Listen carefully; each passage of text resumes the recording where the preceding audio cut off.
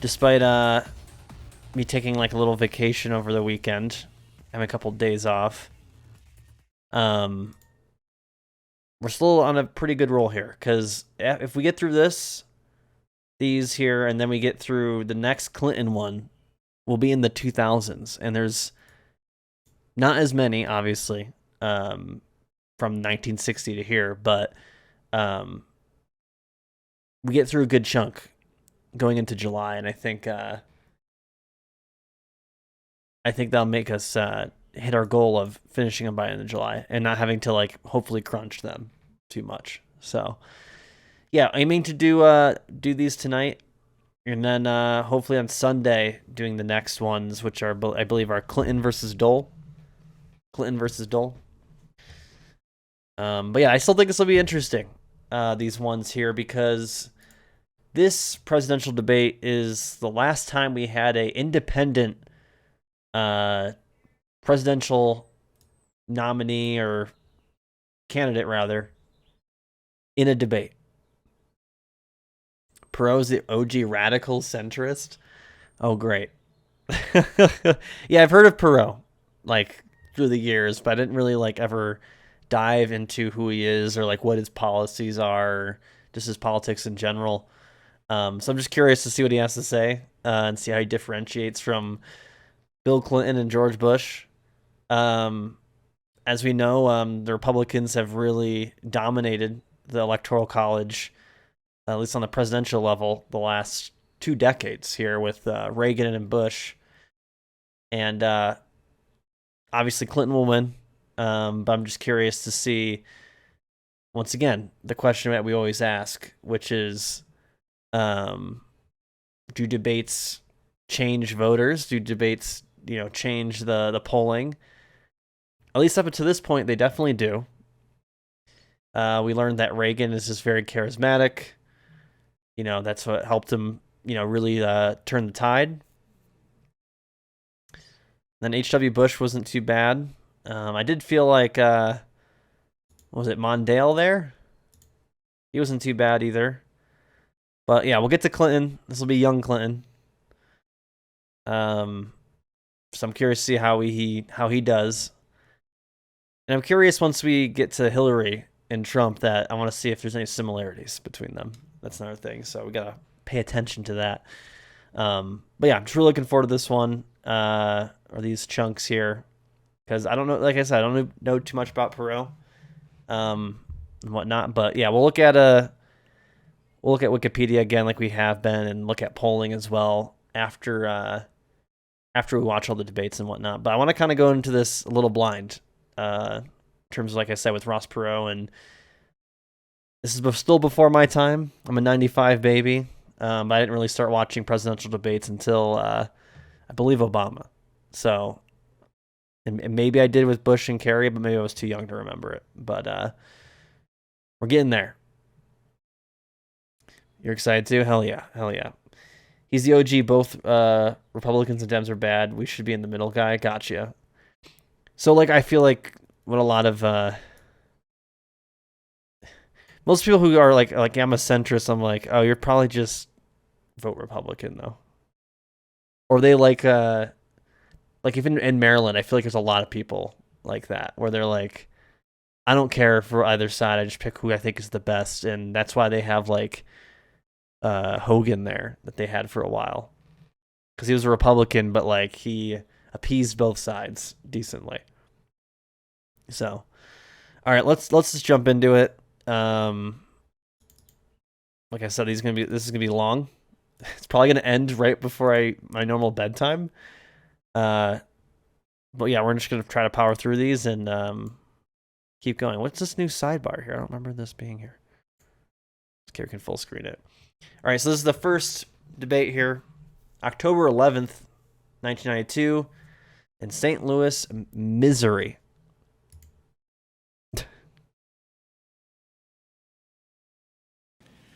Good evening and welcome to the first of 3 debates among the major candidates for President of the United States, Jumping right in. Sponsored by the Commission on Presidential Debates. The candidates are... Okay, so the Commission on Presidential Debates. I don't remember if the last ones had Remember we had the League of Women Voters running them for a very long time. Is this the first one where they're not running it? Senate Maybe. candidate Ross Perot, Governor Bill Clinton, the Democratic nominee. Oh my God, Bill and looks so young. President George Bush, the Republican nominee. And I am Jim I don't like his Lara hair of the either. McNeil Lehrer NewsHour on PBS, and I will be the moderator. But Bill is of very this 90s for sure. 90-minute event, 80s, which is taking 90s. place before an audience here in the athletic complex on the campus of Washington University in St. Louis, Missouri. Oh, there's going to be a debate journalists will be with Mitt asking- Romney and Obama that takes place on the college or at the university that I used to work for. Questions So tonight. I can't wait to watch They are that one John to see if I Mashik recognize of the Boston location. Globe, Ann Compton of ABC News, and Sandra Van Oker, What's up, Zed? How you a doing? freelance journalist. We will follow Freelance a format journalist, agreed to unaffiliated. by representatives of the Clinton and Bush from The Athletic. campaign. That agreement contains no restrictions on the content or subject matter of the questions. Each candidate will have up to 2 minutes for a closing statement. The order of those, as well as the questioning, was determined by a drawing. The first question goes to Mr. Perot. He will have 2 minutes to Perot's a answer, short to be king. followed by Did they purposely do this? Did they put him up by height? like Verizon Wireless? Trying to do 3 different animation projects and found a game dev studio. Hey, if you're keeping busy and you're rebuttals of enjoying it 1 though, minute each from Governor more Clinton, power to you. and then We stand President short kings, Bush. yes. Gentlemen, good evening. Good evening, Jim. The first topic tonight is what separates each of you from the other. Mr. Hopefully a Perot, lot of what things, do or you else this will be believe boring. tonight is the single most important separating issue of this campaign? I think the principal issue that separates me is that 5.5 million people came together on their own and put me on the ballot. Oh no, where's I was Ross not put on the Perot ballot from? By either of the two parties. I was not put on the ballot by I was any not PAC expecting money, this by accent. any foreign lobbyist money, by any special interest money. This is a movement that came from the people. This is the way the framers of the 2024 Constitution Halloween. intended our government to be.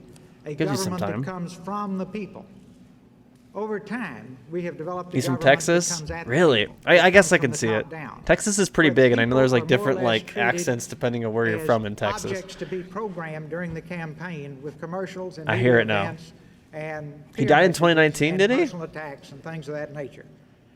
The Yeah, he thing sounds that so old-timey. I know, I have to like really pay separates my attention. candidacy and makes it unique is that this came from millions of people in 50 states. That's all why I was over like, this oh country no, this is gonna be who tough for me wanted a to. candidate that worked and belonged to nobody. I have to but like them. transcribe it in my head. I go into this race as their servant, and I belong to them. So this comes from the people.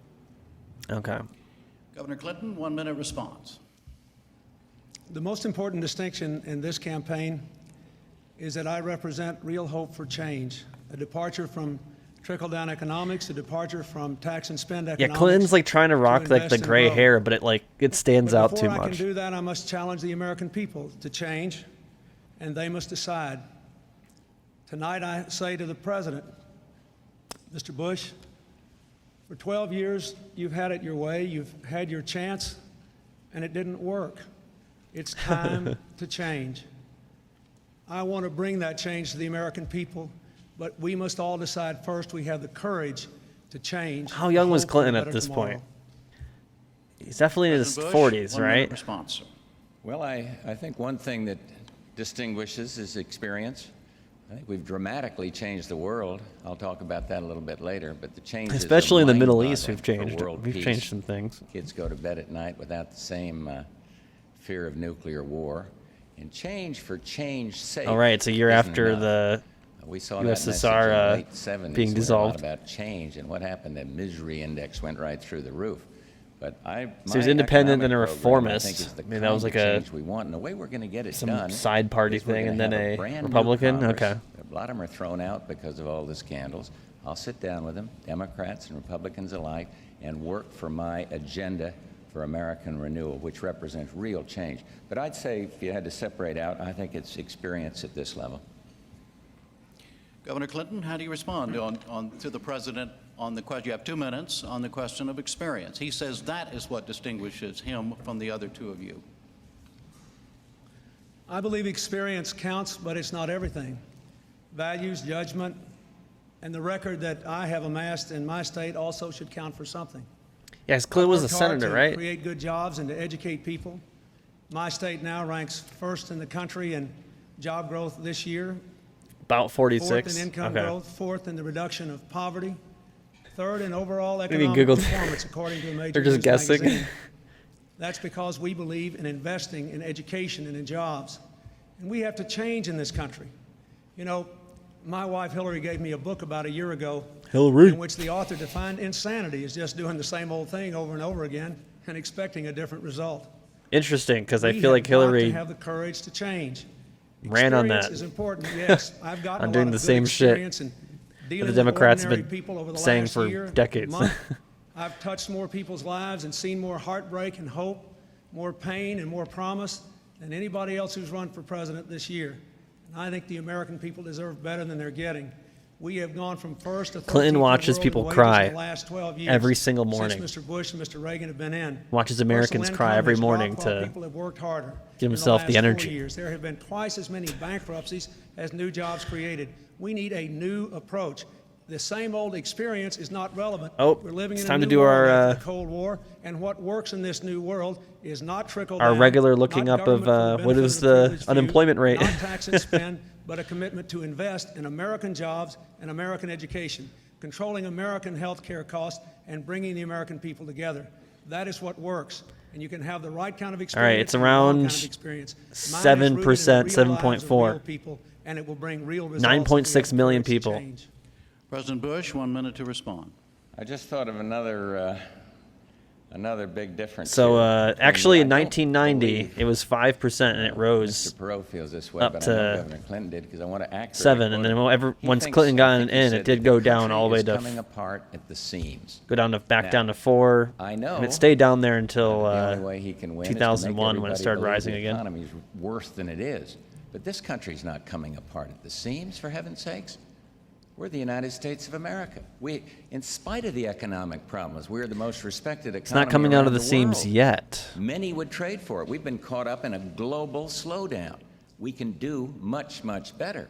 But we ought not to try to convince the American people that America is a country that's coming apart at the seams. I would hate to be running for president and think that the only way I Oh, is this too quiet, by the win way? would be to convince everybody how horrible things There are. we go. Turn it Yes, up a there are little big problems.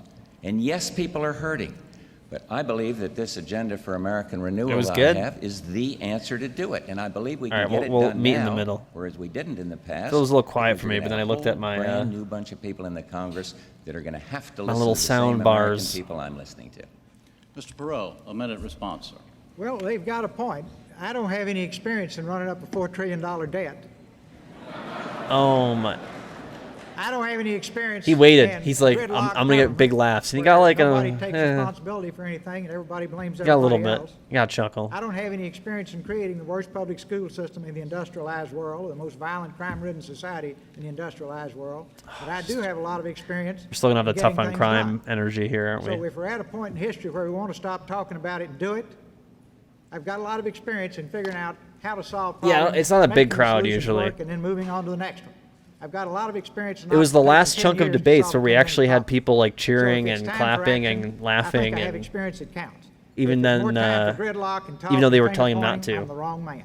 we saw that shift. It went from no one being President there, Bush, the then question some people being goes to there, you. You then have, everyone was 2 quiet, minutes, and the question is this. to like now there's Are cheering there important and issues of character separating you from these other 2 men? I think the American people should be the judge of that. I think character is a very important question. I said something the other day where I was accused of being like Joe McCarthy because I questioned, I put it this way, I think it's wrong to demonstrate against your own country or organize demonstrations against your own country in foreign soil. I just think it's wrong. That maybe they say, happened to well, freedom of it's youthful speech? indiscretion. I was Freedom of 19 or speech. 20 flying off an aircraft carrier, and that shaped me to be commander-in-chief of the armed forces. And I'm sorry, but demonstrating, it's not a question of patriotism, it's a question of trying to think what was character and happening judgment. in They get on me, 1990. Bill's gotten on me about read my lips, and when I make a mistake, I'll admit it. But he has not admitted a mistake, and I just find it impossible to understand how an American can demonstrate against his own country in a foreign land, organizing demonstrations against it, when young men are held prisoner Who's in Hank Hill? That Hanoi, name's familiar. or kids I have out of to the double check. ghetto were drafted. Some say, well, you're a little old-fashioned. Maybe I am, but I just don't think Oh, it's that's from right. Now, whether that- it's okay. character or judgment, whatever it is, I have a big That's why it's difference here familiar. on I'm like, this issue. I'm like, is that supposed So to we'll be? just have to see how it plays I'm like, is out. that some like military But general or something? I couldn't do that. And I don't think most Americans could do that. And they all say, well, it was a long time ago. Well, let's admit it then. Say, I made a terrible mistake. How could you be commander-in-chief of the armed forces and have some kid say, when you have to make a tough decision, as I did in Panama or in Kuwait, and then have some kid jump up and say, well, I'm not going to go. The commander-in-chief was organizing demonstrations halfway around the world during another era. So there are differences, but that's Is there? about the main area where I think we have a difference. I don't know about, we'll talk about that a little with Ross here in a bit. Mr. Perot, you have 1 minute. I think American people will make their own decisions on character, and at a time when we have work to do. And When's the we last need time we've had a action, president with a I thick think accent they like need this? to clearly understand the backgrounds of each person. I think the press can play a huge role in making sure that the backgrounds are clearly presented in an objective way. Then make a decision. Certainly anyone in the White House should have the character to be there. But I think it's very important to measure when and where things occurred. Did they occur when you were a young person in your formative years, or did they occur while you were a senior official in the federal government? When you're a senior official in the federal government spending billions of dollars of taxpayers' money, and you're a mature individual, and you make a mistake, then that was on our ticket. If you make it as a young man, time passes. So I would say just, look at all three of us, decide who you think will do the job, pick that person in November, because believe me, as I've said before, the party's over, and it's time for the cleanup crew. And we do have to have change, and people who never take responsibility for anything. Yeah, that's true. when it JFK happens had a on little bit their of an watch, accent. and people who are in charge. Your time is Time up. is up. Time is up. More later. More. Governor Clinton, you have 1 minute. Ross gave a good answer, but I've got to respond directly to Mr. Bush. You have questioned my patriotism. You even brought some right-wing congressmen into the White House to plot how to attack me for going to Russia in 1969, 1970, when over 50,000 other Americans did. Now, I honor your service in World War II. I honor Mr. Perot's service in uniform and the service of every man and woman who ever served, including Admiral Crowell, who was your chairman of the Joint Chiefs and who's supporting me. But when Joe McCarthy went around this country attacking people's patriotism, he was wrong. He was wrong. And a senator from Connecticut stood up to him named Prescott Bush. Your father was right to stand up to Joe McCarthy. You were wrong to attack Damn, my patriotism. he's pulled up his I was dad. opposed to the war, but I love my country. And we need a president who will bring this country together, not divide it. We've had enough division. I want to lead a unified country. Then Teddy Roosevelt sound like All a right, we Hobbit move character? now to the Really? subject of taxes and spending. think I've The heard- question goes to Governor Is there Clinton for a recordings of him 2-minute answer. speaking? It will be asked by Ann Compton. We'll have to look that up at Governor some point. Clinton, can you lock in a level here tonight on where middle-income Where? families can be guaranteed a tax cut, or at the very least, at what income level they can be guaranteed? God, we should have no been doing tax bingo with all increase? this, man. The tax increase Taxes, triggers easy- in easy at family bingo incomes piece. of $200,000 and above. Those are the people He who was in higher the pitch? 1980s had their incomes go up while their taxes went down. We'll have to look it up at some Middle-class point. people, defined as people with incomes of $52,000 and down, had their incomes go down while their taxes went up in the Reagan-Bush years because of 6 increases in the payroll taxes. So that is where my income limit would trigger. Tax increases below Right. $200,000. My plan, notwithstanding my opponent's ad, my plan triggers in at gross incomes, family incomes of $200,000 and above, Then we want to give modest middle-class tax relief to restore some fairness, especially to middle-class people with families with incomes of under $60,000. In addition to that, the money that I raise from upper-income people and from asking foreign corporations just to pay the same income on their income earned in America that American corporations do will be used to give incentives back to upper-income people. I want to give people permanent incentives, an investment tax credit like President Kennedy and the Congress inaugurated in the early 60s to get industry moving again, a research and development tax credit, a low-income housing tax credit, a long-term capital gains proposal for new business and business expansions. We've got to have no more trickle-down. We don't need across-the-board tax cuts for the wealthy. Trickle-down. We need to say, here's your tax incentive. First time if you create someone's American mentioned jobs, trickle-downs. I wonder if this I'd came like from to this create era. more millionaires than were created under Mr. Bush and Mr. Reagan. Wait. But I don't want to have 4 years where we have no growth in the private sector in the early 60s to get industry moving again. Hold up. A research and development tax credit, a low-income housing tax credit, a long-term capital gains proposal for new business and business expansions. We've got to have no more trickle-down. We don't need across-the-board tax cuts for the wealthy for nothing. We need to say, here's your tax incentive if you create American jobs the old-fashioned way. I'd like to create more millionaires than were created under Mr. Bush and Mr. Reagan, but I don't want to have 4 years where we have no growth in the private sector. Yeah, and that's pure what's happened in the capitalist, last 4 pure years. We're capitalist down energy right here. 35,000 jobs in the private sector. We need to invest and grow, and that's what I want to do. President Bush, 1 minute, sir. Well, I have to correct one thing. I mean, like didn't he's saying he question wants the to man's tax foreign patriotism. I questioned corporations. his judgment and his character. What he did in Moscow, that's fine. Let him explain it. He did. I accept that. What I don't accept is demonstrating and organizing demonstrations in a foreign country when your country's at war. I'm sorry, I cannot accept that. In terms of this one on taxes, spells out the biggest difference between us. I do not believe we need to go back to the Mondale proposals or the Dukakis proposals of tax and spend. Governor Clinton says 200,000, but he also says he wants to raise 150 billion. Taxing people over 200,000 will not get you 150 billion. And then when you add in his other spending proposals, regrettably, you end up socking it to the working man. That old adage that they use, sucking off the working man. That's what happens. We're going to soak the rich. It always ends up being the poor cab driver or the working man that ends up soak the rich. We got to start saying that instead of eat the rich. We need to soak the rich. The way to get the deficit down is to control the growth of mandatory spending programs and not raise taxes on the American people. We got a big difference there. Mr. Perot, 1 minute. Soak them good. We've got to have a growing, expanding job base to give us a growing, expanded tax base. Right now, we have a flat. We got to do what we need to do. Where it appears to be growing. It's what we've been doing in Texas. So we've got to really rebuild our job base. That's going to take money for infrastructure. We and just gotta to do that. drill Our more competitors and. are doing it. We're not.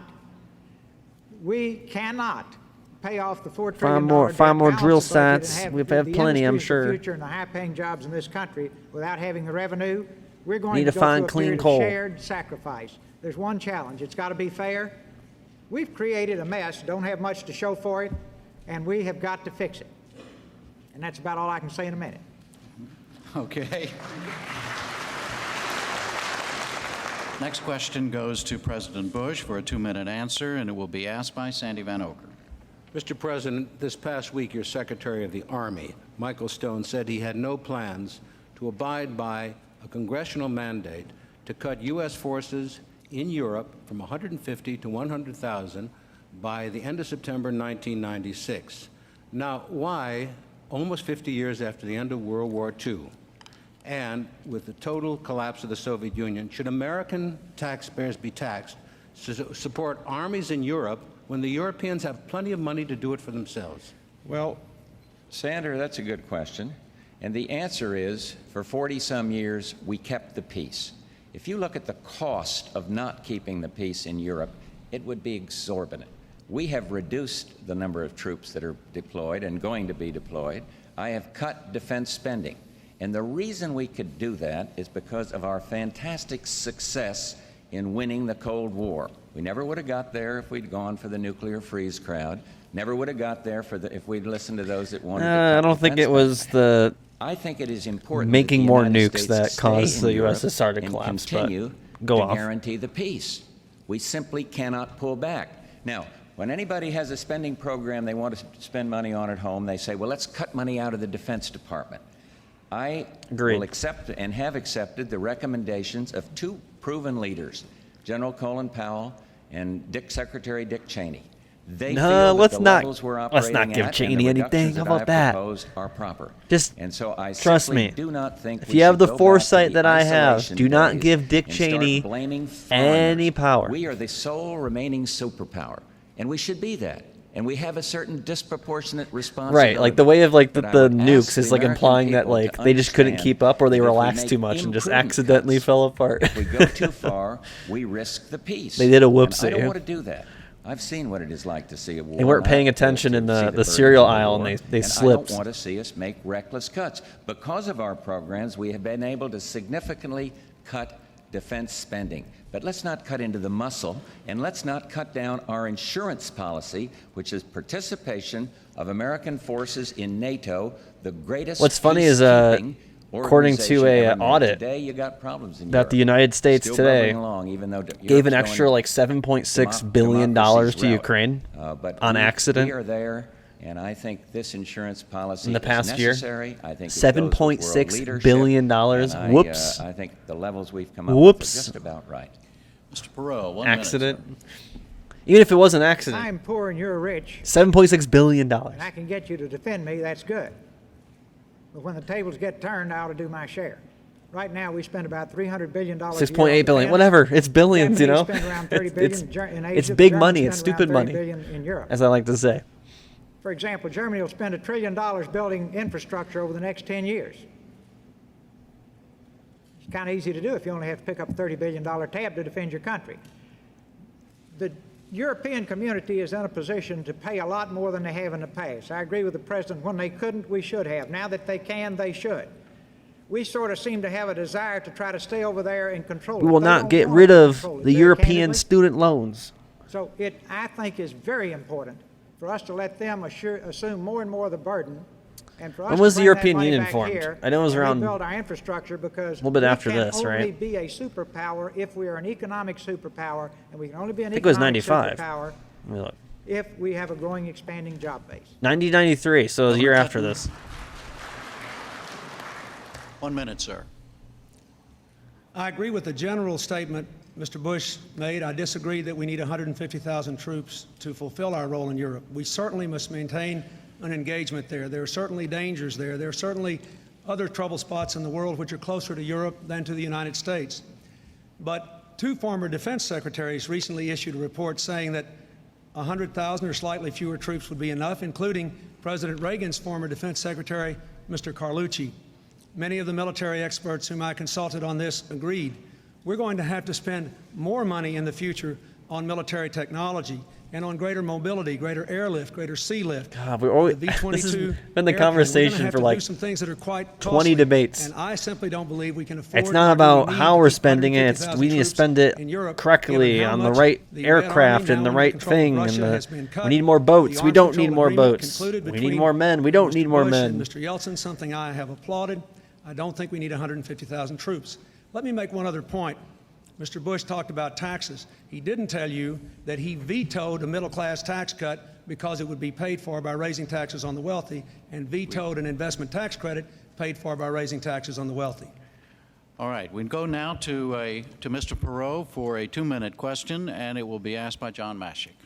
Mr. Perot, you talked about fairness just a minute ago on. I like Perot, sharing but he the definitely pain. lacks explanation As part skills. of your plan to reduce the Yeah, a little ballooning bit so federal far. deficit, you've suggested that we raise gasoline He has a little bit more taxes charisma, 50 though. cents a gallon over 5 years. I don't think he's Why number one punish on the stage right now, middle-class but consumer to such a degree. It's 10 cents a year cumulative. It finally gets to 50 cents at the end of the 5th year. I think punish is the wrong word. Again, see, I didn't create this problem. We're trying to solve it. Now, if you study our international competitors, some of our international competitors collect up to $3.50 a gallon in taxes. I think it's and they also use that easy to money make fun build of infrastructure people and from create Texas. jobs. We collect 35 cents. And no we don't offense have to it Texans, spend. but I know it's not popular, and I understand the nature of your question, but the people who will be helped the most by it are the working people who will get the jobs created because of this tax. Why do we have to do it? Oh, what's the Because minimum we have wage so in mismanaged our country 1992? over the years, and it is now time to pay the fiddler. And if I know we it's don't, still it's gonna be under we will be 725 because spending our 725 was children's like money. We have 2005, I spent $4 believe. trillion worth. An incredible number of young people are Federal active in supporting my effort because they're minimum deeply wage. concerned that we have taken the American dream from them.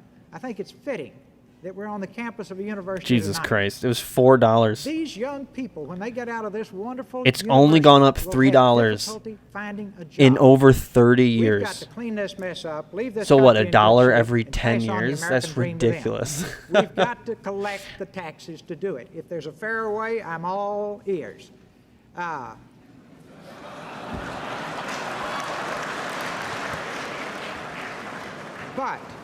But, see, let me make it very clear. If people don't have the stomach to fix these problems, I think it's a good time to face it in November. If they do, then they will have heard the harsh reality of what we have to do. I'm not playing Lawrence Welk music tonight. All right, Governor Clinton, you have a minute, sir. Yeah, 1992, I think 425. Mr. Perot has confronted this deficit issue. In But I think 31 it's years, important it's to only point gone out up that we really have $3. two deficits in America, not one. We have By the a time we budget finally deficit get in the federal $15 government, but minimum we also wage, it's gonna have be an too late. investment, a jobs, an income deficit. People are working harder for less Minimum money wage than should they be were like making 10 years $25. ago. Two-thirds of our people. A $1,600 Minimum. drop in average income in just the last still think 2 that's too years. low. The problem I have with the Perot prescription is that almost all economists who've looked at it say that if you cut the deficit this much, this quick, it will increase unemployment, it will slow down the economy. That's why I think we shouldn't do it that quickly. We have a disciplined reduction in the deficit of 50% over the next 4 years.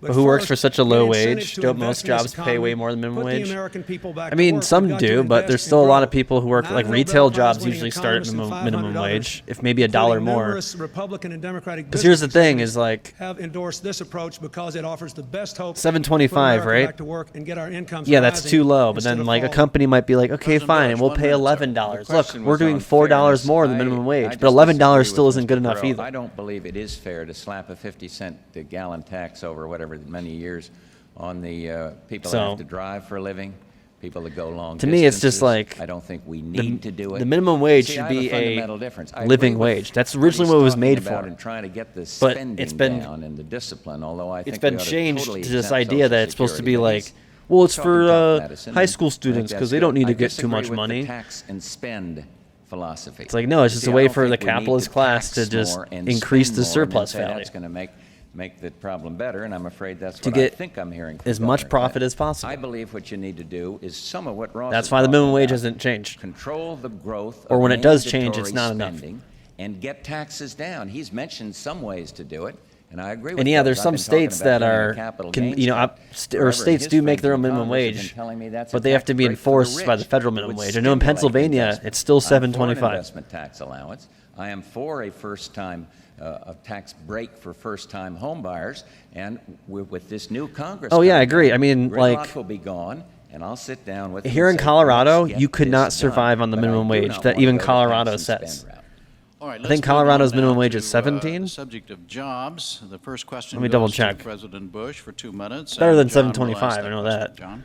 Mr. President, last month you came to St. Louis to announce a very lucrative contract. It might for be McDonnell 15 Douglas actually. to build It's F-15 $13.65. for Saudi Arabia. In Yeah, no today's way you're Post living off that. Dispatch, a retired saleswoman, a 75-year-old. If I didn't have a partner who I, split rent with and everything else with, I'd be, I don't know if I would, even with my, I get really decent pay for my age.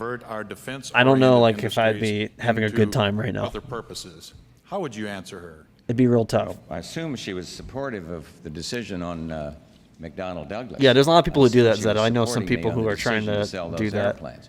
I think it's a good Or decision. are doing that. Took a little heat for it, but I think it was the correct decision to do. And we Like, go worked live it in out. Kansas, even though it's Indeed, boring. moving forward all Some people around live the in world in a Kansas and then much work more here in peaceful way. Colorado. So that one we came away with, which in creating jobs for the Because American Kansas is a lot people. cheaper. I would simply say to her, look, take a look at what the president has proposed Yeah, if on you can do it, job do it. retraining. When you cut back on defense spending, some people are going to be thrown out of work. If you throw another 50,000 kids on the street because of cutting recklessly in troop levels, you're going to put a lot more out on work. I would say to them, Look at the job retraining programs that we're proposing. Therein is the best answer to her. And another one is stimulate investment in savings. I mean, we've got big economic problems, but we are not coming apart at the seams. We're ready for a recovery with interest rates down and inflation down. He's talking about how like we have economic problems. I wouldn't even mention that if I was him. Right now, but that because will change to me, I look at I've H.W. talked Bush, an about, extension and of if the you Reagan help with administration. Job retraining and education. And if you're having economic issues, which was like a big thing that like under Reagan was trickled down in economics, I feel like you wouldn't want to admit that it's not working. It's a good program. So her best hope for short term is job retraining if she was thrown out of work at a defense plant. See a fly on him? All that gloomy. It continues. The United States, we faced, and it hasn't been wrong. It hasn't been wrong yet. The fly, because I know there was the fly landing on Pence or whatever in the vice president debates, and I think the fly landed on Hillary at one point. We'll get to that eventually, but we've seen the fly in multiple debates, and every time the fly has been on the loser. I'm not even joking. I'm a little conspiratorial. What's the word? Conspiratorial? I'm believing in a conspiracy theory. That's whatever the verb is for that. Or adjective, whatever.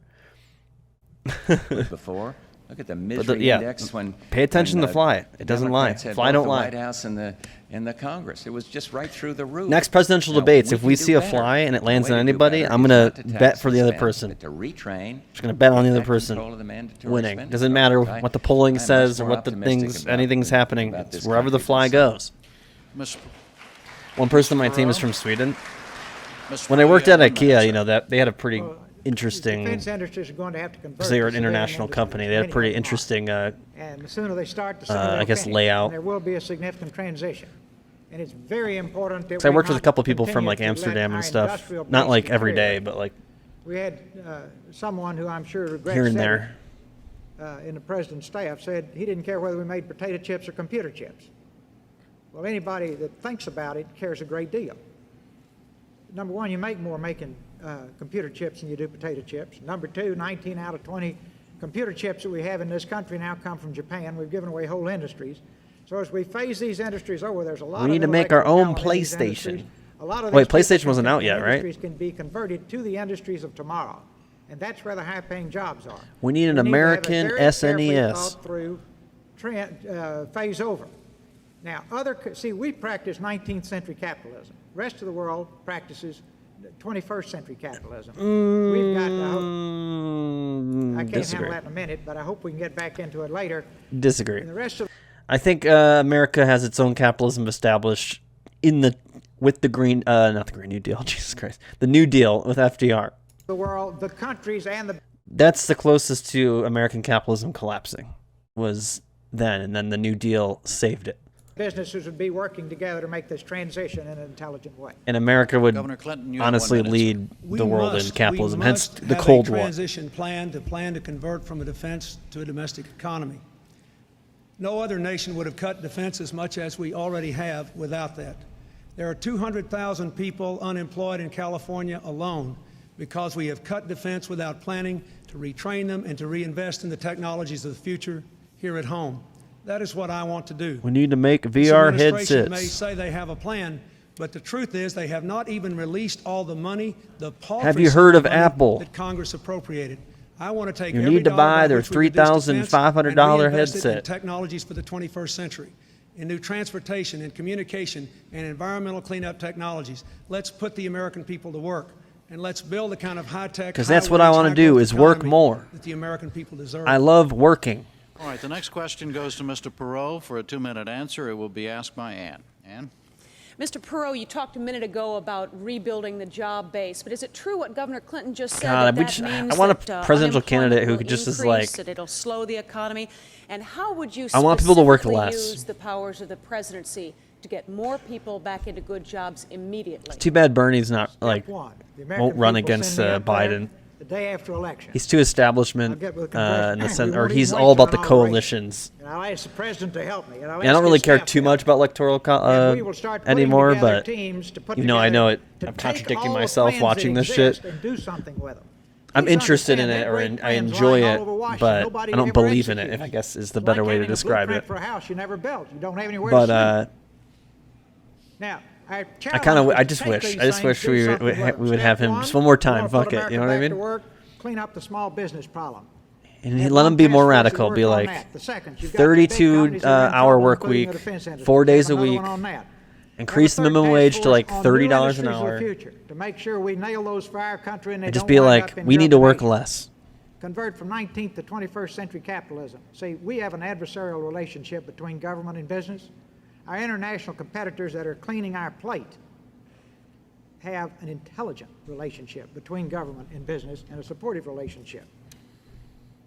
Then have another task force on crime, because next But to yeah, jobs, our I would people are like concerned a about just their someone to safety. just go out there and be like, Healthcare, make schools, America lazy one on again. the Not debt that it ever deficit. really was And lazy. finally, in that 90-day period before the inauguration, put Did you together know that we're the actually framework for the town more hall and give the American productive than people we've a ever Christmas been? present. But our wages have Show them stagnated. by Christmas the first cut. The thing is, if you want to believe in capitalism or capitalism with rules, want to be a social democrat, those plans ready to go in then front you of got to Congress. do something Then about get that. off to a flying start in '93. Because people are working harder, to working execute these more plans. hours than There they are ever people have in this room and people on this stage in a who've been long in time. meetings when I would sit there and say, But "Is the this one we're wages gonna and the talk about or do compensation something doesn't about?" reflect it. Well, obviously, my orientation is let's go do it. Now, put together your plans by Christmas. Be ready to go when Congress goes. Nail these things. Small business, you've got to have capital, you've got to have credit, and many of them need mentors or coaches. And we can create more jobs there in a hurry than any other place. Governor Clinton, 1 minute. This country desperately needs a jobs program, and my first priority would be to pass a jobs program, to introduce it on the first day I was inaugurated. I would meet with the leaders of the Congress, with all the newly elected members of the Congress. There's many others with whom I could meet between the time of the election and the inauguration, and we would present a jobs program. Then we would present a plan to control health care costs and phase in health care coverage for all Americans. Until we control health care costs, we're not going to control the deficit. It is the #1 culprit. But first, we must have an aggressive jobs program.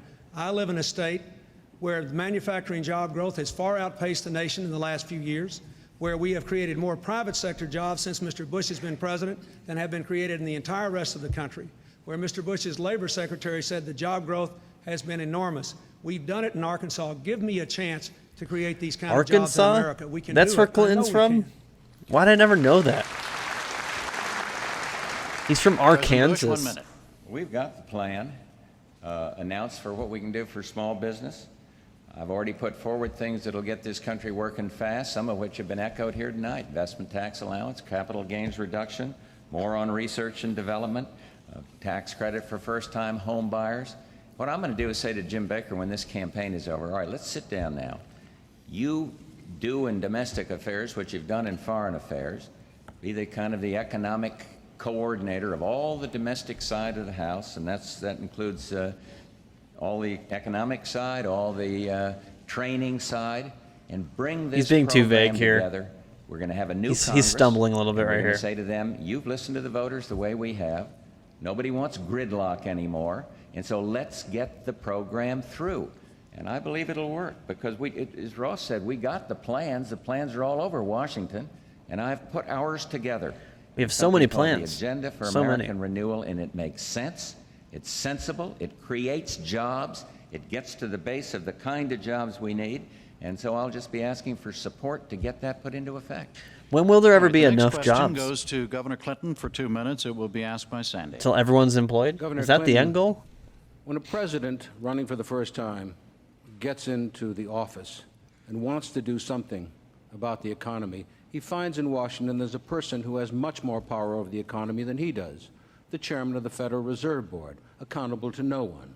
That being the case, would you go along with proposals made by Treasury Secretary James Brady and Congressman Lee Hamilton to make the Federal Reserve Board chairman somehow more accountable to elected officials?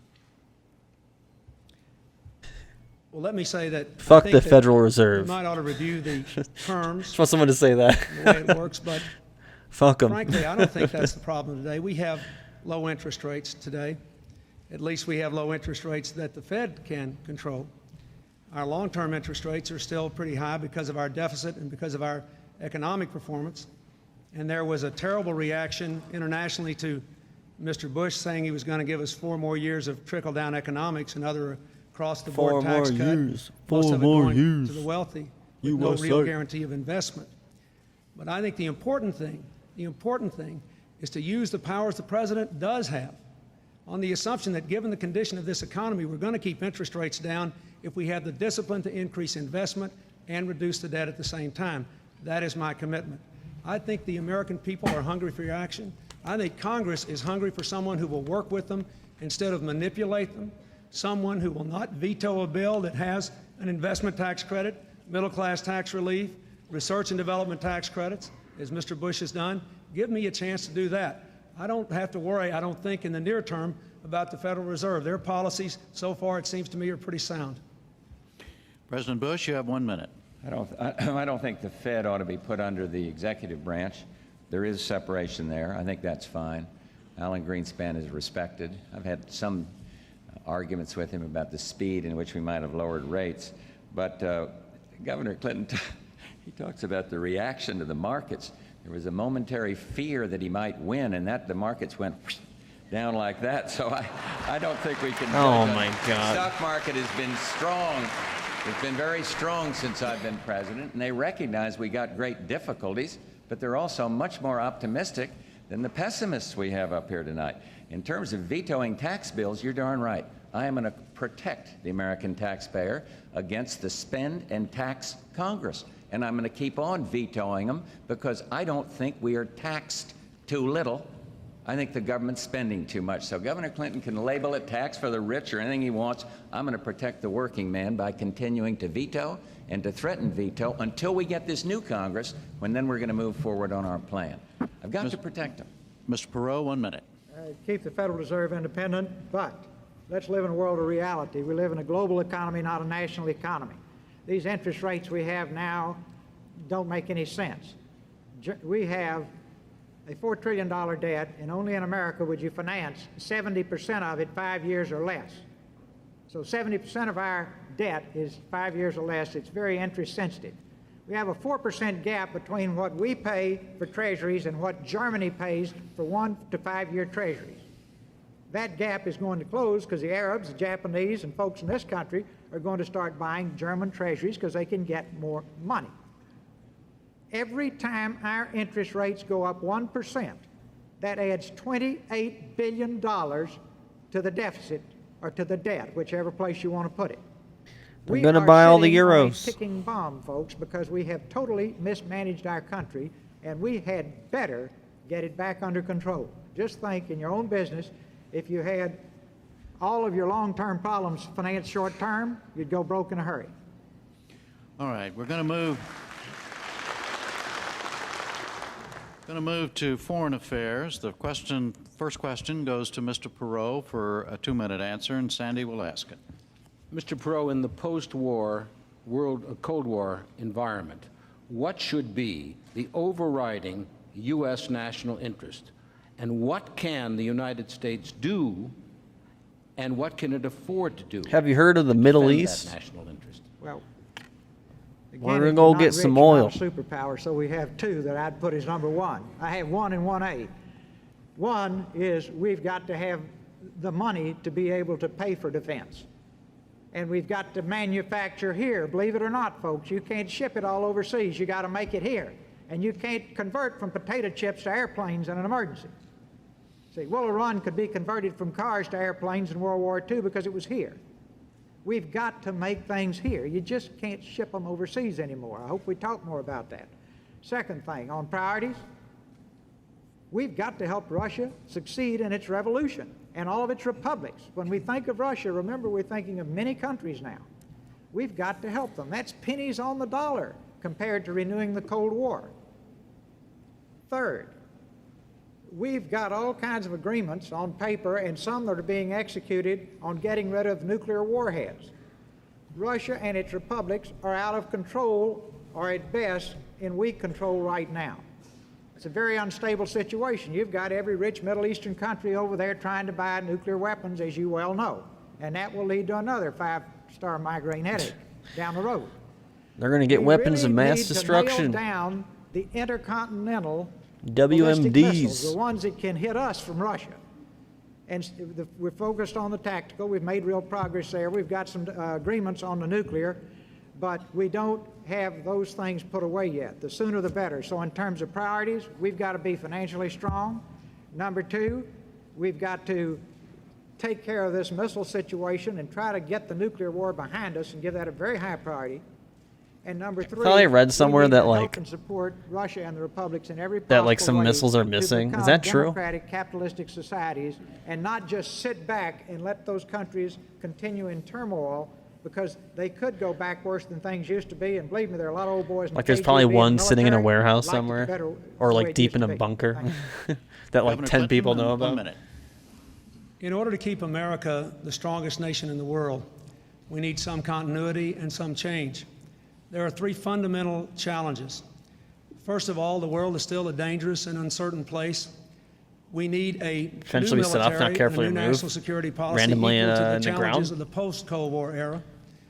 A smaller permanent military force, but one that is more mobile, well-trained with high technology. Hopefully they're not equipment. near any people. We need to continue the negotiations to reduce the nuclear arsenals in the Soviet Union. Sorry, the sir, former I Soviet lost Union all and the United nukes. States.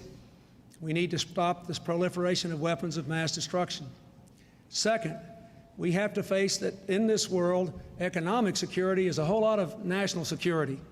Our dollar's at an all-time low against some foreign currencies. We're weak in the world. We must rebuild America's strength at home. And finally, we ought to be Had a palm promoting in her the backyard. democratic Oh my God, impulses I couldn't around the world. imagine. Democracies are our partners. They don't go to war with each other. They're reliable friends in the future. I've said it before National multiple security, times, but like there's an economic arsenal strength, like near democracy. Colorado, President Bush, 1 minute. or an old We arsenal. still are the And envy part of of me the is like world in wondering terms if like of our actually there military. is No some question missiles about still that. there or something The like envy of the world in buried. terms of our economy, in spite of the difficulties hope not. we're having. There's no question about that. Our exports are dramatically up. There's some cool bison that live there I might now. say to Mr. Perot, I can understand why you might have missed it, because there's so much fascination. It was mostly by, like a trivia airfield, I believe. that I worked out a deal with Boris Yeltsin to eliminate, get rid of I think it's called the entirely Rocky Mountain the Arsenal, most if I remember destabilizing correctly. weapons of all, the SS-18, the big intercontinental ballistic missile. I mean, that's been done. It wasn't until the 90s that Thank they got God rid it of like a has, bunch because of the parents toxic these waste and shit. Young people around here go to bed at night without the same fear of nuclear war. We made dramatic progress. And so we've got a good military. The question is, we get a new military, get the best in the world. We got it. And they're keeping the peace. And they're respected. Remember when I around was the younger, world. I was And like we so are more worried about respected Yellowstone. because the way we have conducted ourselves. We didn't listen to the Now I nuclear live freeze very close crowd. to it. We said peace through strength, and it worked, and the Cold War is over. And America understands that. But we're so turned so inward, we don't understand the global picture. And we are helping democracy. Ross, the Freedom Support Act is something that I got through the Congress, and it's a very good thing because it does exactly what you say, and I think you agree with that, to help Russian democracy. And we're going to keep on doing that. All right, next question is for Governor Clinton, and John will ask it. Governor Clinton, you Governor, accused not- the they president keep saying it. of coddling He's not a- he's tyrants, not a senator, including governor. those in Beijing. As president, how would you exert U.S. power to influence affairs in China? Yeah, I mean, like I might as well just live closer to the blast. So like, you know, what I mean, I think if our it goes off, relationships with then it's China just are important. hopefully it's just. And I don't think we want to isolate China. But I think it is a mistake for us to do what this administration did when all those kids went out there carrying the Statue of Liberty in Tiananmen Square. Oh, censored. Toast. He the said Chinese Tiananmen leaders Square, and basically censored. tell them not to worry about it. They rewarded him by opening negotiations with Iran to transfer nuclear technology. That was their response to that sort of action. Now that voices in the Congress and throughout the country have insisted that we do something about China, look what has happened. China has finally agreed to stop sending us products made with prison labor, not because we coddled them, but because the It's administration because was we pushed have into prison doing labor. something about it. Just kidding. And recently, the Oh, wait, I'm not Chinese have kidding. announced that they're going to lower some barriers to our products, which they ought to do since they have a $15 billion trade surplus with the United States under Mr. Oh, are Bush. we gonna get? Oh, the is this second the biggest start of the surplus China all, China second to conversation? Like, Japan. okay, So I would be firm. USSR, I would say, whatever. if you want to We need a continue new most favored enemy to nations create in our heads. status for your government-owned industries as well as your private ones, observe human rights in the future. Open your society. Recognize the legitimacy of those kids that were carrying the Statue of Liberty.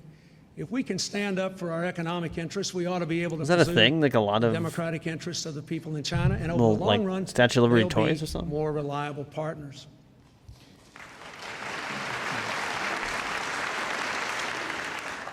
President clap, Bush, clap, you have clap, one clap, minute. clap. The administration was the first major country to stand up against the abuse in Tiananmen Square.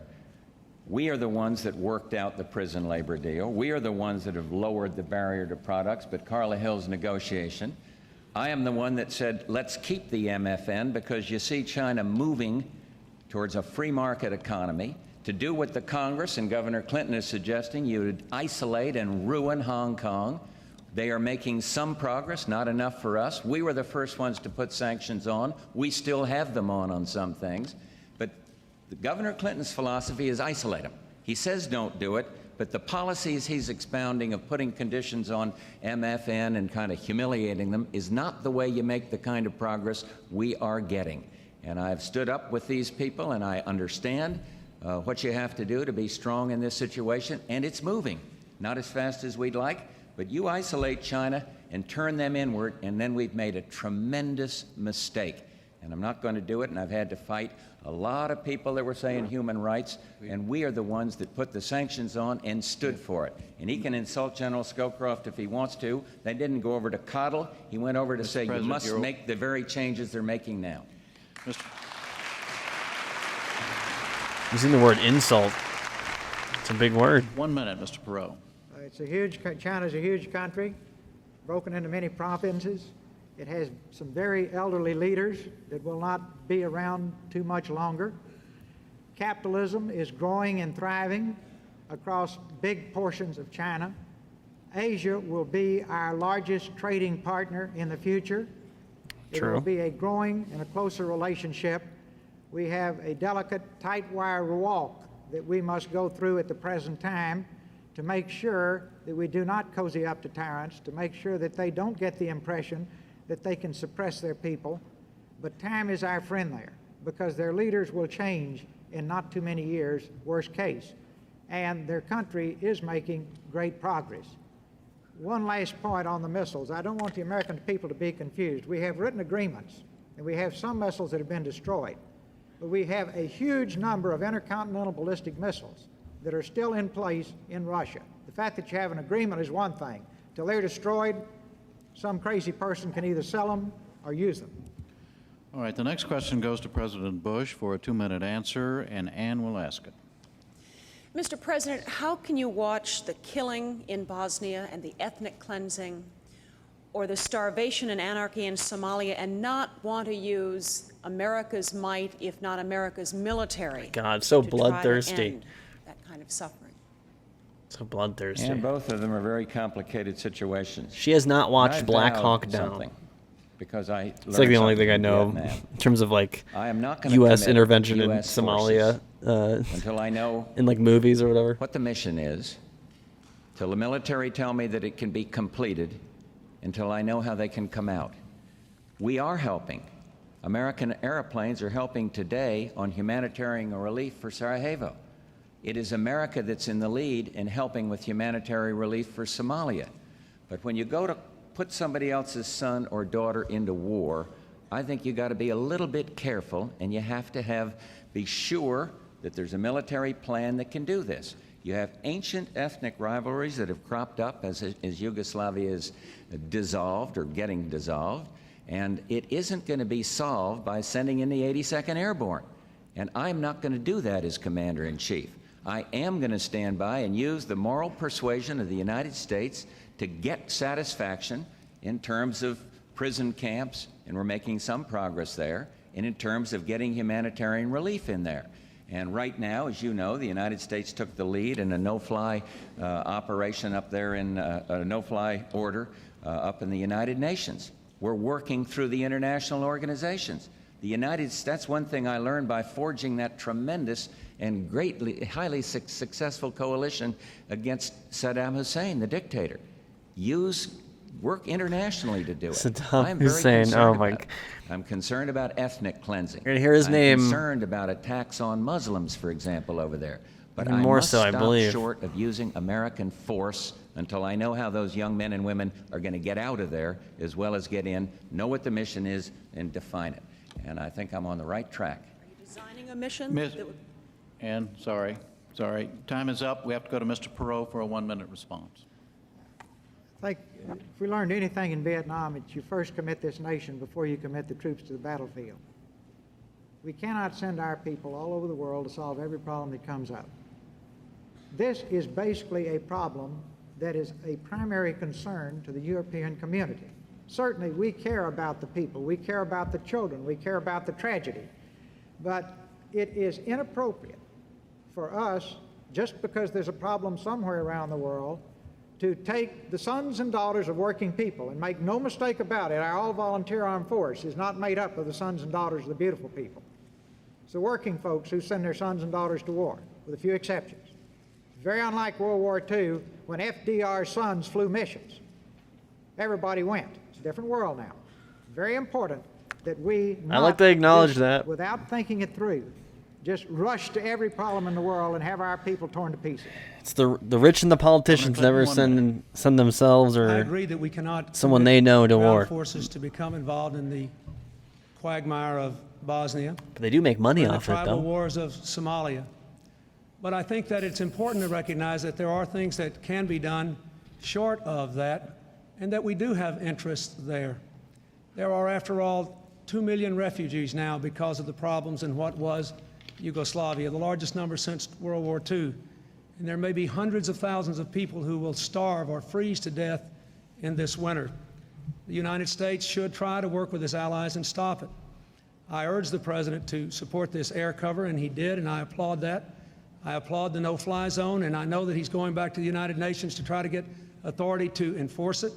I think we should stiffen the embargo on the Belgrade government, and I think we have to consider whether or not we should lift the arms embargo now on the Bosnians, since they are in no way in a fair fight with a heavily armed opponent bent on ethnic cleansing. We can't get involved in the quagmire, but we must do what we can. All right, moving on now to divisions in our country. The first question goes to Governor Clinton for 2 minutes, and Ann will ask it. Governor Clinton, can you Divisions. tell us what your definition of the word family is? Oh my! A family involves at least one parent, whether natural or adoptive, or foster, and children. A good family is a place where love and discipline and good values are transmuted from the elders to the children. A place where people turn for refuge and where they know they're the most important people in the world. America has a lot of families that are in trouble today. There's been a lot of talk about family values in this campaign. Damn, he's I know a lot about that. cooking right now. I was born to a Gotta widowed admit it. mother who gave me family values and grandparents. I've seen the family values of my people in Arkansas. I've seen the family values of all these people in America who are out there killing themselves, working harder for less, in a country that's had the worst economic years in 50 years and the first decline in industrial production ever. I think the president owes it to family values to show that he values America's families. Whether there are people on welfare, you're trying to move from welfare to work, the working poor, whom I think deserve a tax break to lift them above poverty if they've got a child in the house and working 40 hours a week, working families who deserve a fair tax system and the opportunity for constant retraining. They deserve a strong economy, and I think they deserve a Family and Medical Leave Act. 72 other nations have been able to do it. Mr. Bush vetoed it twice because he says we can't do something 72 other countries do, even though there was a small business exemption. So with all the talk about family values, I know about family values. I wouldn't be here without them. The best expression of my family values is that tonight's my 17th wedding anniversary, and I'd like to close my question by just wishing my wife a happy anniversary. Well, he was cooking until we have the foresight and the knowledge. Sure, Bill. Thank you, my daughter, for being here. Sure, Bill.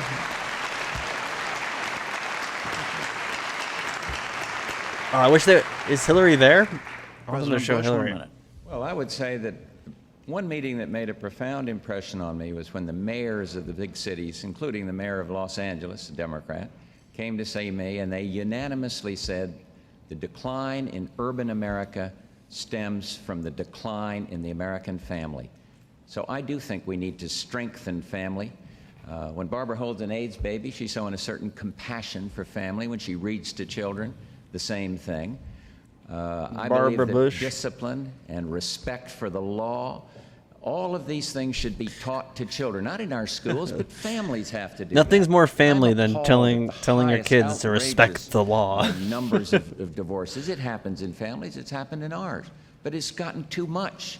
And I just think that we ought Too many to do people are everything divorcing. we can Stay to in love. respect the American family. It can be a single-parent We family. need a federal dating Mothers app. need help, and one way to do it is to get these deadbeat fathers to pay their obligations to these mothers. That'll help strengthen the American family, and there's a whole bunch of other things that I can't click off in this short period of time. All right, Mr. Perot, you have 1 minute. If I had to solve all the problems that face this country, and I could be granted one wish as we started down the trail to rebuild the job base, the schools, and so on and so forth, I would say a strong family unit in every home, where every child is loved, nurtured, and encouraged. A little child before they're 18 months learns to think well of himself or herself or poorly. They develop a positive or negative self-image. At a very early age, they learn how to learn. If we have children who are not surrounded with love and affection, see, I look at my grandchildren and wonder if they'll ever learn to walk because they're always in someone's arms. And I think, my gosh, wouldn't it be wonderful if every child had that love and support? But they don't. We will not be a great country unless we have a strong family unit in every home. And I think you can use the White House as a bully pulpit to stress the importance of these little children, particularly in their young and formative years, to mold these little precious pieces of clay so that they too can live rich, full lives when they're grown.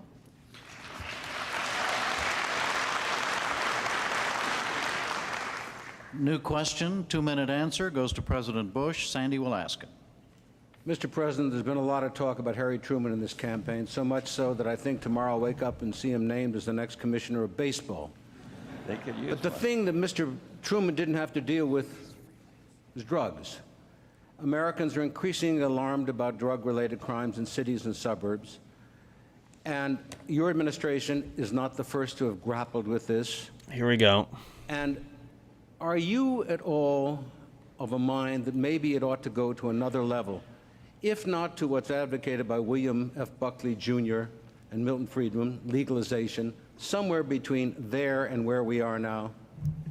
Nope. I don't think that's the right answer. I don't believe legalizing narcotics is the answer. I just don't believe that's the answer. I do believe that there's some fairly good news out there. The use of cocaine, for example, by teenagers is dramatically down.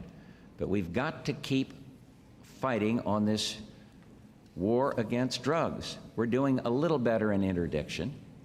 Many of the countries below that used to say, well, this is the United States problem, if you'd get the demand down, then we wouldn't have the problem, are working cooperatively with the DEA and other the military. We're using the military more now in terms of interdiction. Our funding for recovery is up, recovering the addicts. Where we're not making the progress, Sander, is we're making it in teenagers, and thank God, because I thought what Ross said was most appropriate about these families and these children. But where we're not making it is with the confirmed addicts.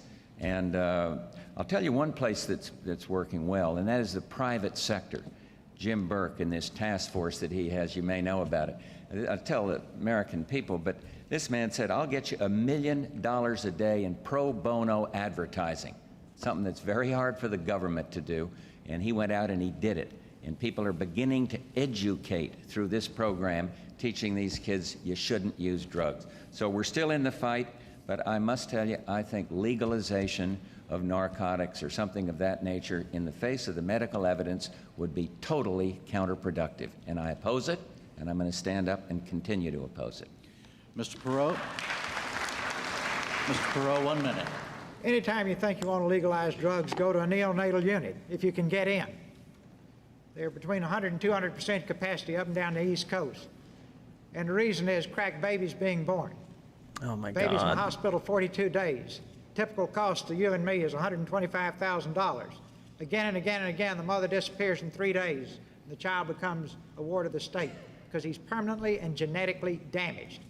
Just look at those little children, and if anybody can even think about legalizing drugs, they've lost me. Now let's look at priorities. You know, we went on the Libyan raid. Remember that one? Because we were worried to death that Gaddafi might be building up chemical weapons. We've got chemical warfare being conducted against our children on the streets in this country all day, every day, and we don't have the will to stamp it out.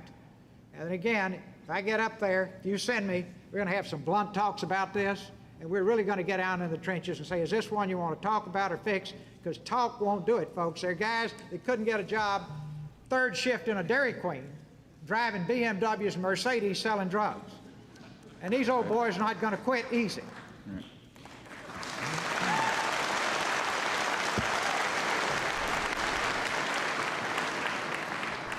Governor Clinton, 1 minute. Like Mr. Perot, I have held crack babies in my arms. I just don't like But that. I don't like I the know more word. about this, I think, than Just don't like the anybody phrasing else or the- up here, because I have a brother who's a recovering drug addict. I'm very proud of him. But I can tell you this, if drugs were legal, I don't think he'd be alive today. I am adamantly opposed to legalizing drugs. He is alive today because of the criminal justice system. That's a mistake. What should we do? First, we ought to prevent more of this on the street. 30 years ago, there were 3 policemen for every crime. Now there are 3 crimes for every policeman. We need 100,000 more police on the street. I have a plan for that. Secondly, we ought to have treatment on demand. Thirdly, we ought to have boot camps for first-time nonviolent offenders so they can get discipline and treatment and education and get reconnected to the community before they're severed and sent to prison, where they can learn how to be first-class criminals. There is a crime bill that lamentably was blocked from passage once again, mostly by Republicans in the United States Senate, which would have addressed some of these problems. Was That this the crime is bill gonna that, be one of my highest that priorities Joe next Biden January was if pushing I become for? president. I think the timeline matches up. This is the 90s, right? Next question is to you, Mr. Perot. You have 2 minutes to answer it, and John will ask it. Mr. Perot, racial division continues to tear apart our great cities, the last episode being this spring in Los Angeles. Why is this still happening in America, and what would you do to end it?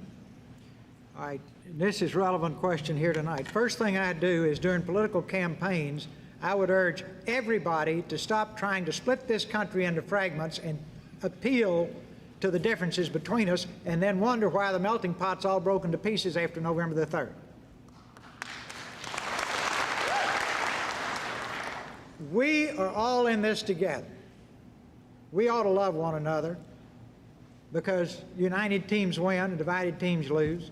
And if we can't love one another, we ought to get along with one another. And if you can't get there, just recognize we're all stuck with one another because nobody's going anywhere, right?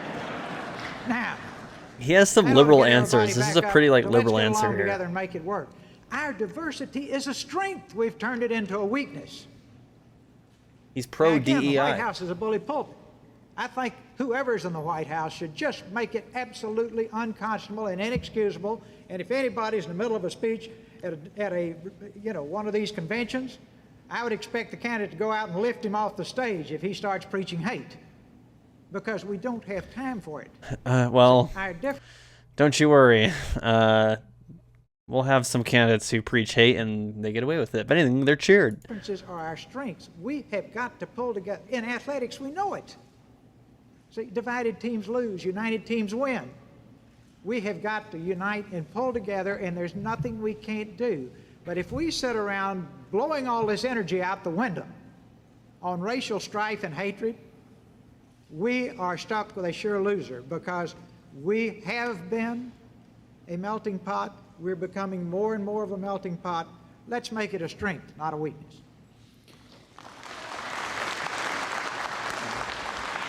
Governor Clinton, 1 minute. I grew up in the segregated South, thankfully raised by a grandfather with almost no formal education, but with a heart of gold, who taught me early that all people were equal in the eyes of God. I saw the winds of hatred divide people and keep the people of my state poorer than they would have been spiritually and economically. And I've done everything I could in my public life to overcome racial divisions. We don't have a person to waste in this country. We are being murdered economically because we have too many dropouts, we have too many low birth weight babies, we have too many drug addicts as kids, we have too much violence, we are too divided by race, by income, by region. And I have devoted a major portion of this campaign to going across this country and looking for opportunities to go to white groups and African American groups and Latino groups and Asian American groups and say the same thing. If the American people cannot be brought together, we can't turn this country around. If we can come together, nothing can stop us. Yeah, Bill is crushing this debate. I mean, like, he hasn't really had. I mean, I don't agree with everything he's saying I think and how he's saying it, whatever. But like, I do think it's fair to note, for the we context, can rebut it, that Arkansas is one of the few states that doesn't have any civil rights legislation. I've tried to use the White House as a bully pulpit, speaking out against discrimination. I feel like no matter what, this is already an L for Bush because he's in charge. Civil rights bills. It's not going to be all done by legislation, but I do think that you need to make an appeal every time you can to eliminate racial divisions and discrimination. And I'll keep on doing that and pointing to some legislative accomplishment to back it out. I have to take 10 seconds here at the end. The red light isn't on yet. To say to Ross Perot, please don't say to the DEA agents on the street that we don't have the will to fight drugs. Please, I have watched these people. The same for our local law enforcement people. We're backing up every way we possibly can. But maybe you meant that some in the country don't have the will to fight it, but those that are out there on the front line, as you know, you've been a strong backer of law enforcement. Really, I just want to clear that up, have the will to fight it, and frankly, some of them are giving their lives. Cut him off. Time, Mr. President. All right, let's go now to another subject. They need to mute his mic. Health. The first question for 2 minutes is to President Bush, and John will ask it. Mr. President, yesterday, tens of thousands of people paraded past the White House to demonstrate their concern about the disease AIDS. A celebrated member of your commission, Magic Johnson, quit, saying that there was too much inaction. Where is this widespread feeling coming from that your administration is not doing enough about AIDS? Yeah, Reagan didn't give a shit either. Process, we have increased funding for AIDS. We've doubled it on research and on every other aspect of it. My request I think Reagan just ignored it and pretended it wasn't happening. $4.9 billion for AIDS. 10 times as much per AIDS victim as per cancer victim. I think that we're showing the proper compassion and concern. So I can't tell you where it's coming from, but I am very much concerned. We're showing enough compassion, and I believe that we've got the best. If someone's angry about it, the best thing to be is you don't want to say I'm showing you compassion right now. But we're funding them far more than any time you got enough in the past, and we're going to keep on doing that. I don't know. I was a little disappointed in Magic because he came to me and I said, now if you see something we're not doing, get a hold of me, call me, let me know. He went to one meeting, and then we heard that he was stepping down. So he's been replaced by Mary Fisher, who electrified the Republican convention by talking about the compassion and the concern that we feel. It was a beautiful moment, and I think she'll do a first-class job on that commission. So I think the appeal is, yes, we care. And the other thing is, part of AIDS, it's one of the few diseases where behavior matters. And I once called on somebody, well, change your behavior. If the behavior you're using prone to cause AIDS, change the behavior. Next thing I know, one of these ACT UP groups is out saying Bush ought to change his behavior. You can't talk about it rationally. The extremes are hurting the AIDS cause. To go into a Catholic Mass in a beautiful cathedral in New York under the cause of helping in AIDS and start throwing condoms around in the mass, I'm sorry, I think it sets back the cause. We cannot move to the extreme. He doesn't like how We've people got to protest. care. He doesn't We've like got to it. It's the continue second thing everything that's we been can brought up, where at he the didn't like federal how and the local someone's level. protested. Barbara, I think, is doing a superb job in destroying the myth about AIDS. And all of us are in this fight together. All of us care. Do not go to the extreme.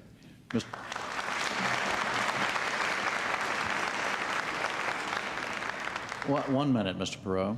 First, I think Mary Fisher was a great choice. We're lucky to have her heading the commission. Secondly, I think one thing that if I were sent to do the job, I would sit down with FDA, look exactly where we are. Then I would really focus on, let's get these things out. If you're going to die, you don't have to go through this 10-year cycle that FDA goes through on new drugs.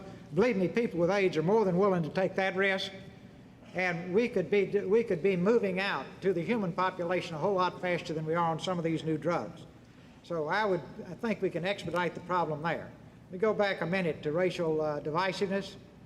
All-time low in our country was the Judge Thomas Anita Hill hearings, and those senators ought to be hanging their heads in shame for what they did there. I thought he was about to say those senators need to be hanged. I'm like, wait, what? Holy shit. Not many times in your life when you get to talk to the whole country, but let me just say this to all of America. If you hate people, I don't want your vote. That's how strongly I feel about it. Governor Clinton, 1 minute.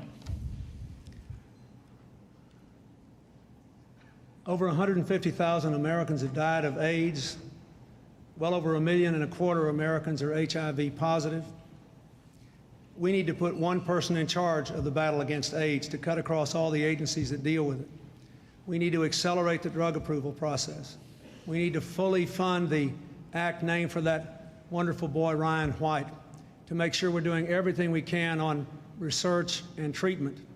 And the president should lead a national effort to change behavior, to keep our children alive in the schools, responsible behavior, to keep people alive. This is a matter of life and death. I've worked in my state to reduce teen pregnancy and illness among children, and I know it's tough. The reason Magic Johnson resigned from the AIDS Commission is because the statement you heard tonight from Mr. Bush is the longest and best statement he's made about it in public. I'm proud of what we did at the Democratic Convention, putting 2 HIV positive people on the platform, and I'm proud of the leadership that I'm going to bring to this country in dealing with the AIDS crisis.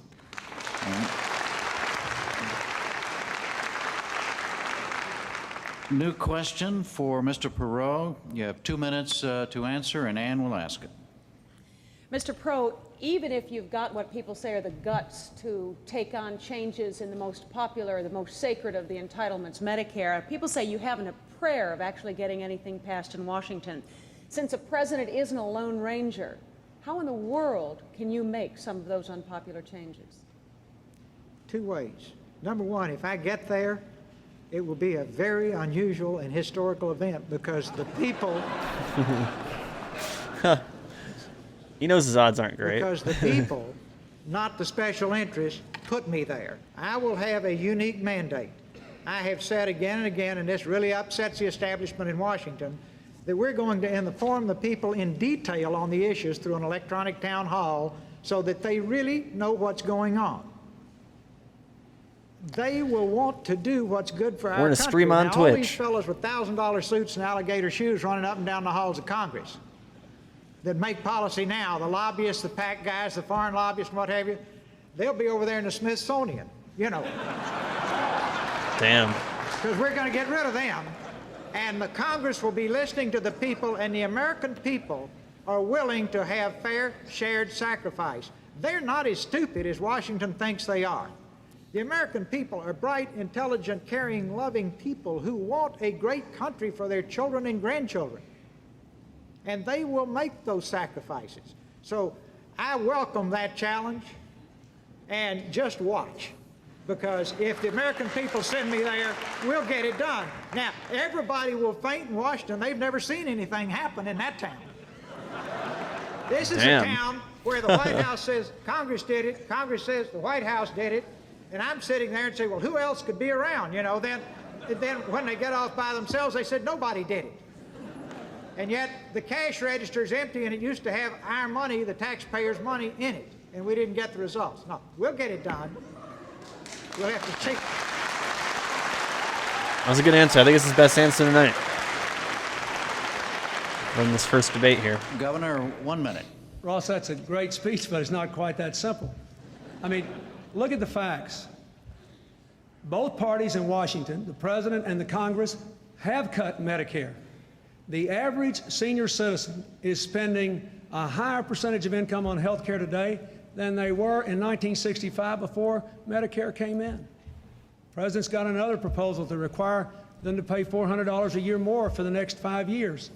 But if you don't have the guts to control cost by changing the insurance system and taking on the bureaucracies and the regulation of health care in the private and public sector, you can't fix this problem. Costs will continue to spiral. And just remember this, folks. A lot of folks on Medicare are out there every day making the choice between food and medicine. Not poor enough for Medicare, Medicaid, not wealthy enough to buy their medicine. I've met them, people like Mary Annie and Edward Davis in Nashua, New Hampshire, all over this country. They cannot even buy medicine. So let's be careful. I never really believe when they name drop people, like he could have just made up someone. I believe that most of the time. But if he's being truthful, I always wonder if they're watching. They're like, "Oh my God, they said my name." 1 minute, President Bush. Well, they name dropped me. I'd like to clear up something, because every 4 years, the Democrats go around and say, "Hey, Republicans are going to cut Social Security and Medicare." They started it again. I'm the president that stood up and said, "Don't mess with Social Security," and I'm not going to, and we haven't, and we are not going to go after the Social Security recipient. I have one difference with Mr. Perot on that, because I don't think we need to touch Social Security. What we do need to do, though, is control the growth of these mandatory programs. And Ross properly says, okay, there's some pain in that. But Governor Clinton refuses to touch that, simply refuses. So what we've got to do is control it to the growth, let it grow for inflation, let it grow for the amount of new people added, population, and then hold the line. And I believe that is the way you get the deficit down, not by the tax and spend program that we hear every 4 years, whether it's Mondale, Dukakis, whoever else it is. I just don't believe we ought to do that. So hold the line on Social Security and put a cap on the growth of the mandatory program.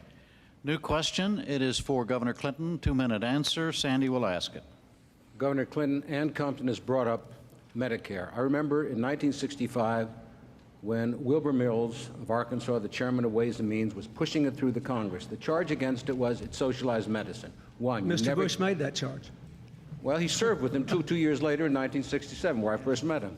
The second point, though, is that it is now skyrocketing out of control. People want it. We say it's going bonkers. Is not the Oregon plan applied to Medicaid rationing the proper way to go, even though the federal government last August ruled that violated the Americans with Disabilities Act of 1990?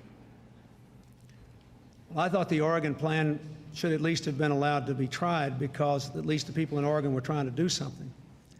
But let me go back to the main point, Sandy. Mr. Bush is trying to run against Lyndon Johnson and Jimmy Carter and everybody in the world but me in this race. I have proposed a managed competition plan for health care. I will say again, you cannot control health care costs simply by cutting Medicare. Look what's happened. The federal government has cut Medicare and Medicaid in the last few years. States have cut Medicaid. We've done it in Arkansas under budget pressures. But what happens? More and more people get on the rolls as poverty increases. If you don't control the health care costs of the entire system, you cannot get control of it. Look at our program. We set up a national ceiling on health care costs. I feel like, health care has been brought up here and there. But I feel like from this point onward, health care is going to be a major topic. Because to this day, the Democrat Party, like health care is like one of their three big policy pushes. A bipartisan commission of Republicans and Democrats. Same with Social Security. Republicans than Democrats. Like Bush has a point with that. My plan will save the average family $1,200 a year more than the Bush plan will by the year 2000. $2.2 trillion in the next 12 years.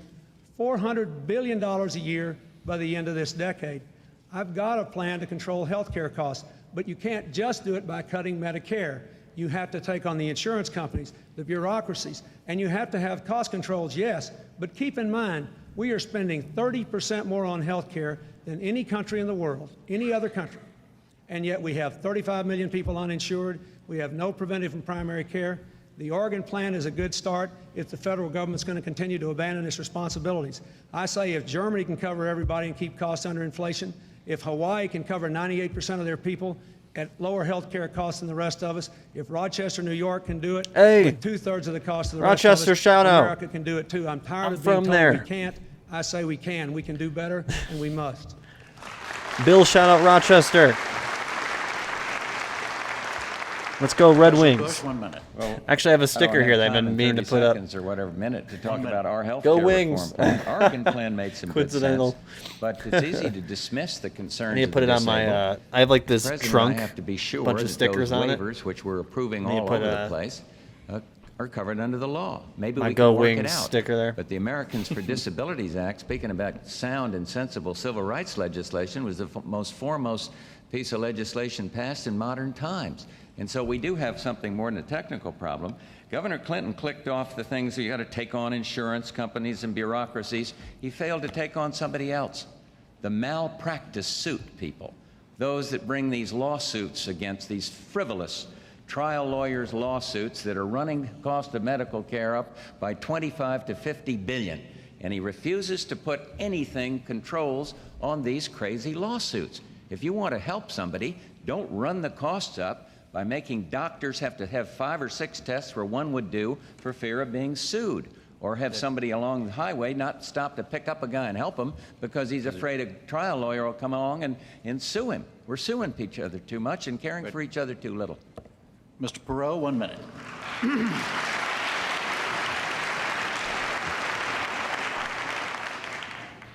We got the most expensive health care system in the world, ranks behind 15 other nations.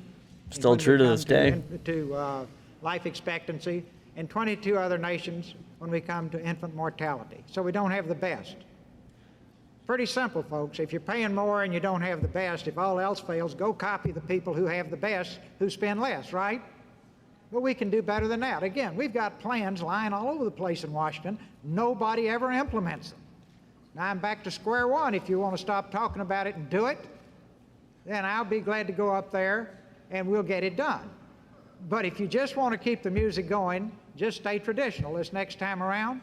And this 4 years from now, you'll have everybody blaming everybody else for a bad health care system. Talk is cheap. Words are plentiful. Deeds are precious. Let's get on with it. And Good answer. And that's exactly what we're going to do. That was, in fact, the final question and answer. We're now going to move to closing statements. Each candidate will have up to 2 minutes. The order, remember, was determined by a drawing, and Mr. Perot, you were first. Well, it's been a privilege to be able to talk to the American people tonight. I make no bones about it. I love this country. I love the principle it's founded on. I love the people here. I don't like to see the country's principles violated. I don't like to see the people in a deteriorating economy and a deteriorating country because our government has lost touch with the people. The people in Washington are good people. We just have a bad system. We've got to change the system. It's time to do it because we have run up so much debt that time is no longer our friend. We've got to put our house in order. When you go to bed tonight, look at your children. Think of their dreams. Think of your dreams as a child and ask yourself, isn't it time to stop talking about it? Isn't it time to stop creating images? Isn't it time to do it? Aren't you sick of being treated like an unprogrammed robot?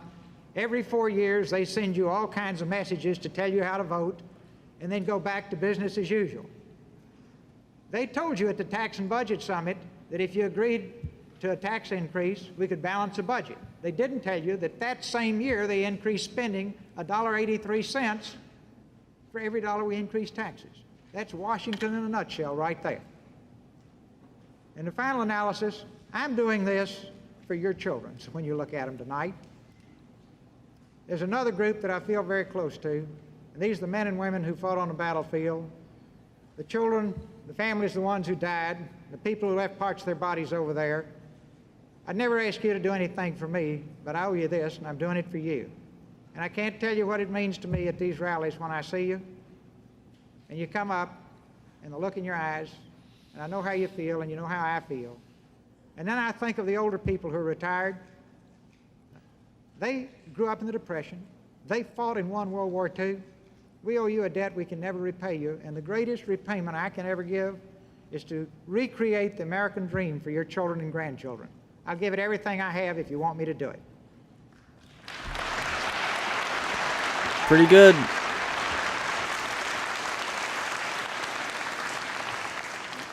Governor Clinton, your closing statement. I'd like to thank the people of St. Louis and Washington University, the Presidential Debate Commission, and all those who made this night possible, and I'd like to thank those of you who are watching.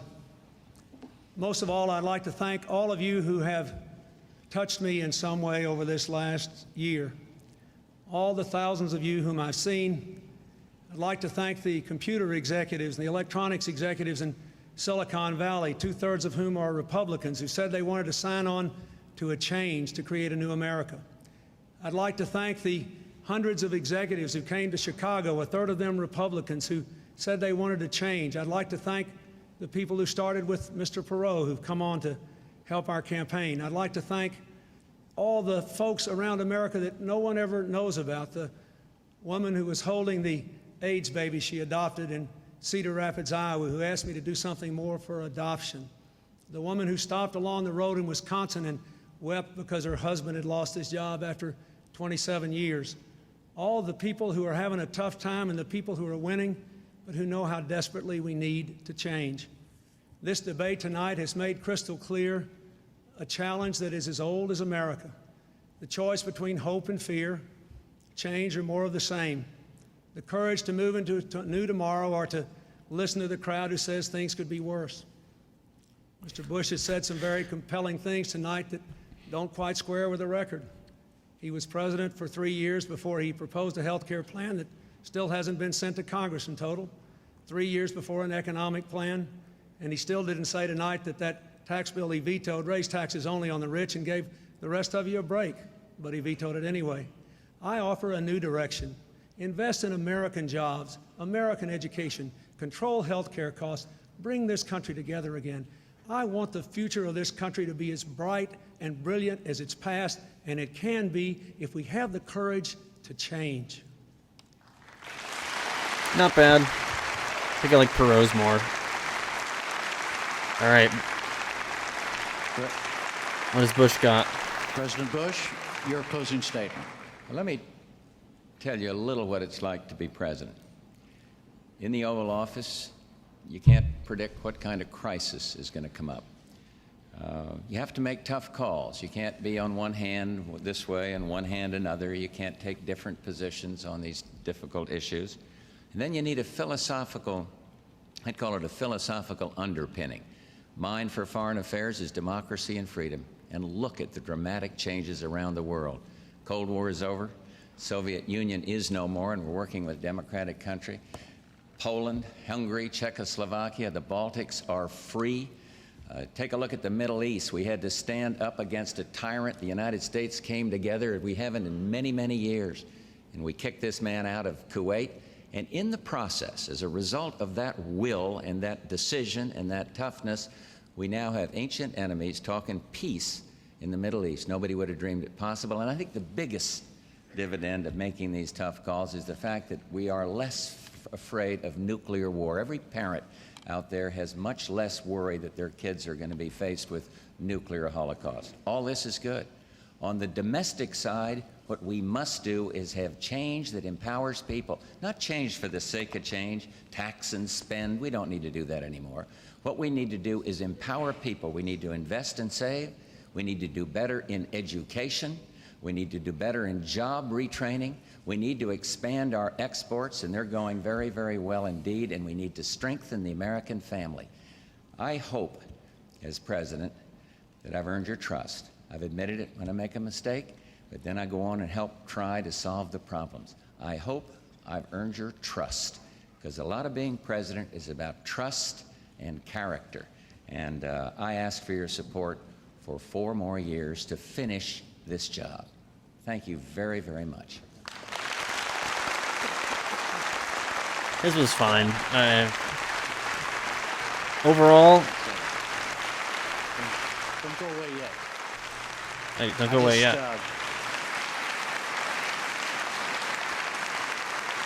What do you have to say? I just want to thank the three panelists and thank the three candidates for participating, President Bush, Governor Clinton, and Mr. Perot. They will appear again together on October the 15th and again on October 19th. The next Tuesday, there will be a debate. So it's like in among 4 the days? three Isn't this the candidates 11th? for Vice President. And for now, from Washington University in St. Louis, Missouri, I'm Jim Lara. Thank you and good night. I don't feel like anyone really necessarily won this debate. Like, I don't feel like Clinton like dominated this debate or anything. I think he did solid. Perot wasn't too bad. I think he had some decent answers. Definitely trying to do like the anti-establishment kind of route there. But I feel like Bush lost. That's all I can say for sure. I feel like Bush fumbled it too much. He kind of was just either beating around the bush or was really vague with some answers. And like a lot of the questions I feel like were kind of against him generally, and I don't feel like he did a good job answering them, especially with like when it came to like the question about AIDS, question about like some different foreign policy issues there. Yeah, I kind of agree with like what Clinton said there, where it just felt like he was saying, hey, it's he was just trying to do like, hey, everything we're doing is working, and there's gonna be some mistakes, but you know, we'll worry about that then, kind of, you know what I mean? But yeah, wasn't as divisive either. We'll see if the other two are. I feel like this was one of the more calmer debates. Like no one was. I mean, there was. I think Bush used the word insult, I think, towards Clinton, but that was about it. Like there was no like back and forth too much. I think Bush was on the offensive quite a bit, and I feel like Clinton just stuck to himself for the most part. He did do some attacks. Then Perot was just kind of just trying to stick to his guns about what he stands for. Yeah, overall, a pretty solid debate, though. It's pretty entertaining for the most part. Yeah, it's October 11th. So when's the next one? 15th. So 4 days later. 4 days later, they're doing this again. That's crazy. Oh, Ross Perot is a businessman. Okay.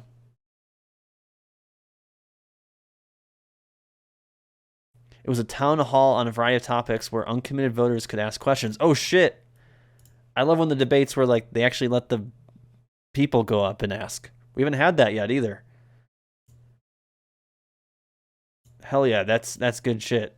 All right, this next one might be good then. Yeah, this was in Richmond, Virginia. All right, we're gonna take a quick moment here. I'm gonna go turn on my air fryer, and then because I'm gonna try to make some dinner but keep it going at the same time. But I'm just gonna take a quick like 2-3 minute break to go turn on the air fryer. So I'll be right back. All right, I'm back. Let's get back to it. Let's keep going. It's already almost 7:30 here. I usually go to bed at like around 10, so 10:30. So it's going to be probably around there if we keep going at this rate. Good evening and welcome to the second of 3 presidential debates between the major candidates for President of the United States. The candidates are the Republican nominee, President George Bush, the independent, Ross Perot. Do they have the same ties? And Governor Bill Clinton. Do they all have the same Democratic ties? Nominee. My name is Carol Simpson, and I will be the moderator for tonight's 90-minute debate, which is coming to you from the campus of the University of Richmond in Richmond, Virginia. Now, tonight's program is unlike any other presidential debate in history. We're making history now, and it's pretty exciting. An independent polling firm has selected an audience of 209 uncommitted voters from this area. 209 uncommitted. The candidates will be asked questions by these voters on a topic of their choosing, anything they want to ask about. Oh, this is gonna be good. My job as we need to do this more. is to, you know, These are the take kind of care the debates I'm more questioning, interested in. ask questions myself if I think there needs to be continuity and balance, and sometimes I might ask the candidates to respond to what another candidate may have said. Now, the format has been agreed to And I by like this more representatives of casual, both the like, they have to, Republican like, and Democratic campaigns. Stand like in front of And everybody pretty there is close. no subject matter that is restricted. Anything goes. We can ask anything. After the debate, the candidates In reason, will have I'm an sure, like, opportunity to make people a are closing screened ahead of statement. time. So, President Bush, I think you said it earlier, let's get it on. Let's go. And I think the first question is over here. Let's do it. I'd like to direct my question to Mr. Perot. What will you do as president to open foreign markets to fair competition from American business and to stop unfair competition here at home from foreign countries so that we can bring jobs back to the United States? That's right at the top of my agenda. We've shipped millions of jobs overseas, and we have a strange situation because we have a process in Washington where after you've served for a while, you cash in, become a foreign lobbyist, make $30,000 a month, then take a leave, work on presidential campaigns, make sure you got good contacts, and then go back out. Now, if you just want to get down to brass tacks, first thing you ought to do is get all these folks who've got these one-way trade agreements that we've negotiated over the years and say, fellas, we'll take the same deal we gave you. And they'll gridlock right at that point because, for example, we've got international competitors who simply could not unload their cars off the ships if they had to comply. You see, if it was a two-way street, just couldn't do it. We have got to stop sending jobs overseas. To those of you in the audience who are business people, pretty simple. If you're paying $12, $13, $14 an hour for factory workers, and you can move your factory south of the border, pay $1 an hour for labor, hire a young 25, that's assuming you've been in business for a long time, you've got a mature workforce. Pay $1 an hour for your labor, have no health care, that's the most expensive single element in making a car, have no environmental controls, no pollution controls, and no retirement, and you don't care about anything but making money, there will be a giant sucking sound going south. So if people send me to Washington, the first thing I'll do is study that 2,000-page agreement and make sure it's a two-way street. It's interesting to watch the other candidates watch each other speak. One last point here. I decided I was done. Like Clinton laughed there. Like, was he finding that genuinely funny, or does he think he's full of shit? Like, I'm just curious, you know. It'll be disruptive. I said, for how long? I finally got them up for 12 to 15 years, and I said, well, how does it stop being disruptive? And that is when their jobs come up from once again, like Bush is tall, man. I forget how tall he is. Then it's leveled again, but in the meantime, granted, I think Perot is short. We've got to cut it out. Thank you, Mr. Perot. I see that the president has stood up, so he must have something to say about this. So, Carol, the thing that saved us in this global economic slowdown has been our exports. The mics are a little bassy. Is increase our exports. And if indeed all the jobs were going to move south because they're lower wages now, and they haven't done that. And so I have just negotiated with the So they have to stand up when they Mexico, want to speak? That's the great. North American I love Free this. Trade Agreement, and the Prime Minister of Canada, I might add. And I want I to love have it. more of these free trade agreements because export jobs are increasing. I know Obama Far and faster McCain than did a any jobs debate that like may have this. moved overseas. That's I remember correctly. a scare tactic because it's not that many. But anyone that's here, we want to have more jobs here, and the way to do that is to increase our exports. Frickin' baggy Some believe suits, in man. protection. I don't. I believe in free and fair trade, and that's the thing that saved us. And so I'm I will not a keep big on like as suit president fan trying to get a generally, but like successful 90s conclusion to suits the are GATT just round, the big so Uruguay awful. round of How trade, baggy which they will are. really open up markets for our agriculture particularly. Yeah, everyone's I wanna ties are like continue very to work similar. After we get this Clinton has NAFTA more red agreement with blue, and ratified then this he's coming blue with year, red. I want to get one with Is that on Eastern purpose? Europe. I want to get one with Chile, and free and fair trade is the answer, not protection. And as I say, we've had tough economic times, and it's exports that have saved us, exports that have built. Governor Clinton. I'd like to answer the question because I've actually been a governor for 12 years, so I've known a lot of people who've lost their jobs because of jobs moving overseas, and I know a lot of people whose plants have been strengthened by increasing exports. The trick is to expand our export base and to expand trade on terms that are fair to us. It is true that our exports to Mexico, for example, have gone up and our trade deficit's gone down. It's also true that just today a record high trade deficit was announced with Japan. So what is the answer? Let me just mention 3 things very quickly. Number 1, make sure that other countries are as open to our markets as our markets are to them. And if they're not, have measures on the books that don't take forever and a day to implement. Number 2, change the tax code. There are more deductions in the tax code for shutting plants down and moving them overseas than there are for modernizing plant and equipment here. Our competitors don't do that. Emphasize and subsidize modernizing plant and equipment here, not moving plants overseas. Number 3, stop the federal government's program that now gives low-interest loans and job training funds to companies that will actually shut down and move to other countries, but we won't do the same thing for plants that stay here. So more trade, but on fair terms, and favor investment in America. Thank you. I think we have a question over here. Yeah, this is for Governor Clinton. In the real world, that is outside of Washington, D.C., compensation and achievement are based on goals defined and achieved. The deficit is my question is about the deficit.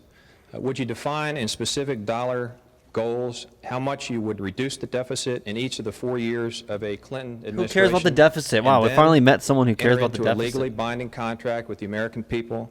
See, that that's if you why do I not like achieve this, those because goals, we get that to you would see not like seek a what an second average term. American thinks. Answer yes or Or no. what they're and then interested in. comment on your answer, please. No, and here's why. And I'll tell you exactly why.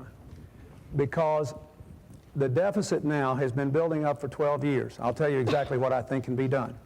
I think we can bring it down by 50% in 4 years and grow the economy. Like how they hold the Now, I mic could up, get rid like, of is it he in going to 4 be able to years talk again? In or- theory, on the books now, but to do it, you'd have to raise taxes too much and cut benefits too much to people who need them, and it would even make the economy worse.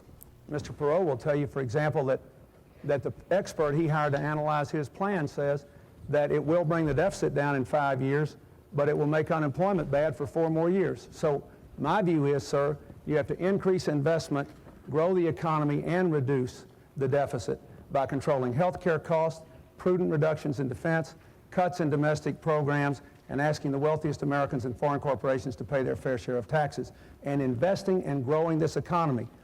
I ask everybody to look at my economic ideas, 9 Nobel Prize winners and over 500 economists and hundreds of business people, including a lot of Republicans, said, this is the way you got to go. If you don't grow the economy, you can't get it done.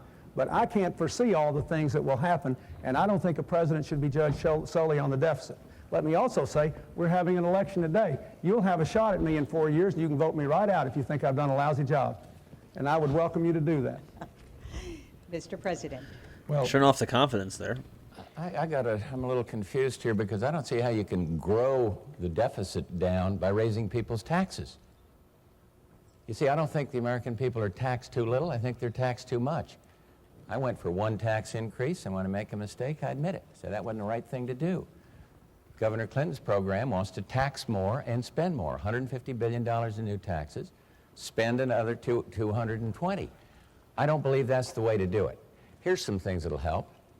Give us a balanced budget amendment. He always talks about Arkansas having a balanced budget, and they do. But he has a balanced budget amendment. Have to I do texted it. my mom, I'd and I'm like like, the hey, I'm government to watching have the that. And Clinton, I think Bush, it and would Perot discipline not debates. only the I'm like, do you Congress, remember them in which is '92? easy, but also She the says, yeah, executive branch. we watched these. I'd like to have what 43 and I guess my grandma governors loved have, a Perot, but I know my one-item grandma's always veto. been like a. So if the Congress she's always can't liked the cut, third we've got a party. reckless spending Congress. Let the They president. frame have this like a shot at sitcom it show. I by know, I wiping fucking out love it. things that are pork barrel This and is the something like the production battery. I want I'd all the like- time. I've proposed another one. Some sophisticates think As much it as may be a these, little the gimmicky, three of them I are think it's good. demons, right? It's a check. It kind of humanizes them, I guess.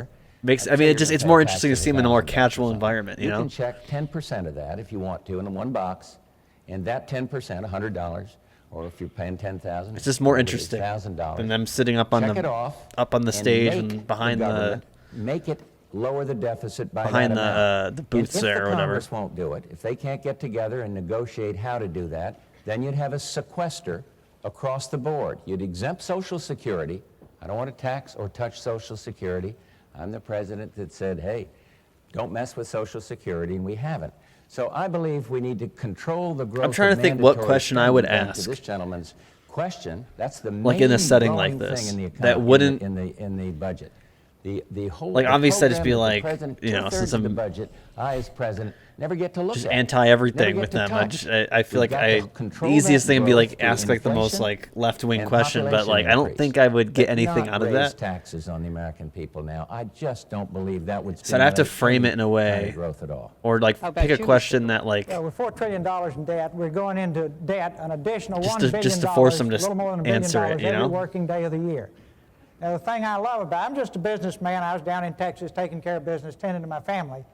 This situation got so bad. yeah, that I Clinton has decided some I'd better swagger get for into it. sure. When he American walked people up, asked when he me to stood get up, into he it. had some And I swagger just though. find it fascinating that while we sit here tonight, we will go into debt. Look how casual Clinton an is. additional I can $50 see why maybe $50 people million liked him in an hour and a half. just on how he's like Now, presenting it's not the himself. Republicans' fault, of course, and it's not the Democrats' fault. And what I'm looking for is who did it. Now, they're the two folks involved, so maybe if you put them together, they did it. Now, the facts are we have to fix it. We are leaving. I'm here tonight for these young people up here in the balcony from this college. When I was a young man, when I got out of the No one Navy, I hears had why. multiple Ducks job the guy, offers. right? Young Just runs people up with and high punches grades him. couldn't get a job. People, the 18 to 24-year-old high school graduates 10 years ago were making more than they are now. In other words, we were down to 18%. Has Bush sat of them down yet? We're making. Or did I miss that? Because I think that they stand up, they want to say something. 24-year-olds were making Is that going to be his strategy, Now just it's up to having 40%. wanting to say something? And what's happened in the meantime? The Oh. dollar's gone through the floor. Now, whose He's fault sitting is back that? down. Never mind. Not the Democrats, not the Republicans. Somewhere out there, there's an extraterrestrial that's doing this to us, I guess. And everybody says they take responsibility. Somebody somewhere has to take responsibility for this. Put it to you bluntly, American people. If you want me to be your president, we're going to face our problems, we'll deal with the problems, we'll solve our problems. We'll pay down our debt, we'll pass on the American dream to our children, and I will not leave our children a situation that they have today. When I was a boy, it took 2 generations to double the standard of living. Today, it will take 12 generations. Okay, Our Governor. children will not see the American dream because of this debt that somebody somewhere dropped on us. You're all wonderful speakers, and I know you have lots more to add, but I've talked to this audience, and they have lots of questions on other topics. Can we move to another topic, please? We have one up No here, one gives I a think. fuck Yes, about I'd the like to address all deficit. the candidates with this question. The amount of time the candidates have spent in this campaign trashing their opponent's character and their programs is depressingly large. Why can't your discussions and proposals reflect love the her style, I'm genuine not gonna lie. complexity and the difficulty of the issues to try to build a consensus Like her around the earrings. best aspects of all proposals? Very 90s though. Who once wants again. to take that one? Mr. Perot, you have an answer for everything, don't you? Go right ahead, sir. No, I don't have an answer for everything. But as you all know, I've been buying 30-minute segments to talk about issues. And tomorrow night on NBC from 10:30 to 11 Eastern, we're going to talk about how you pay the debt down. So we're going to come right down to that one. See, we'll be on again Saturday night, 8 to 9 o'clock on ABC. If Perot ran now, Okay, okay, This is not for love. Family. Perot ran now, he'd have a Family, Twitch channel, I couldn't agree with 100%. you more. Couldn't agree because with he you talks about more. like doing like these And like I have he's like said virtual again and like again and again, let's town get off halls and mud stuff. wrestling. Let's get off He'd have a personality. Twitch channel, Let's talk 100%. about God, I wish jobs, Twitch was around back healthcare, then. crime, the things that concern the American people. I'm spending my money, not PAC money, not foreign money, my money, to take this Didn't Bernie, message Bernie to had a people. Twitch channel, Thank you, but Mr. basically it was Perot. just So like that a way seems for him to like directed. He would broadcast say his it's you town halls and gentlemen that stuff. have been Yeah, doing that. Mr. Clinton, Governor Clinton, how some do you- other President Bush, how would you folks like have this? done it too Well, now. I first think it's only place, going to increase over time. I believe that character is a part of being president. I mean, shit. think you have to DeSantis look tried at to do a it. Twitch That or has not to be Twitch, a a part Twitter broadcast of, that failed miserably. Candidate for president or being president. In terms of programs, I've submitted, 4 different budgets to the United States Congress in great detail. They're so heavy they'd give you a, back and broken back. And everything in there says Yeah, 90s what was I peak am aesthetic. for. Now I've come out I with a new dig it. agenda for America's It's definitely renewal, sometimes a very plan bold or like that I believe a little crazy, really will but help I like it stimulate the though. growth of this economy. Like her My whole fit record on is world fire affairs to me. is pretty well known because I've been president for 4 years, so I feel I've been talking issues. Nobody likes the. But I don't like the who- big who suits and shot stuff. John, That was a big but I thing think the though. That's first one thing I don't negative like. campaign run in this election was by. But yeah, Governor 80s Clinton. and like I'm not 90s gonna like sit there and be a punching clothing and bag. stuff I'm gonna is stand so up and say, goofy. "Hey, listen, here's my side of Like it." a lot of like But sports character is an stuff I really important dig part of the equation. from the other 90s. night, Governor Clinton raised my. I don't know if you saw the debate the other night. Suffered through that. Well, he raised the question of my father. See, Well, I'm was a good suffering line, too, Bush. well rehearsed, Long after. well delivered. But he raised a question to my father and said, well, your father, Prescott Bush, was against McCarthy. You should be ashamed of yourself, McCarthyism. I remember something my dad told me. I was 18-year-old, going to Penn Station to go on into the Navy. And he said, I thought I could hear the air fryer from here, but I can't. I don't know when it's going to be done. Serve your country. I'm going to give it a My couple more father was an minutes. If I honored don't hear Union anything, I'm going to go check on it. And he said, tell the Just truth. warming up. And I've tried to do that in public life, all through it. And that says something about character. My argument with Governor Clinton, you can call it mud wrestling, but I think it's fair to put it in focus, is I am deeply troubled by someone who demonstrates and organizes demonstration in a foreign land when his country's at war. Dude. Probably a lot of kids here disagree with me, but that's what I feel. That's what I feel passionately about. I'm thinking of Ross Perot's running mate sitting in the jail. How would he feel about it? But maybe that's generational. I don't know. But the big argument I have with the governor on this was Ross Perot's is vice president in taking jail? different positions What? on different issues. Trying Did I to be misinterpret one thing that? to one person here that's opposing the NAFTA agreement and then for it, what we call waffling. And I do think that you can't turn the White House into the Waffle House. You got to say what you're for. Hey, some people like Waffle House. Mr. President, I'm I getting don't, time but- cues. Oh, shoot, With all excuse me, I due don't wanna- respect, I I'm don't wanna- sorry. No, go Governor ahead, Carol. Clinton. I get wound up because I feel Yes, you do. Let me say, first of all, to you that I believe so strongly in the question you asked that I suggested this format tonight. I started doing these formats a year ago in New Hampshire, and I found that we had huge crowds because all I did was let people ask questions, and I tried to give very specific answers. I also had a program starting last year.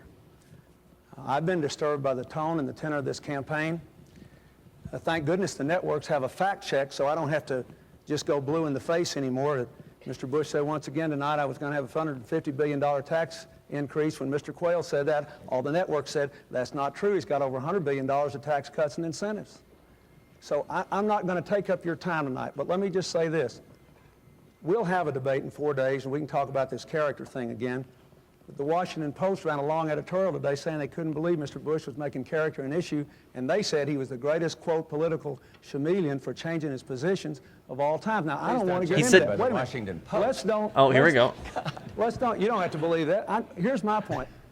I'm not interested in. He his said character. chameleon I when he wanna meant change chameleon. The character of the presidency. Chameleon. And I'm interested in what we can trust him to do and what you can trust me to do and what you can trust Mr. Perot to do for the next 4 years. So I think you're right, and I hope the rest of the night belongs to you. Okay. Now we're getting some heat. I talked to this That's what we wanted audience to before see. you gentlemen came, and I asked them about how they felt about the tenor of the campaign. Would you All right, like hold to on. let Let me go them check. know what I you gotta go thought check the about thing. that? Hold up.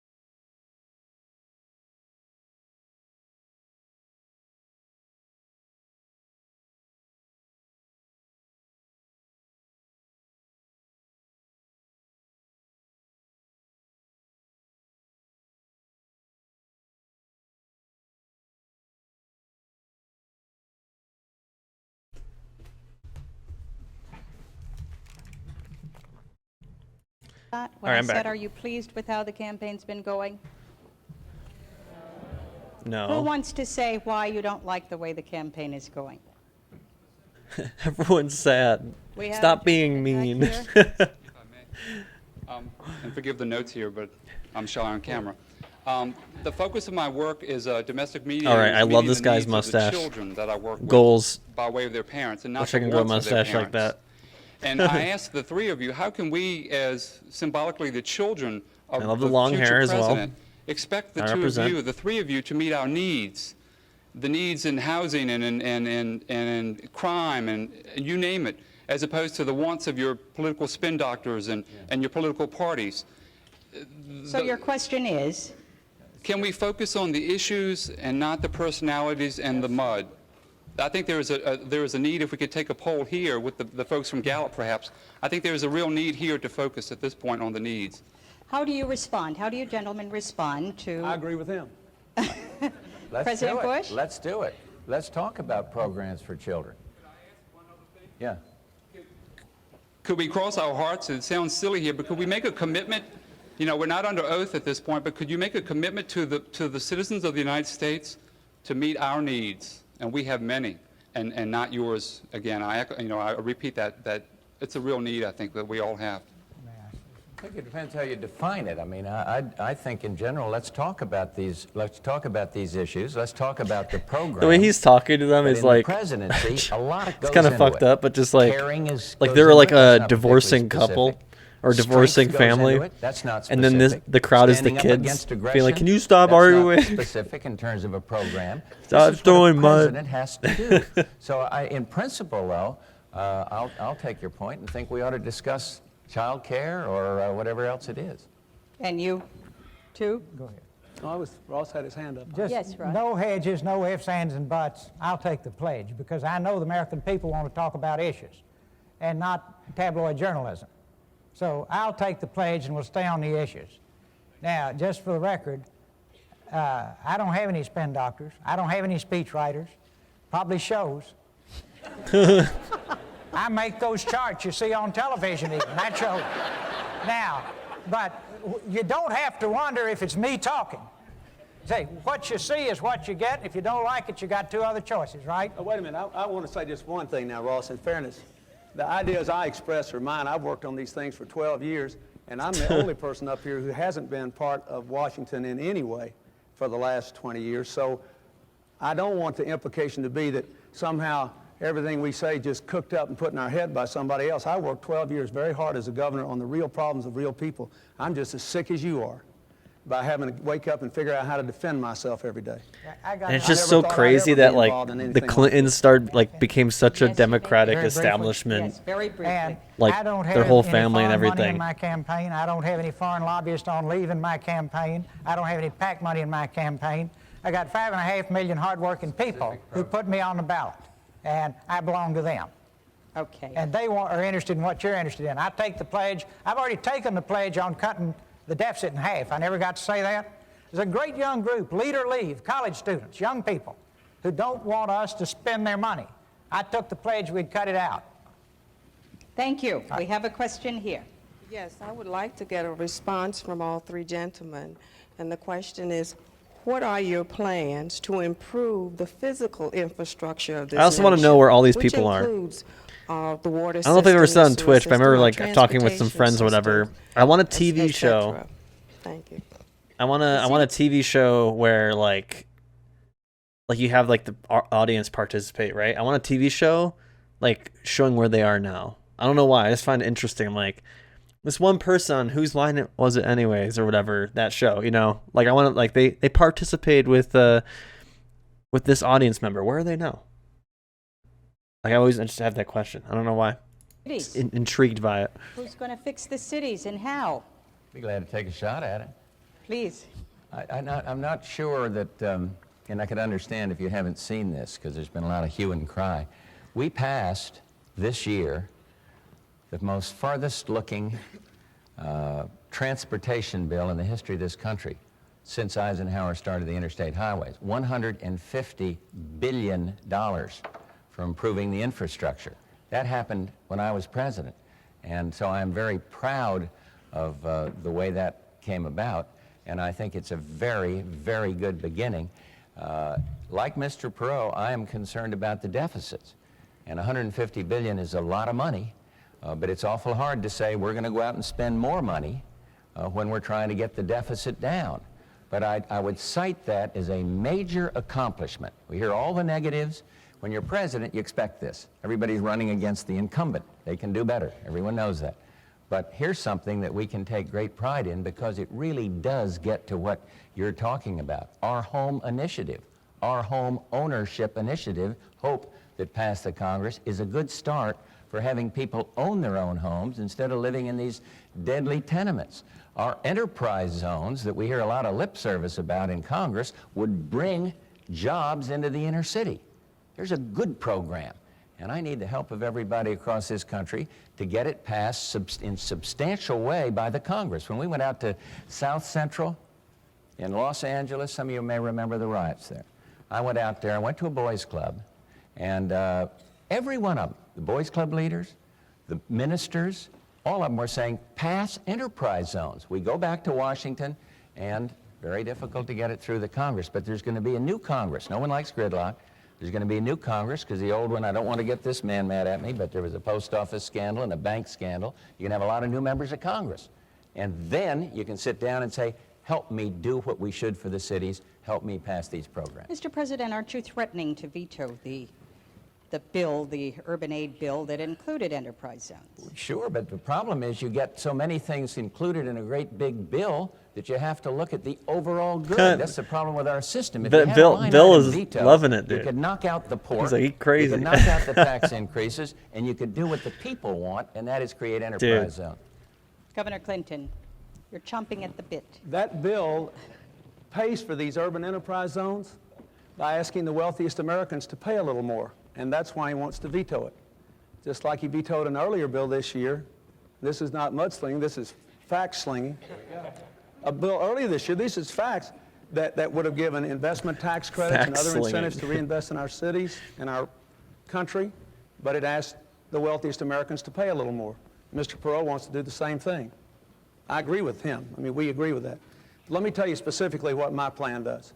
My plan would dedicate $20 billion a year in each of the next 4 years for investments in new transportation, communications, environmental cleanups, and new technologies for the 21st century. And we would target it especially in areas that have been either depressed or which have lost a lot of defense-related jobs. There are 200,000 people in California, for example, who've lost their defense-related jobs. They ought to be engaged in making high-speed rail. They ought to be engaged in breaking ground in other technologies. Imagine if we got high-speed rail. Waste recycling, clean Clinton, water technology, and things of that kind. You talked about this in your thing, and you didn't do that. Technologies, or at least I don't know if you tried, but if we target it, but we're investing a much smaller percentage of our income in the things you just asked about than all of who's our that guy on the right? Oh, and our they wealth panned away. growth is going down as a I had result sunglasses of indoors. I forward, love it. which is why I answered the gentleman the way I did before. We have to both bring down the deficit and get our economy going through these kinds of investments in order to get the kind of wealth and jobs and incomes we need in America. Mr. Perot, what about your plans for the cities? You want to tackle the economy and the deficit first. First, you got to have money to pay for these things. So you've got to create jobs. There are all kinds of ways to create jobs in the inner city. Now, I'm not a politician, but I think I could go to Washington in a week and get everybody holding hands and get this bill signed, because I talked to the Democratic leaders and they want it. I talked to Republican leaders and they want it. But since they are bred from childhood to fight with one another rather than get results, I would be glad to drop out and spend a little time and see if we couldn't build some bridges. Now, results is what counts. The president can't order Congress around. That means I have Congress 1 minute can't till order the food. president around. That's not bad for a guy that's never been there, right? But you have to work together. Now, I have talked to the chairman of the committees that want this. They're Democrats. The president wants it, but we can't get it because we sit here in gridlock because it's a campaign year. We didn't fund a lot of other things this year, like the savings and loan mess. That's another story that we're going to pay a big price for right after the election. Right. The facts are, though, the American people are hurting. These people are hurting in the inner cities. We're shipping the low-paying, quote, low-paying jobs overseas. What are low-paying jobs? Textiles, shoes, things like that we say are yesterday's industries. They're tomorrow's industries in the inner city. Let me say, in my case, if I'm out of work, I'll cut grass tomorrow to take care of my family. I'll be happy to make shoes. I'll be happy to make clothing. I'll make sausage. You just give me a job. Put those jobs in the inner cities instead of doing diplomatic deals and shipping them to China where prison labor does the work. Mr. Perot, Everybody I'll thought make some you won sausage. the first debate because you were plain speaking and you made it sound oh so simple. We'll just do it. What makes you think that you're going to be able to get the Democrats and Republicans together any better than these guys? If you ask me if I could fly a fighter plane or be an astronaut, I can't. I've spent my life creating jobs. It's something I know how to do. And very simply, in the inner city, they're starved. See, small businesses is the way to jumpstart the inner city. Are you answering my question? You want jobs in the inner city? Do you want jobs in the inner city? Is that No, your I question? want you to tell me how you're going to be able to get the Republicans and Democrats in Congress to work together better than these two gentlemen. I've listened to both sides, and if they would talk to one another instead of throwing rocks, I think we could get a lot done. And among other things, I would say, okay, Bush was like, over here in this Senate committee, to the chairman who is anxious to get this bill passed, to the president who's anxious, I'd say rather than just yelling at one another, why don't we find out where we're apart, try to get together, get the bill passed, and give the people the benefits and not play party politics right now. And I think the press would follow that so closely that probably they would get it done. That's the way I would do it. I doubt if they'll give me the chance, but I will drop everything and go work on it. Okay, I have a question here. My question was originally for Governor Clinton, but I think I would welcome a response from all three candidates. As you are aware, crime is rampant in our cities. And in the Richmond area, and I'm sure it's happened elsewhere. Of course, the old white lady is 12-year-olds worried are about carrying the guns to crime. school. Yeah. And I'm sure when our founding fathers wrote the Constitution, they did not mean for the... Hold on, I'm going to go check.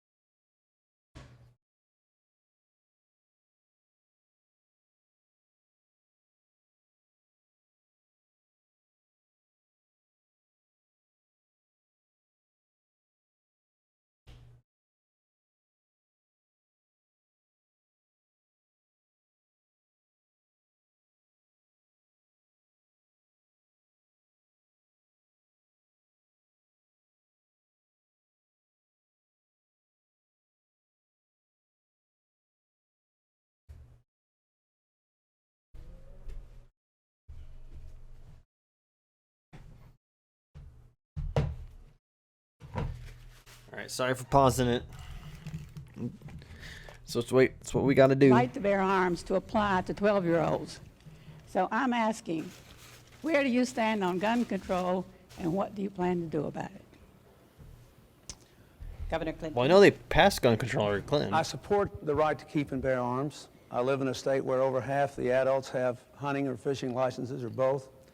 But I believe we have to have some way of checking handguns before they're sold, to check the criminal history, the mental health history, and the age of people who are buying them. Therefore, I support the Brady bill, which would impose a national waiting period unless and until a state did what only Virginia has done now, which is to automate its records. Once you automate your records, then you don't have to have a waiting period, but at least you can check. I also think we should have, frankly, restrictions on assault weapons whose only purpose is to kill. We need to give the police a fighting chance in our urban areas where the gangs are building up. The third thing I would say, it doesn't bear directly. See,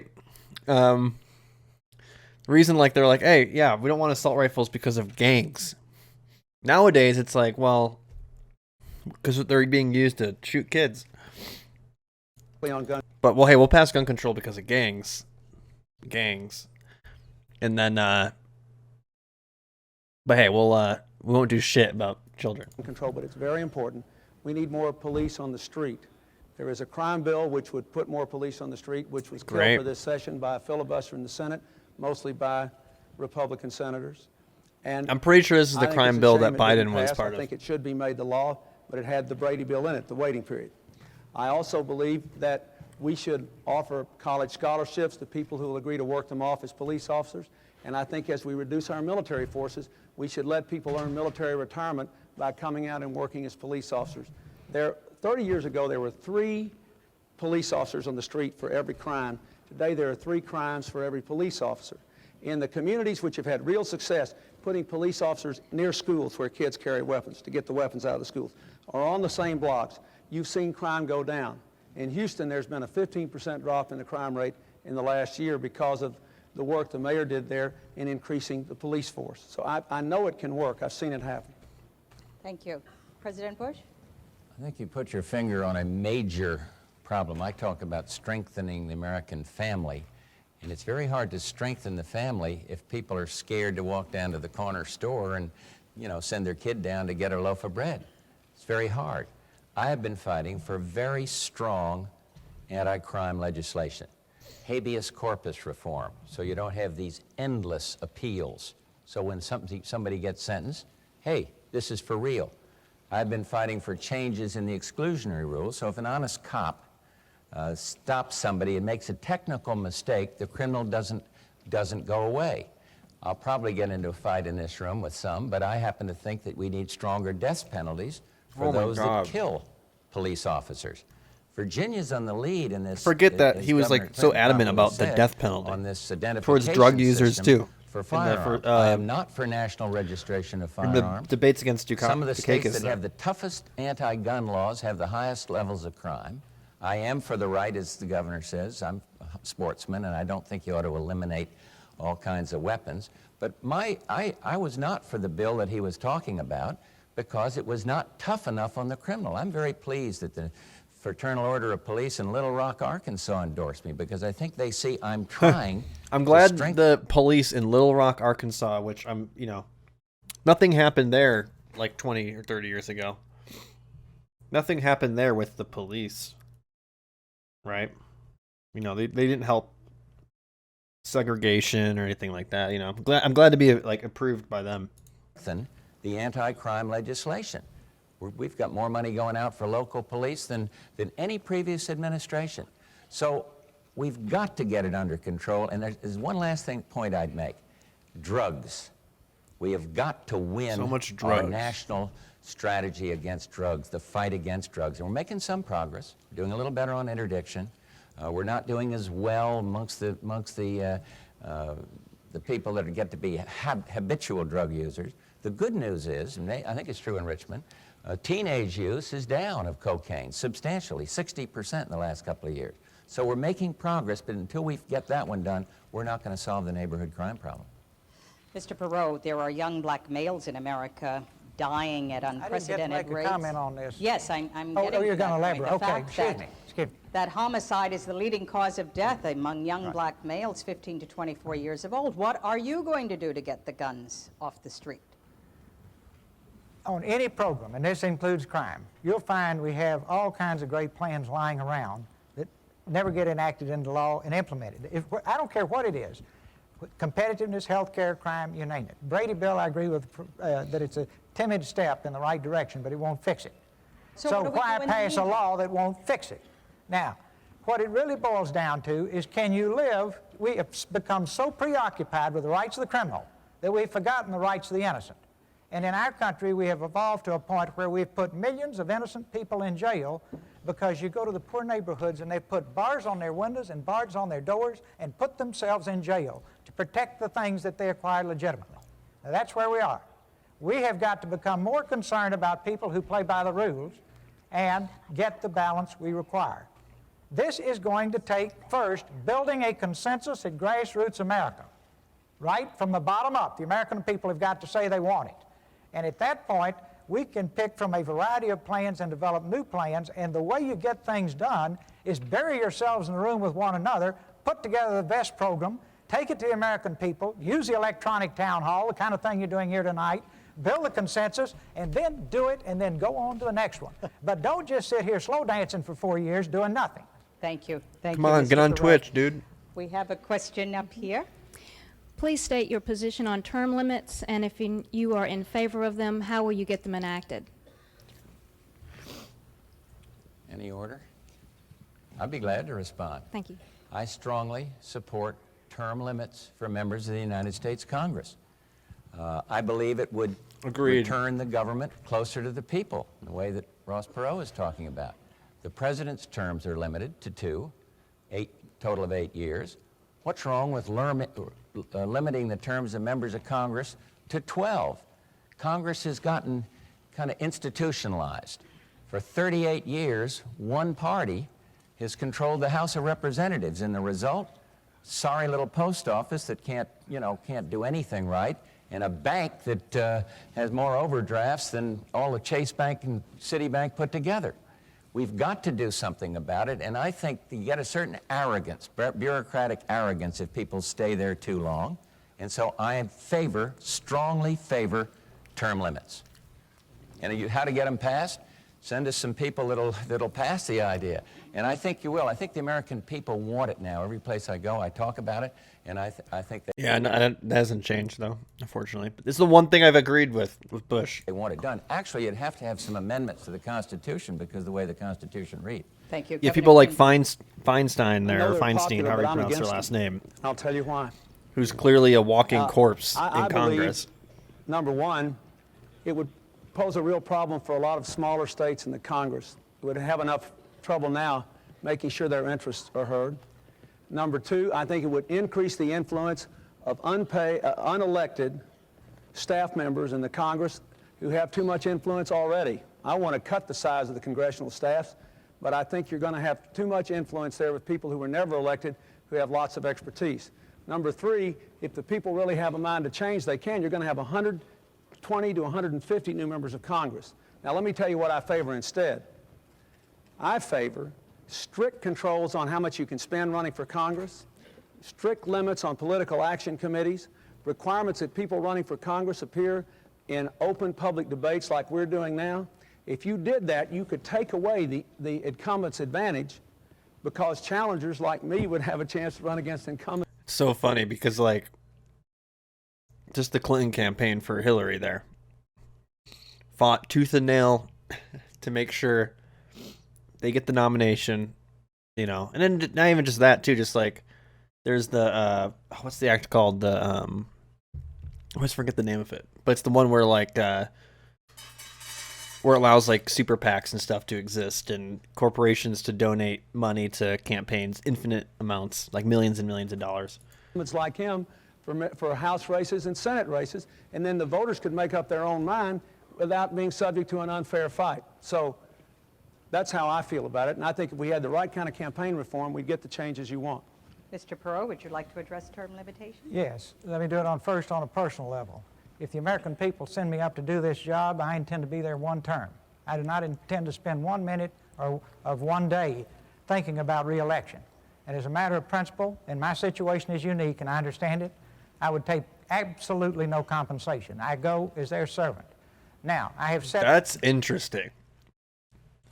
That's interesting. I mean, I'm sure he's still going to get a paycheck. I mean, was he going to donate it? Like, how does that work? But yeah, there's never been a president who said that. Granted, presidents really don't get paid, quote unquote, that much. At least not from the White House, right? I mean, you had as strong an example as you I had, can. And at that point, when we sit down over lobbying Capitol and Hill, stuff still, but tomorrow you know what night I mean. I'm going to be talking about government reform. It's a long subject. You wouldn't let me finish tonight. If you want to hear it, you get it tomorrow night. But the point is, sorry, just a little silly. And if you're here tomorrow night, but we have got to reform government. If you put term limits in and don't reform government, you won't get the benefits you thought. It takes both. So we need to do the reforms. and the term limits, and after we reform it, it won't be a lifetime career opportunity. Good people will go serve and then go back to their homes and not become foreign lobbyists and cash in at $30,000 a month and then take time off to run some president's campaign. They're all nice people, they're just in a bad system. I don't think they're any villains, but boy, is the system rotten. Thank you very much. We have a question over here. I'd like to ask Governor Clinton, do you attribute the rising costs of health care to the medical profession itself, or do you think the problem lies elsewhere? And what specific proposals do you have to tackle this problem? I've had more people talk to me about their health care problems, I guess, than anything else. All across America, you know, people who've lost their jobs, lost their businesses, had to give up their jobs because of sick children. And so let me try to answer you in this way. Let's start with a premise. We spend 30% more of our income than any nation on earth on health care, and yet we insure fewer people. We have 35 million people without any insurance at all, and I see them all the time. 100,000 Americans a month have lost their health insurance just in the last 4 years. So if you analyze where we're out of line with other countries, you come up with the following conclusions. Number one, we spend at least $60 billion a year on insurance, administrative costs, bureaucracy, and government regulation that wouldn't be spent in any other nation. So we have to have, in my judgment, a drastic simplification of the basic health insurance policies of this country. Be very comprehensive for everybody. Employers would cover their employees, government would cover the unemployed. Number two, I think you have to take on specifically the insurance companies and require them to make some significant change in the way they rate people into big community pools. I think you have to tell the pharmaceutical companies they can't keep raising drug prices at 3 times the rate of inflation. I think you have to take on medical fraud. It's still crazy to me that there's people out there who, like, medicine. I've recommended that they're more afraid of national having a practice government guidelines, health and care if they follow system those guidelines, that raises the presumption that they that they didn't don't do have to anything pay wrong. for. I think you have to have Then a system of primary and preventive clinics having your in our inner cities health and care our tied rural to areas your so people employer. can have access to health care. Because, like, everyone has never key said is to any control good the things cost about and maintain the about quality. that. To do that, you need a system of managed But they're afraid of competition where all the of us idea are of covered there in big being groups quote and we unquote can more choose our taxes. doctors in our hospitals across a wide range, but there is an incentive to control costs. And I think there has to be, I think Mr. Perot and I agree on this, there has to be a national commission of healthcare providers and healthcare consumers that sets ceilings to keep health costs in line with inflation plus population growth. Now let me say, some people say we can't do this, but Hawaii does it. They cover 98% of their people, and their insurance premiums are much cheaper than the rest of America, and so does Rochester, New York. They now have Hell a yeah, plan to cover Rochester everybody, again. and their premiums are 2/3 the rest of the country. Rochester This does is very have important. It's a like big human University of problem and a Rochester devastating has like economic a problem for pretty America. good And I'm gonna healthcare send a plan system, to so I do think this that might be within the part of it. First 100 days of my presidency. It's terribly important. Thank you. And Sorry to there's cut Blue you short, Cross, but I think that Blue was Shield healthcare. there is in. We used to have I Just think have it to was say pretty something. I don't popular want to probably stampede. then. Ross was very articulate across the country. I don't want anybody to stampede to cut the president's salary off altogether. Barbara's sitting over here, and but what I have proposed, 10% cut, downsize the government, and we can get that done. She asked the question, I think, is whether the health care profession was to blame. No. One thing to blame is these malpractice lawsuits. They are breaking the system. It costs $20 to $25 billion a year. And I want to see those outrageous claims capped. Doctors don't dare to deliver babies sometimes because they're afraid that somebody's going to sue them. People don't dare, medical practitioners, to help somebody along the highway that are hurt because they're afraid that some lawyer's going to come along and get a big lawsuit. So you can't blame the practitioners or the health prof. And my program is this: keep the government as far out of it as possible, make insurance available to the poorest of the poor through vouchers, next range in the income bracket through tax credits, and get on about the business of pooling insurance. A great big company can buy, Ross got a good-sized company, been very successful. He can buy insurance cheaper than mom and pop store on the corner. But if those mom and pop stores all get together and pool, they too can bring the cost of insurance down. So I want to keep the quality of health care. That means keep government out of it. I want to do better. I don't like this idea of these boards. It all sounds to me like you're going to have some government setting price. I want competition, and I want to pool the insurance and take care of it that way. And have, here's the other point. I think medical care should go with the person. Just crazy to me. People are like, yeah, we need. I think your insurance should go with you to. I have cancer, and I have to like do all this research to. And part of our plan is to make it what they call get care, and it's like, oh, it's a competition over people's lives. It's just so fucked up. I think it's a good program. That's why just capitalism in general is just like that shit. Everything's a competition. Why? We have the most expensive health care system in the world. 12% of our gross. You're playing with people's livelihood. You know? Our industrial competitors who are beating us in competition spend less and have better health care. Japan spends a little over 6% of its gross national product. Germany spends 8%. It's fascinating. You brought a front row box seat and you're not happy with your health care. And you're saying tonight we've got bad health care but very expensive health care. Folks, here's why. Go home and look in the mirror. You own this country, but you have no voice in it the way it's organized now. And if you want to have a high-risk experience comparable to bungee jumping, go into Congress sometime when they're working on this kind of legislation, when the lobbyists are running up and down the halls. Wear your safety-toe shoes when you go. And as a private citizen, believe me, you are looked on as a major nuisance. The facts are you now have a government that comes at you. You're supposed to have a government that comes from you. Now, there are all kinds of good ideas, brilliant ideas, terrific ideas on health care. None of them ever get implemented because, let me give you an example. Senator runs every 6 years. He's got to raise $20,000 a week to have enough money to run. Who's he going to listen to, us or the folks running up and down the aisles with money, the lobbyists, the PAC money? He listens to them. Who do they represent? Health care industry, not us. Now, you've got to have a government that comes from you again. You've got to reassert your ownership in this country, and you've got to completely reform our government. And at that point, they'll just be like apples falling out of a tree. The programs will be good because the elected officials will be listening to. I said the other night I was all ears, and I would listen to any good idea. I think we ought to do plastic surgery on a lot of these guys so that they're all ears too and listen to you. Then you get what you want, and shouldn't you? You paid for it.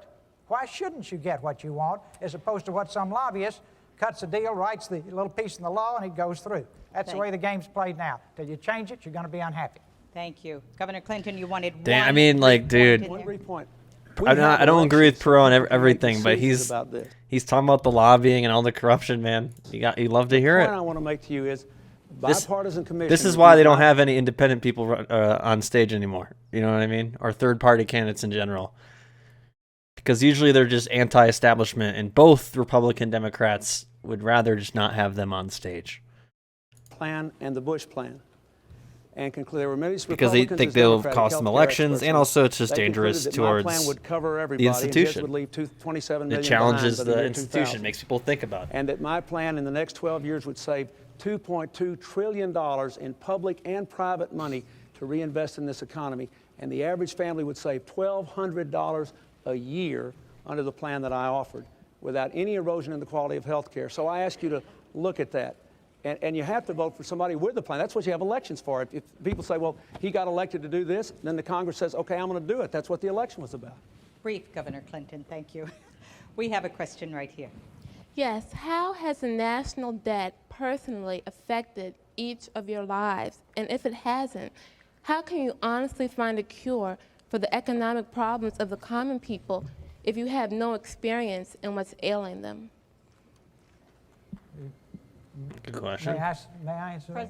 Well, Mr. Who do you want to start with? Of course. Go right ahead. Go right ahead. For each of you. Yes. So it caused me to disrupt my private life and my business to get involved in this activity. That's how much I care about it. And believe me, if you knew my family and if you knew the only thing is that he's a businessman. I don't like it. You would agree in a minute that that's a whole lot more fun than getting involved in politics. But I have lived the American dream. I came from a very modest background. Nobody's been luckier than I've been. All the way across the spectrum, and the greatest riches of all are my wife and children. It's true of any family. But I want all the children, I want these young people up here to be able to start with nothing but an idea like I did and build a business. but they've got to have a strong basic economy. And if you're in debt, it's like having a ball and chain around you. I just figure, as lucky as I've been, I owe it to them. And I owe it to the future generations, and on a very personal basis, I owe it to my children and grandchildren. Definitely pro-capitalist, obviously. He's been pretty open about it. The national debt affects everybody. Obviously, it has a lot to do with interest rates. It has. She's saying you On personally. a personal basis, how has it affected you? Has it affected you personally? Well, I'm sure it has. I love my grandchildren. I want to think How? that. Oh, I want to think grill 'em, that they're going to be grill able to 'em. afford an education. I think that that's an important part of being a parent. Maybe I won't get it wrong. Are you suggesting that if somebody has means, that the national debt doesn't affect them? What I'm saying I'm not sure I get it. Help me with the question, and I'll try to answer it. I've had friends that have been laid off from jobs. Yeah. I know people who cannot afford to pay the mortgage on their homes, their car payment. I have personal problems with the national debt, but how has it affected you? And if you have no experience in it, how can you help us if you don't know what we're feeling? I think she means more the recession, the economic problems today the country faces rather than the deficit. You ought to be in the White House for a day and hear what I hear and see what I see and read the mail I read and touch the people that I touch from time to time. I was in the Lomax AME Church. It's a black church just outside of Washington, D.C. And I read in the bulletin about teenage pregnancies, about the difficulty that families are having to make ends meet. I talked to parents. I mean, you got to care. Everybody cares if people aren't doing well. But I don't think it's fair to say you haven't had cancer, therefore you don't know what it's like. I don't think it's fair to say, whatever it is, that if you haven't been hit by it personally, but everybody's affected by the debt because of the tremendous interest that goes into paying on that debt. Everything's more expensive. Everything comes out of your pocket and my pocket. So it's that. But I think in terms of the recession, of course you feel it when you're president of the United States. And that's why I'm trying to do something about it. You don't feel by shit. You're stimulating fine. No matter what happens, you're fine. Better education. You and your son would paint and skydive and. You know people who've lost their jobs and lost their homes? Well, I've been governor of a small state for 12 years. I'll tell you how it's affected me. Every year, Congress and the President sign laws that make us do more things and gives us less money to do it with. I see people in my state, middle-class people, their taxes have gone up in Washington and their services have gone down, while the wealthy have gotten tax cuts. I have seen what's happened in this last 4 years when, in my state, when people lose their jobs, there's a good chance I'll know them by their names. When a factory closes, I know the people who ran it. When the businesses go bankrupt, I know them. And I've been out here for 13 months, meeting in meetings just like this ever since October, with people like you all over America, people that have lost their jobs, lost their livelihood, lost their health insurance. What I want you to understand is the national debt is not the only cause of that. It is because America has not invested in its people. It is because we have not grown. It is because we've had 12 years of trickle-down economics. We've gone from first to 12th in the world in wages. We've had 4 years where we produced no private sector jobs. Most people are working harder for less money than they were making 10 years ago. It is because we are in the grip of a failed economic theory. And this decision you're about to make better be about what kind of economic theory you want. Not just people saying, I'm going to go fix it, but what are we going to do? What I think we have to do is invest in American jobs, American education, control American health care costs, and bring the American people together again. Thank you, Governor Clinton. We are a little more than halfway through this program, and I'm glad that we're getting the diversity of questions that we are. And I don't want to forget these folks on the wings over here, so let's go over here. Do you have a question? Yes, I do. My name is Ben Smith. I work in the financial field counseling retirees, and I'm personally concerned about three major areas. One is the Social Security Administration, or trust fund, is projected to be insolvent by the year 2036. And we funded the trust fund. No, we're getting there. It's going to be gone. With IOUs in the form of Treasury bonds. The Pension Guarantee Fund, which backs up our private retirement plans for retirees, is projected to be bankrupt by the year 2026 Oh, not shit. to mention the cutbacks by private companies. We're 3 years And away. Medicare is projected to be bankrupt maybe as soon as 1997. And I would like from each of you a specific response as to what you intend to do for retirees relative to these issues, not generalities but specifics, because I think they're very disturbing issues.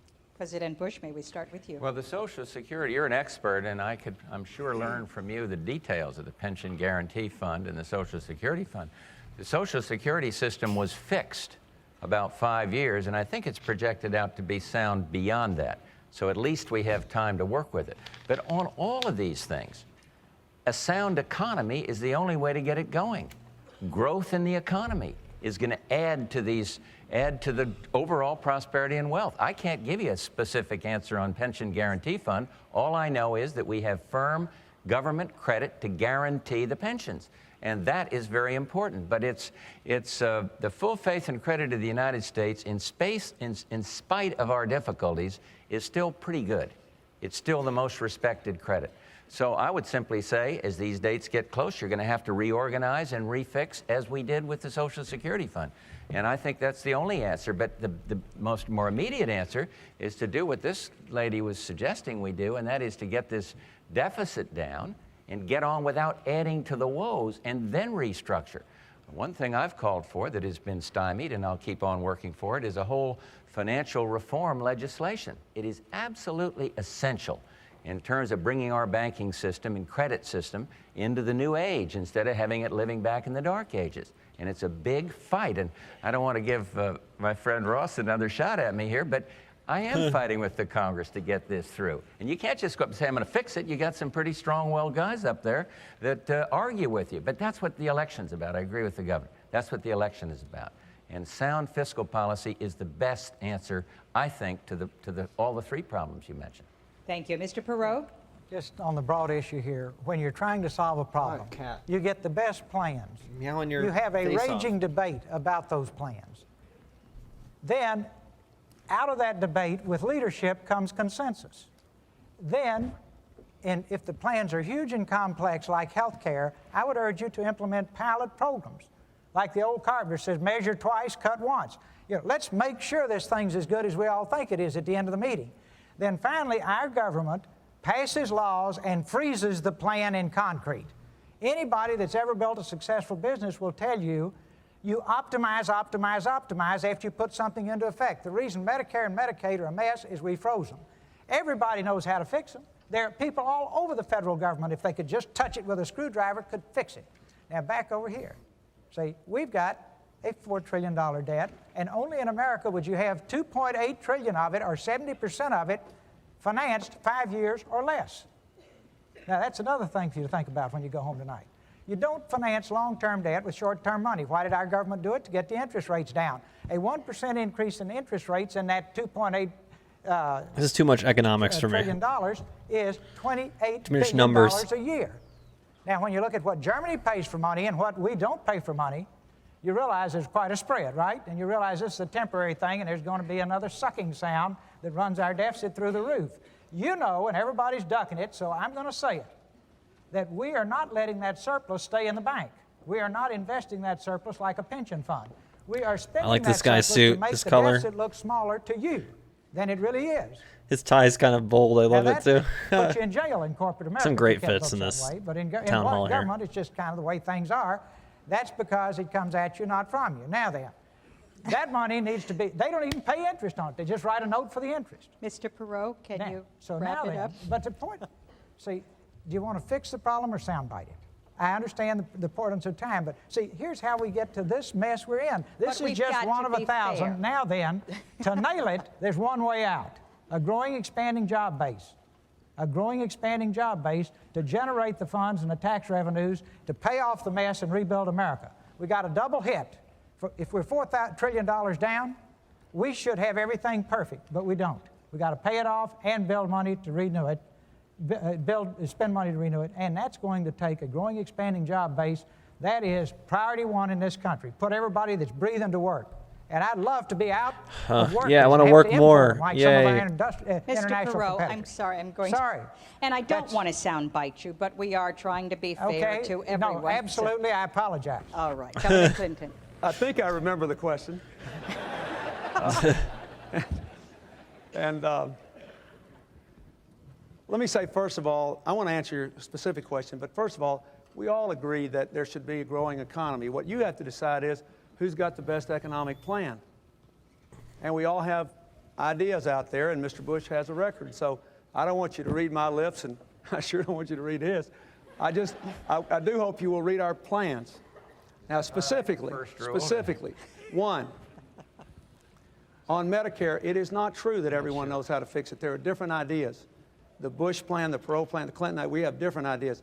I am convinced, having studied health care for a year hard and talking to hundreds and hundreds of people all across America, that you cannot control the cost of Medicare until you control the cost of private health care and public health care with managed competition, ceiling on cost, and radical reorganization of the insurance markets. You've got to do that. We've got to get those costs down. Number two, with regard to Social Security, that program, a lot of you may not know this, it produces a $70 billion surplus a year. Social Security is in surplus, $70 billion. 6 increases in the payroll tax. That means people with incomes of $51,000 a year or less pay a disproportionately high share of the federal tax burden, which is why I want some middle class tax relief. What do we have to do? By the time the century turns, we have got to have our deficit under control. We have to work out of so that surplus is building up so when the baby boomers like me retire, we're okay. Number three, on the pension funds, I don't know as much about it, but I will say this. What I would do is to bring in the pension experts of the country, take a look at it, and strengthen the pension requirements further, because it's not just enough to have the guarantee. We had a guarantee on the S&Ls, right?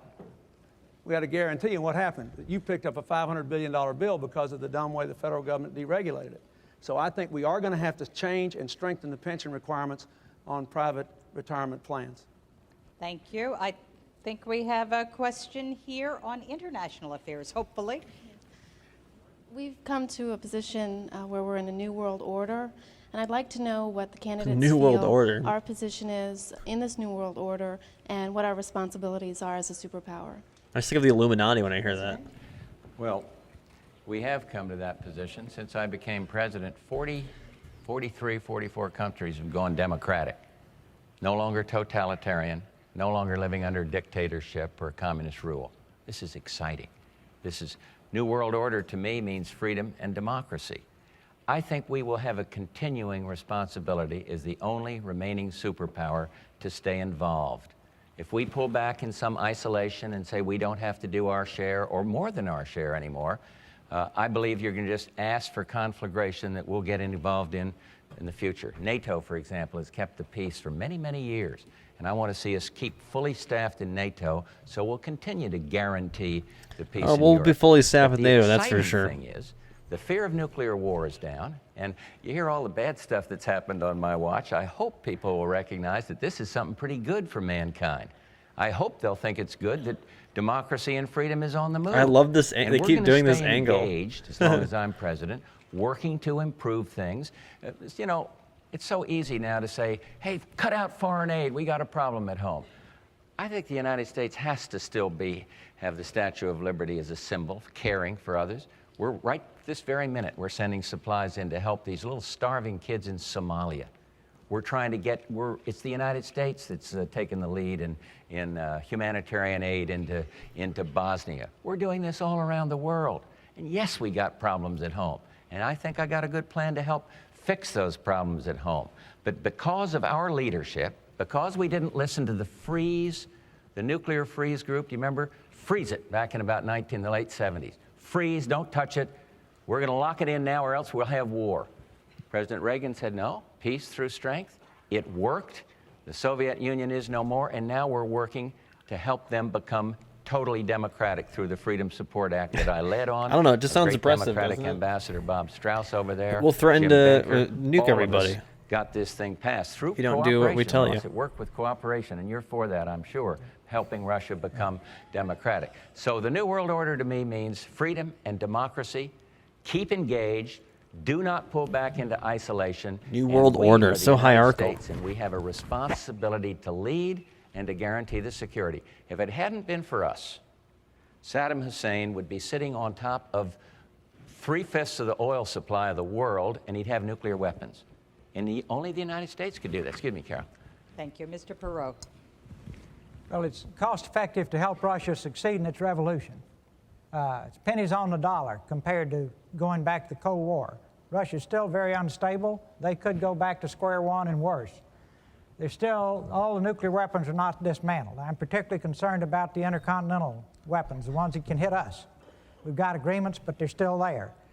With all this instability and breaking into republics, and all the Middle Eastern countries going over there and shopping for weapons, we've got our work cut out for us. So we need to stay right on top of that and constructively help them move toward democracy and capitalism. We have to have money to do that. We have to have our people at work. See, for 45 years we were preoccupied with the Red Army. I suggest now that our #1 preoccupation is red ink in our country. And we've got to put our people back to work so that we can afford to do these things we want to do in Russia. We cannot be the policeman for the world any longer. We spend $300 billion a year defending the world.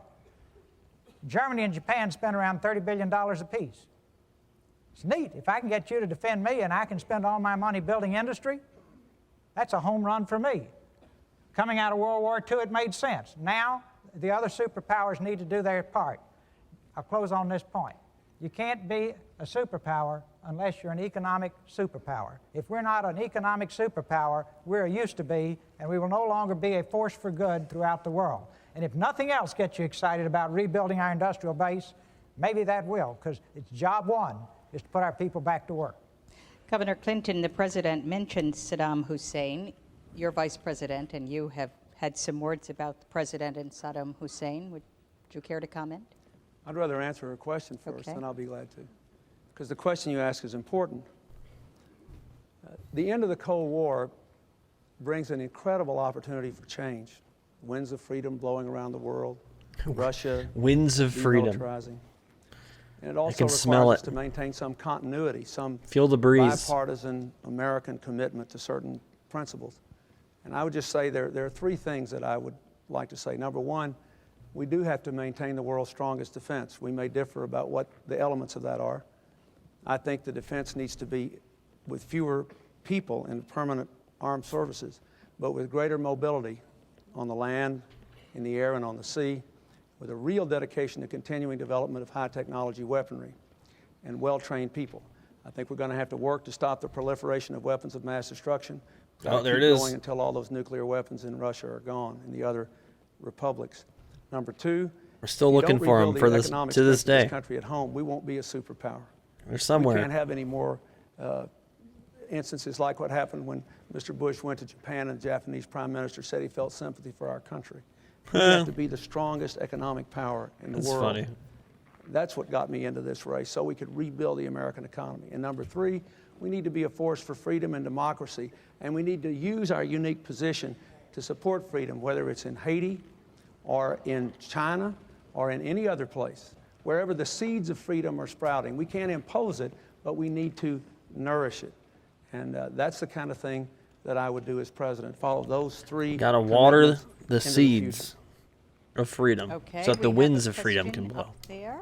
We've talked a lot tonight about creating jobs, but we have an awful lot of high school graduates who don't know how to read a ruler, who cannot fill out an application for a job. How can we create high-paying jobs with the education system we have? And what would you do to change it? Who would like to begin? The education president? Go ahead. Yeah. Go Mr. ahead. President? I'd be delighted to, because you can't do it the old way. You can't do it with the school bureaucracy controlling everything. And that's why we have a new program that I hope people have heard about. It's being worked now in 1,700 communities. Bypass Congress on this one, Ross. 1,700 communities across the country. It's called America 2000. And it literally says America to the communities, 2000. Let me look that reinvent up. the schools, not just the bricks and mortar, but the curriculum and everything else. Think anew. We have a concept called the New American School Corporation, where we're doing exactly that. And so I believe that we got to get the power in the hands of the teachers, not the teachers' union. What's happening up there? And so our America 2000 program also says this. It says, let's give parents Well, I guess Clinton would help. of a public, maybe not Clinton, but private, or public Congress school. would pass it in A '94. public, private, or religious school, and it works. It works in Milwaukee. Democratic woman up there Codifying the taking lead national in this, education the goals mayor and up offered there grants to on the states that program, committed themselves and to the schools that specific are not plans for chosen systemic reform are of K through improved. 12 Competition education. does that. So we've got to innovate through school choice. We've got to innovate through this America 2000 program. But she is absolutely right. The programs that we've been trying where you control everything and mandate it from Washington don't work. The governors, and I believe Governor Clinton was in on Positions this, the but arts maybe as I don't wanna invoke him challenging here. subject But, matter and sets they come to expectation me and that they all say, students will "Please achieve get the competency Congress in to the stop art passing disciplines so many by the mandates completions of telling grade us how 4, to 8, and control 12. things. We know better how to do it in California for- or from Texas America or for the wherever it arts is. in terms of, like, so this how it is what affected, our like, program is all about. I guess our And I education. believe you're right on to something, that if we don't change the education, we're not going to be able to compete. Federal funding for education is up substantially. Pell Grants are up, but it isn't going to get the job done if we don't change K through 12. Governor Clinton? First of all, let me say that I've spent more of my time and life on this in the last 12 years than any other issue. 70% of my state's money goes to public schools, and I was really honored when Time magazine said that our schools had shown more improvement than any other state in the country except one other. They named 2 states showing real strides forward in the 80s. So I care a lot about this, and I've spent countless hours. There's some old in news schools. articles here Let of me like start with what you about said. it that I'm finding. I agree with some of what Mr. Bush said, but it's nowhere near enough. We live in a world where what you earn depends on what you can learn, where the average 18-year-old will change jobs 8 times in a lifetime, and where none of us can promise any of you that what you now do for a living is absolutely safe from now on. Nobody running can promise that. There's too much change in the world. So what should we do? Let me reel some things off real quick, because you said you wanted specifics. Number one, under my program, we would provide matching funds to states to teach everybody with a job to read in the next 5 years and give everybody with a job the chance to get a high school diploma in big places on the job. Number two, we would provide 2-year apprenticeship programs to high school graduates who don't go to college, and community colleges are on the job. Number three, we'd open the doors to college education to high school graduates without regard to income. They could borrow the money and pay it back as a percentage of their income or with a couple of years of service to our nation here at home. Number four, we would fully fund the Head Start program to get little kids off to a good start. And 5, I would have an aggressive program of school reform. More choices, I favor public schools or these new charter schools. We can talk about that if you want. I don't think we should spend tax money on private schools, but I favor public school choice, and I favor radical decentralization and giving more power to better trained principals and teachers with parent councils to control their schools. Those things would revolutionize American education and take us to the top economically. Thank you, Governor Clinton. The question is, what is it going to cost?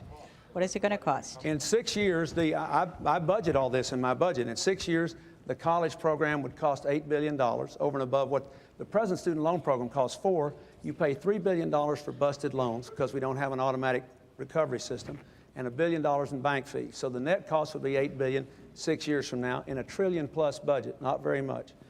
The other stuff, all the other stuff I mentioned, costs much less than that. The Head Start program full funding would cost about $5 billion more. And it's all covered in my budget from the plans that I've laid out, from raising taxes on families with incomes above $200,000 and asking foreign corporations to pay the same tax that American corporations do on the same income, from $140 billion in budget cuts, including what I think are very prudent cuts in the defense budget. It's Thank all you. covered Mr. in the Perot, plan. you on education, please. Yes, I've got the scars to show for being around education reform.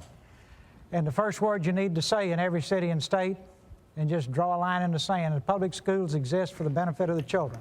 You're going to see a lot of people fall over. Because anytime you're spending $199 billion a year, somebody's getting it. And the children get lost in the process. So that's step one. Keep in mind, in 1960, when our schools were the envy of the world, we were spending $16 billion on them. Now we spend more than any other nation in the world, $199 billion a year and rank at the bottom of the industrialized world in terms of education achievement. One more time, you brought a front row box seat and got a third-rate performance. It's a government that's not serving you. By and large, it should be local. The more local, the better. Interesting phenomenon. Small towns have good schools, big cities have terrible schools. The best people in a small town will serve on the school board. You get into big cities, it's political patronage, stepping stones. You get the job, give your relatives the janitor's jobs at $57,000 a year, more than the teachers make, and with luck, they clean the cafeteria once a week. Now, you're paying for that. Those schools belong to you. And we put up with that. And as long as you put up with that, that's what you're going to get. And these folks Janitors are don't just get that dividing up much money. I doubt it. $199 billion and the children get lost. Nowadays, they don't even I get wish for that one much thing money. For great public schools, it'd be a strong family unit in every home. Nothing will ever replace that. You say, well, gee, what are you going to do about that? Well, the White House is a bully pulpit, and I think we ought to be pounding on the table every day. There's nothing, the most efficient unit of government the world will ever know is a strong, loving family unit. Next thing, you need small schools, not big schools. A little school, everybody's somebody. Individualism is very important. These big factories, everybody told me they were cost effective. I did a study on it, they're cost ineffective. 5,000 students, why is a high school that big? One reason. Sooner or later, we get 11 or more boys that can run like the devil, that weigh 250 pounds, and they might win district. Now, that has nothing to do with learning. Secondly, across Texas, typically half the That's school kind of rate true, though. was non-academic pursuits. These big One schools place are is just all about 35%. athletics at the In end of the Texas, day. you could have unlimited absences to go to livestock shows.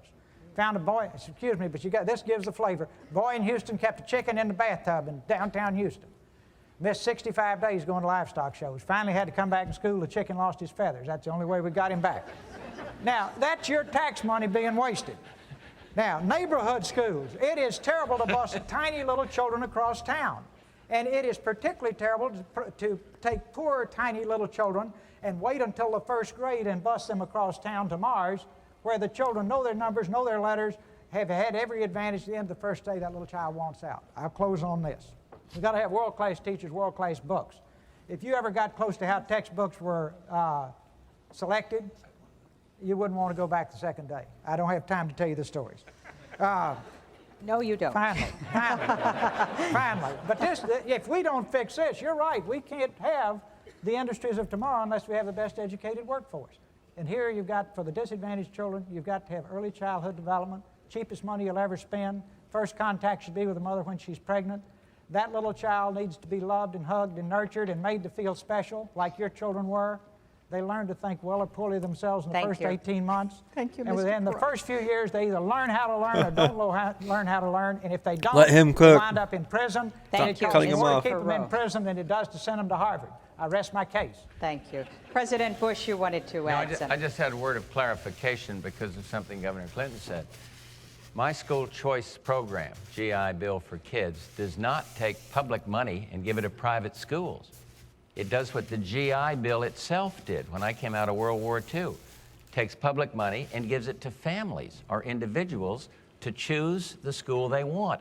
And where it's been done, those schools like in Rochester, those schools that weren't chosen, find that they then compete and do better.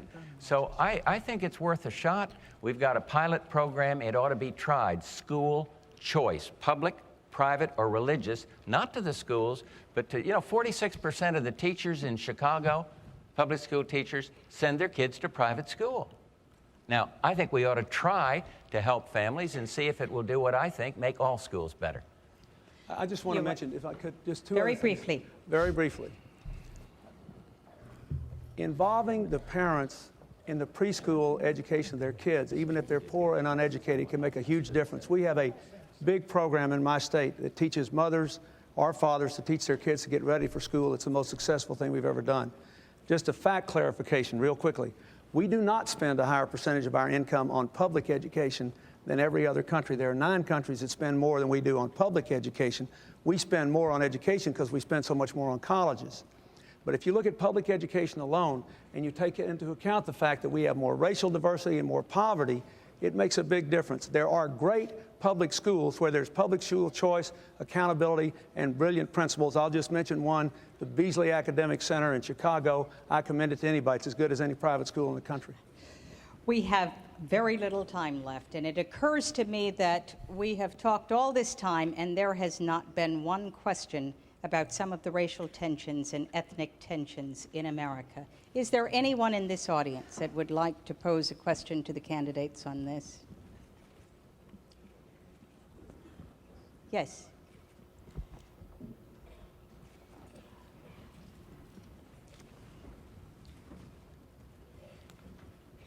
What I'd like to know, and this is to any of the three of you, is aside from the recent accomplishments of your party, aside from those accomplishments in racial representation, and without citing any of your current appointments or successful elections, when do you estimate your party will both nominate and elect an Afro-American and female ticket to the presidency of the United States?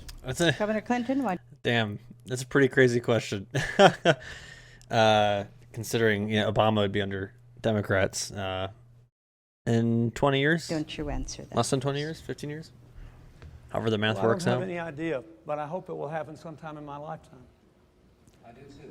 I believe that this country is electing more and more African Americans. My wife will lose to Obama in the primaries. Representing districts that are themselves not necessarily of a majority of their race.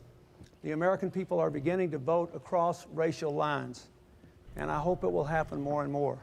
More and more women are being elected. Look at all these women Senate candidates we have here. And, according to my mother, my wife, and my daughter, this world would be a lot better place if women were running it most of the time. And I do think there are special I wonder at what point did Hillary want to run and backgrounds and for president? understandings that women bring to this process, by the way. This Was it lady after said he here, won the first how term have or you second been term? affected by the economy? I mean, women know what it's like to be paid an unequal amount for equal work. They know what it's like not to have flexible working hours. They know what it's like not to have family leave or child care. So I think it would be a good thing for America if it happened, and I think it will happen in my lifetime. Okay, I'm sorry, we have just a little bit time left. Let's try to get responses from each of them. President Bush or I think Mr. if Barbara Perot? Bush were running this year, she'd be elected. But it's too late. You don't want us to mention appointees, but when you see the quality of Is that people in Barbara our Bush right there? administration, Who was that? see how Colin Powell performed. I say administration. He's in. You weren't impressed with the fact that he. Excuse me, I'm extremely Yeah, but impressed wouldn't with that suggest to the American people then here's a quality person if he decided that he could automatically just get wanna the know nomination of either when's your party? Or, guess? huh?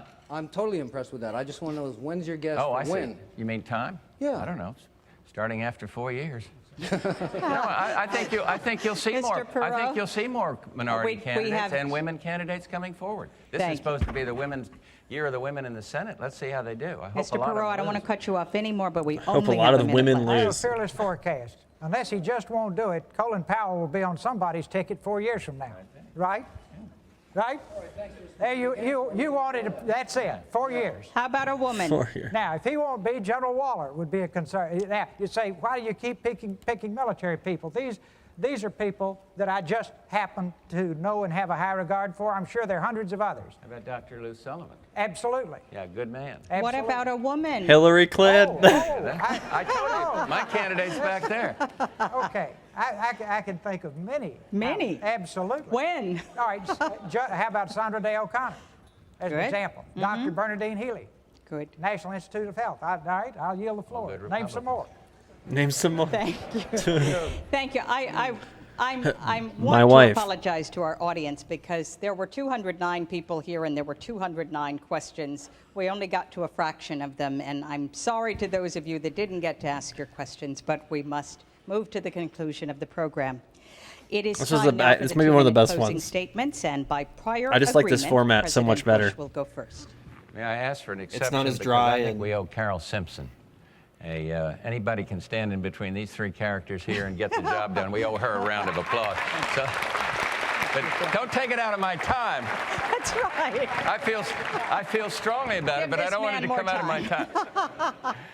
No, but let me just say to the American people, in 2.5 weeks, we're going to choose who should sit in this Oval Office, who to lead the economic recovery, who to be the leader of the free world, who to get the deficit down. 3 ways to do that.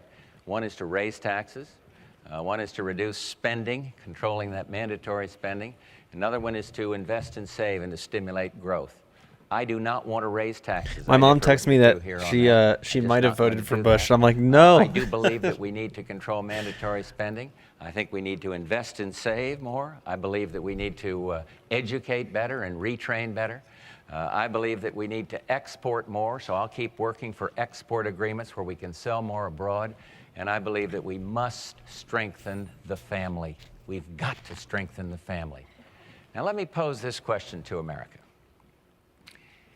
If in the next 5 minutes a television announcer came on and said, there is a major international crisis, there is a major threat to the world, or in this country, a major threat.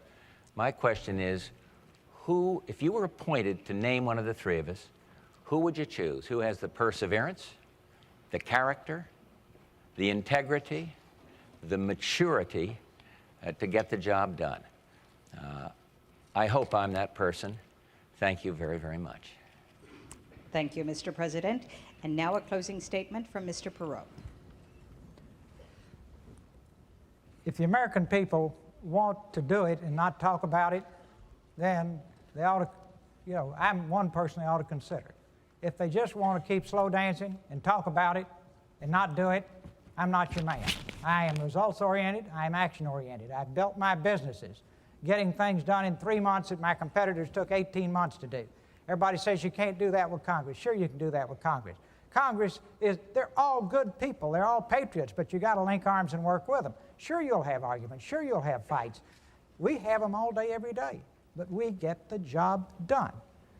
Now, I have to come back in my close to one thing because I am passionate about education. I was talking about early childhood education for disadvantaged little children.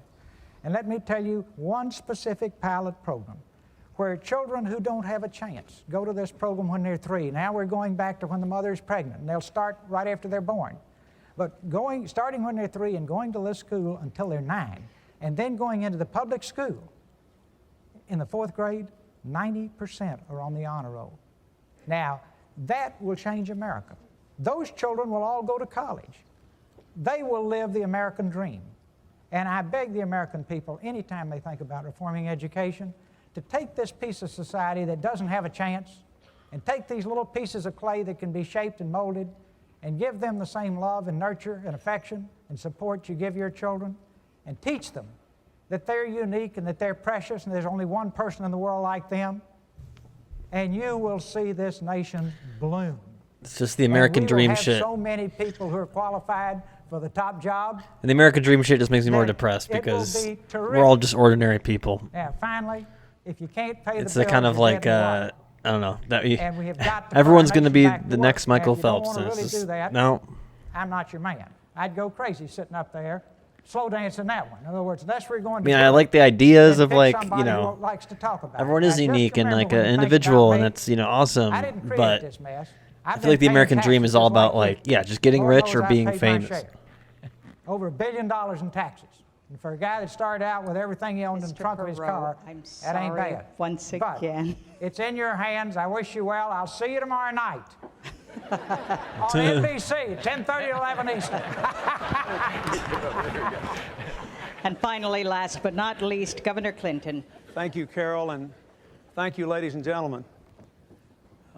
Since I suggested this format, I hope it's been good for all of you. I really tried to be faithful to your request that we answer the questions specifically and pointedly.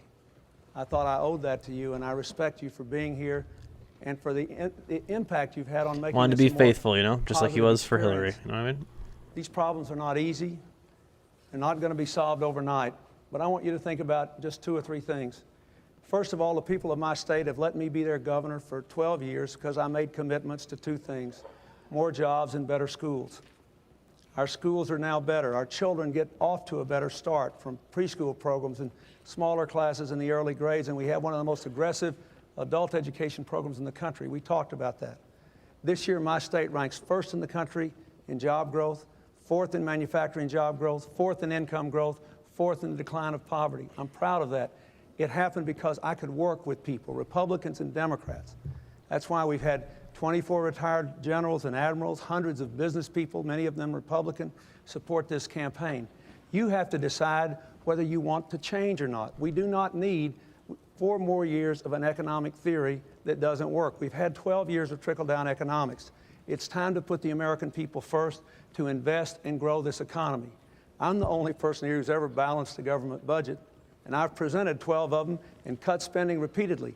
But you cannot just get there by balancing the budget. We've got to grow the economy by putting people first, real people like you. I got into this race because I did not want my child to grow up to be part of the first generation of Americans to do worse than her parents. We're better than that. We can do better than that. I want to make America as great as it can be, and I ask for your help in doing it. Make America great again? Thank you very much. Thank you, Governor Clinton. Ladies and gentlemen, this concludes the debate almost said sponsored it by the Bipartisan verbatim. Commission on Presidential Debates.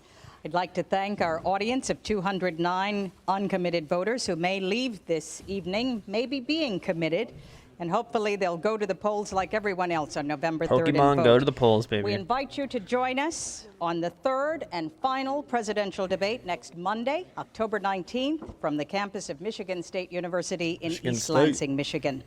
I'm Carol Simpson. Good night. Yeah, it's one of the best ones. One of the best ones for sure. Now who won this one? Oh, I feel like Perot kind of like he overtalked sometimes, but I feel like he kind of, I don't know, man. He said a lot of good stuff. Clinton once again, I think, is playing like the kind of like, I think being in the three-person debate, it's sometimes maybe smart to like don't go on the offensive too much, kind of lay low a little bit, and like pick when you want. I feel like Perot, one reason he's talking so much is because I feel like he knows he's a super big underdog, and so he's trying to get as much airtime as he can get, because the other two are going to get airtime. Then Bush has just been kind of on most of the attack, just like the first debate. In defending his actions or his administration, basically. But yeah, I feel like I said, like it's tough when there's three people to pick one winner. Like no one's been really like blowing me away besides Perot's just been more surprising, I guess. But yeah, Clinton, I can get why people like him though. In this, I feel like I could see maybe him.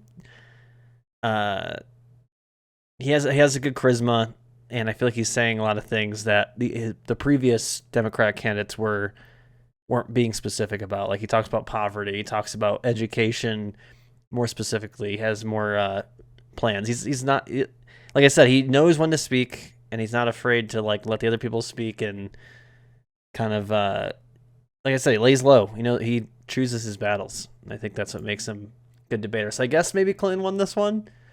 Like I said, I don't feel very strongly about it, but I think, I don't know. I just know Bush didn't do well in the first one, I felt. This one he did a little bit better. And then Perot is less, a little bit more surprising to me, and less, he wasn't as, I feel like, he felt a little, like I said, like he's over talking a little bit, but I don't know. I'm going back and forth in my head of like who I really liked in this debate. But let's just break it even, I guess. But we have the third one here, October 19th. So, yeah, they've had all these debates like back to back. They had the 11th. Then, what was this one, the 14th?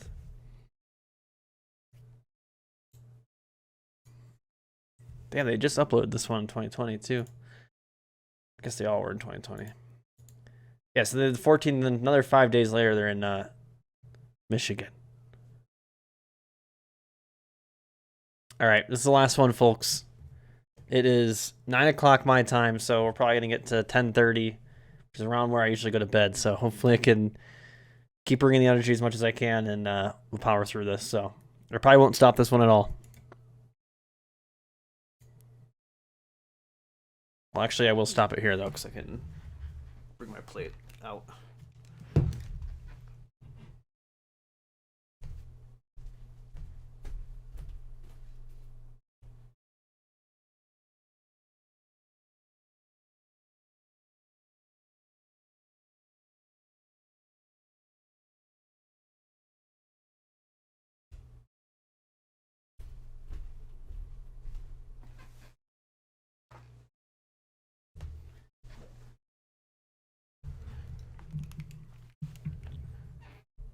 All right, here we go. Good evening. Welcome to this third and final debate among the three major candidates for President of the United States. Governor Bill Clinton, the Democratic nominee. President George Bush, the These Republican entrances. nominee.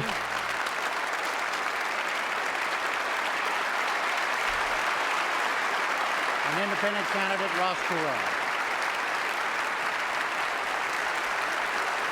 I want to know what Perot's polling numbers were.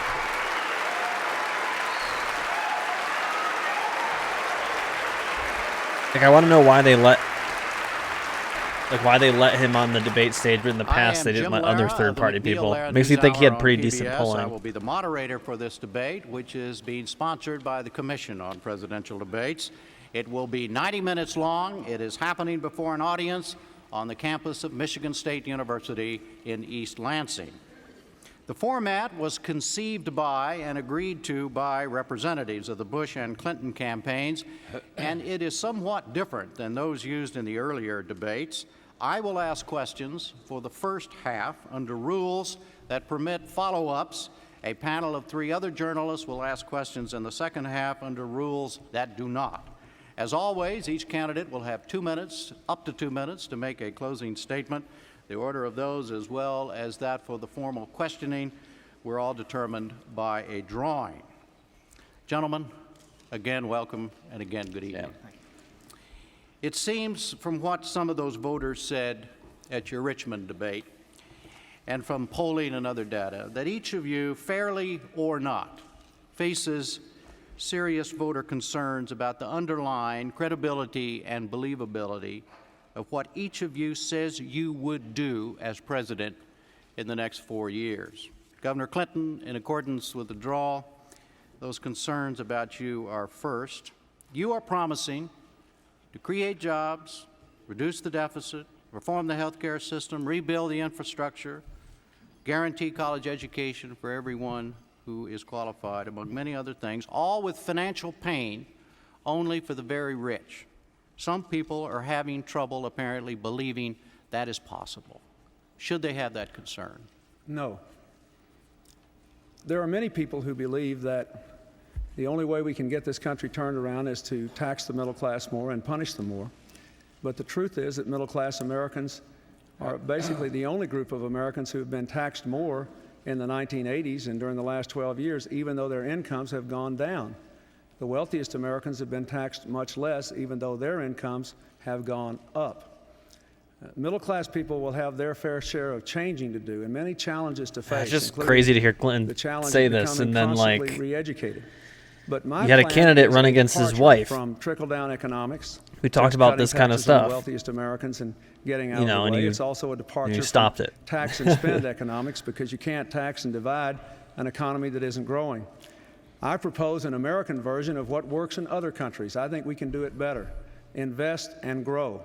I believe we can increase investment and reduce the deficit at the same time if we not only ask the wealthiest Americans and foreign corporations to pay their fair share, we also provide over $100 billion in tax relief in terms of incentives for new plants, new small businesses, new technologies, new housing, and for middle-class families. And we have $140 billion of spending cuts. Invest and grow. Raise some more money. Spend the money on tax incentives to have growth in the private sector.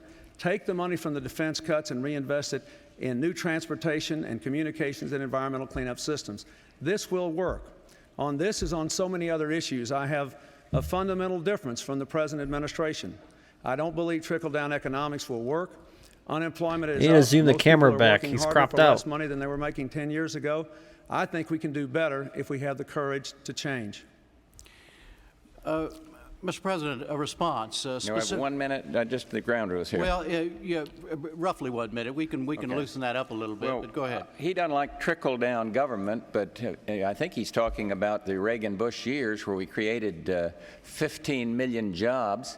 The rich are paying a bigger percent of the total tax burden, and what I don't like is trickle-down government. And therein, I think Governor Clinton keeps talking about trickle-down, and he's still talking about spending more and taxing more. Government, he says, invest government, grow government. Government doesn't create jobs.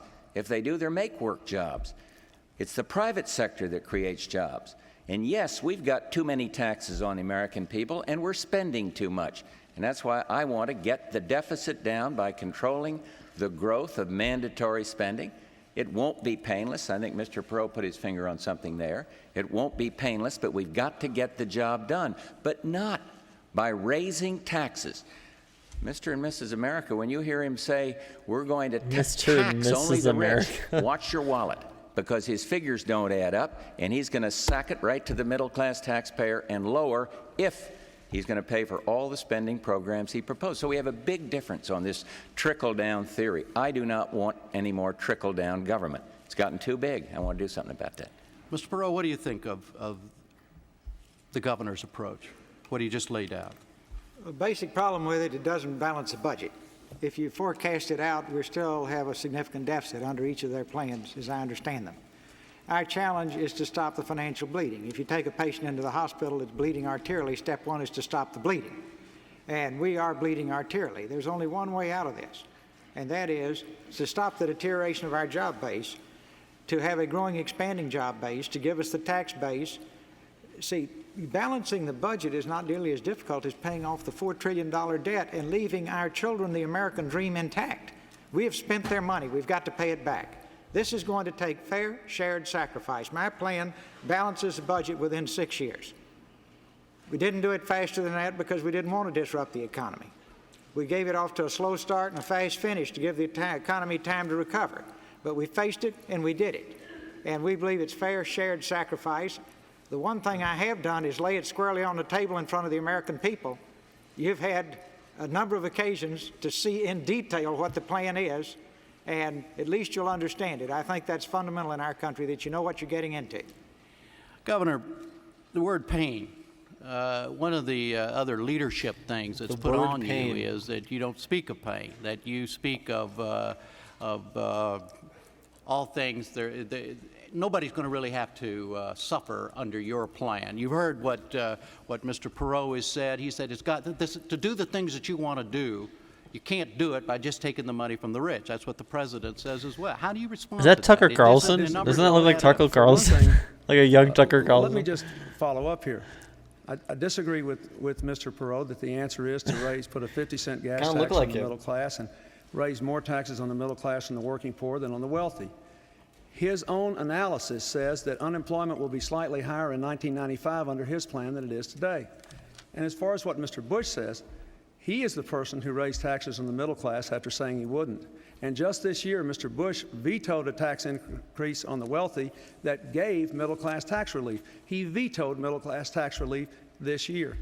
And furthermore, under this administration, spending has increased more than it has in the last 20 years, and he asked Congress to spend more money than it actually spent. Now, it's hard to outspend Congress, but he tried to for the last 3 years. So my view is the middle class is the one, they've been suffering, Jim. Now, should people pay more for Medicare if they can? Yes. Should they pay more for Social Security if they're getting more out of it than they paid in? They're upper income people? Yes. But look what's happened to the middle class. Middle class Americans are working harder for less money than they were making 10 years ago, and they're paying higher taxes. The tax burden on them has not gone down, it has gone up. I don't think the answer is to slow the economy down more, drive unemployment up more, and undermine the health of the private sector. The answer is to invest and grow this economy. That's what works in other countries, and that's what will work here. As a practical matter, Mr. President, do you agree with the governor when he says that the middle class, the taxes on the middle class, do your numbers agree that the taxes on the middle class have gone up during the last? Everybody's paying too much taxes. He refers to one tax increase. Let me remind you, it was a Democratic tax increase, and I didn't want to do it, and I went along with it. And I said I make a mistake. If I make a mistake, I admit it. That's quite different than some. But I think that's the American way. I think everyone's paying too much. But I think this idea that you can go out and then he hits me for vetoing a tax bill. Yes, I did. And the American taxpayer ought to be glad they have a president to stand up to a spending Congress. We remember what it was like when we had a spending president and a spending Congress and interest rates. Who remembers that? They were at 21.5% under Jimmy Carter. and inflation was 15. We don't want to go back to that. And so, yes, everybody's taxed too much, and I want to get the taxes down, but not by signing a tax bill that's going to raise taxes on people. Mr. President, when you said just then that you admit your mistakes, and you looked at Governor Clinton and said, what mistake is it that you want him to admit to? Well, the record in Arkansas. I mean, look at it. And that's what we're asking America to have? Now, look, he says Arkansas is a poor state. They are. But in almost every category, they're lagging. I'll give you an example. He talks about all the jobs he's created in 1 or 2 years. Over the last 10 years since he's been governor, they're 30% behind. 30%, they're 30% of the national average. On pay for teachers, on all these categories, Arkansas is right near the very bottom. You haven't heard me mention this before, but we're getting close now, and I think it's about time I start putting things in perspective. And I'm going to do that. It's not dirty campaigning, because he's been talking about my record for half a year here, 11 months here. And so we've got to do that. I've got to get it in perspective. What's his mistake? Admit it, that Arkansas is doing very, very badly against any standard. Environment, support for police officers, whatever it is. Governor, is that true? Mr. Bush's Bureau of Labor Statistics says that Arkansas ranks first in the country in the growth of new jobs this year. First. This year. Fourth in manufacturing jobs. Fourth in the reduction of poverty. Fourth in income increase. Over the last 10 years, we've created manufacturing jobs much more rapidly than the national average. Over the last 5 years, our income has grown more rapidly than the national average. We are second in tax burden, the second lowest tax burden in the country. We have the lowest per capita state and local spending in the country. We're low spending, low tax burden. We dramatically increased investment, and our jobs are growing. I wish America had that kind of record, and I think most people looking at us tonight would like it if we had more jobs and a lower spending burden on the government. Mr. Perot, if you were sitting at home now and just heard this exchange about Arkansas, who would you believe? I grew up 5 blocks from Arkansas. Let's put it in perspective. It's a beautiful state. It's a fairly rural state. It has a population less than Chicago or Los Angeles, or about the size of Dallas and Fort Worth combined. So I think probably we're making a mistake night after night after night to cast the nation's future on a unit that small. Why is that a mistake? It's irrelevant. What hit?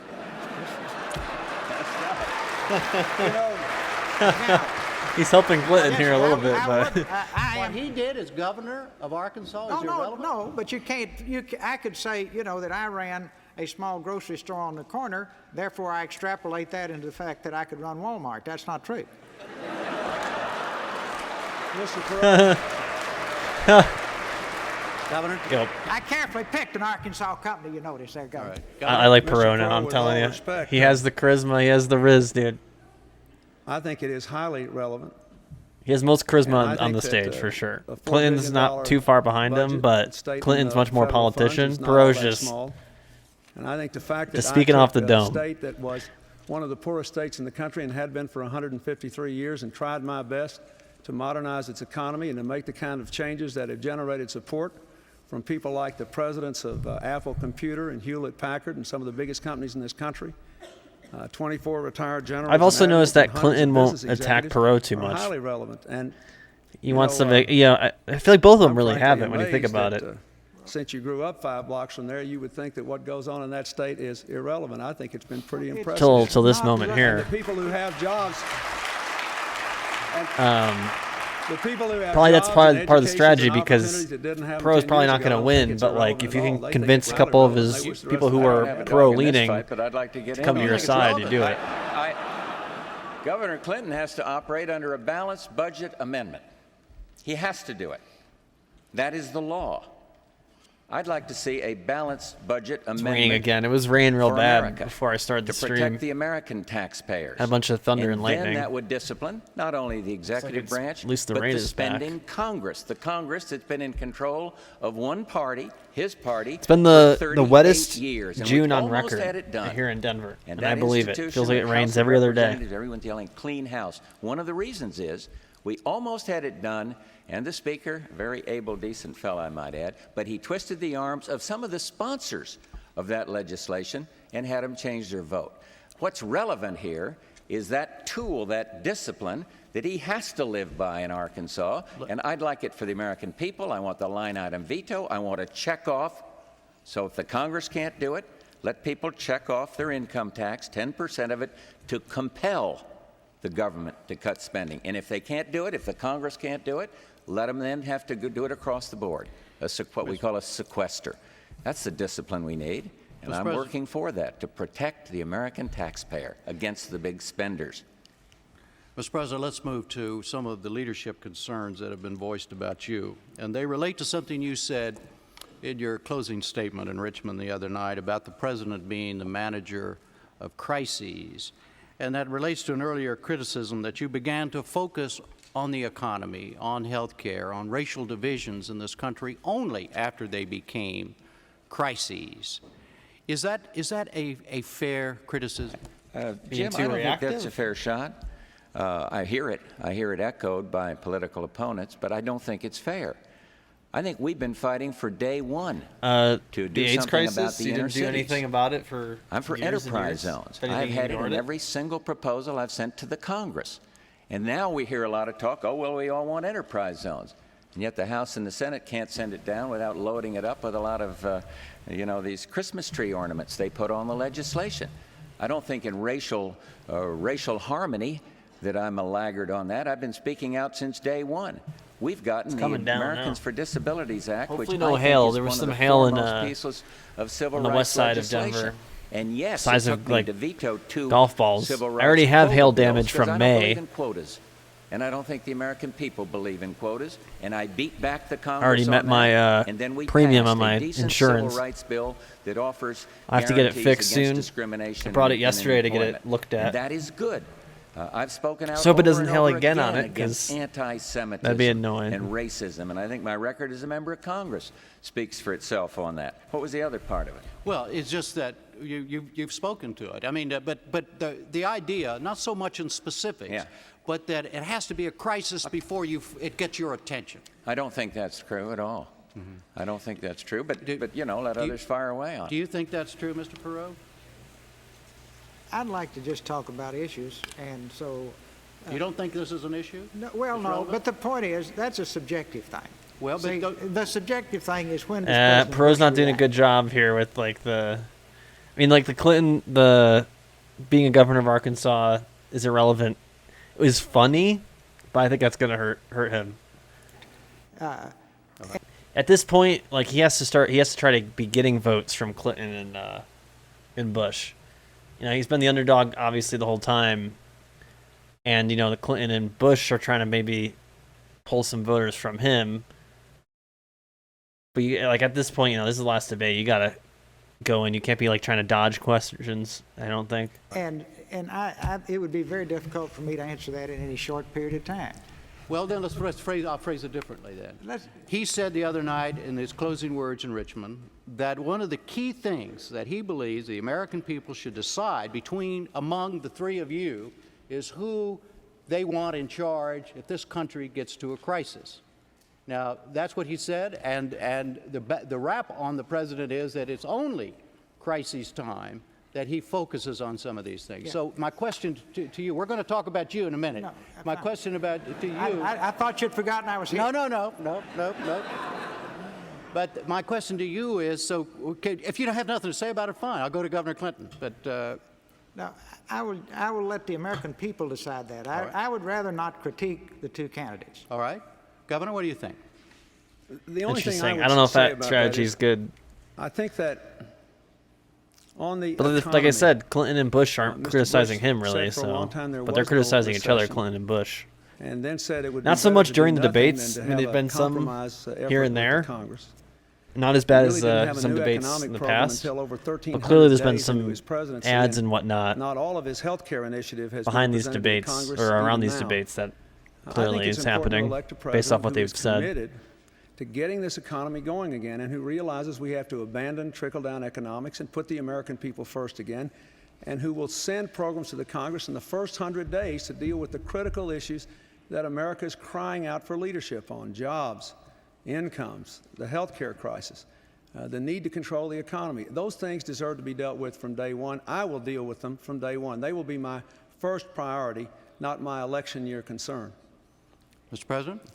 Well, I think you're overlooking that we have had major accomplishments in the first term. But if you're talking about protecting the taxpayer against his friends in the United States Congress, go back to what it was like when you had a Democratic president and a Democratic Congress. You don't have to go back to Herbert Hoover. Go back to Jimmy Carter. And interest rates were 21%. Inflation was 15%.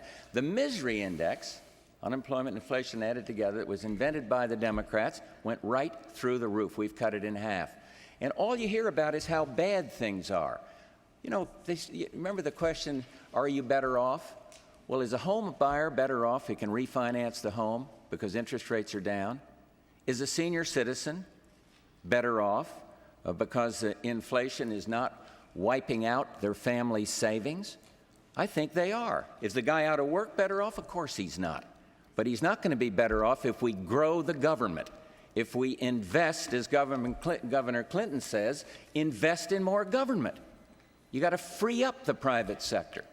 You got to let small business have more incentives. For 3 months, 3 quarters, I've been fighting, 3 quarters, been fighting to get the Congress to pass some incentives for small business. Capital gains, investment tax allowance, credit for first-time home buyers. And it's blocked by the Congress, and then if a little of it comes my way, they load it up with Christmas trees and tax increases. And I have to stand up and favor the taxpayer. I have to we have to talk about Ross Perot now, or he'll get me, I'm sure. Mr. Perot, on this issue that I have raised at the very beginning, we've been talking about, which is leadership as President of the United States, the concerns, my reading of at least, my concerns about you as expressed by folks in the polls and other places, it goes like this. You had a problem with General Motors. You took your $750 million and you left. You had a problem in the spring and summer about some personal hits that you took as a potential candidate for President of the United States, and you walked out.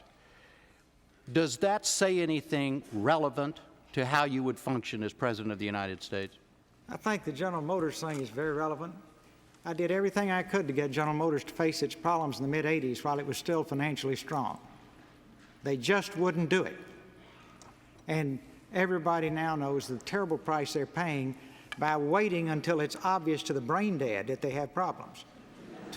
Now, hundreds, thousands of good, decent people, whole cities up here in this state are adversely impacted because they would not move in a timely way. Our government is at that point now. The thing that I am in this race for is to tap the American people on the shoulder and to say to every single one of you, fix it while we're still relatively strong. If you have a heart problem, you don't wait till a heart attack to address it. So the General Motors experience is relevant. And at the point when I could not get them now to address those problems, I had created so much stress in the board, who wanted just to keep the Lawrence Welk music going, that they asked to buy my remaining shares. I sold them my remaining shares. They went their way, I went my way, because it was obvious we had a complete disagreement about what should be done with the company. But let's take my life in perspective. Again and again on complex, difficult tasks, I have stayed the course. When I was asked by our government to do the POW project, within a year, the Vietnamese had sent people into Canada to make arrangements to have me and my family killed. And I had 5 small children, and my family and I decided we would stay the course, and we lived with that problem for 3 years. Then I got into the Texans' War on Drug program, and the big-time drug dealers got all upset. Then when I had Almost 2 people killed? imprisoned in Iran, Or was the thing getting death I could have threats? left them there. I could have rationalized it. We went over, we got them out, we brought them back home. And since then, for years, I have lived with the burden of the Middle East, where it's eye for an eye and tooth for a tooth country, in terms of their unhappiness with the fact that I was successful in that effort. Again and again and again, in the middle of the night, 2 or 3 o'clock in the morning, my government has called me to take extraordinary steps for Americans in distress. And again and again and again, I have responded. And I didn't wilt and I didn't quit. Now, what happened in July? We've covered again and again and again. But I think in terms of the American people's concern about my commitment, I'm here tonight, folks. I never quit supporting you as you put me on the ballot in the other 26 states. And when you asked me to come back in, I came back in. And talk about not quitting. I'm spending my money on this campaign. The two parties are spending your money, taxpayer money. I've put my wallet on the table for you and your children. Over $60 million at least will go into this campaign. So he's like a leave the Bloomberg. American dream to you and your children to get this country straightened out, because if anybody owes it to you, I do. I've lived the American dream. I'd like for your children to be able to live it too. Governor, do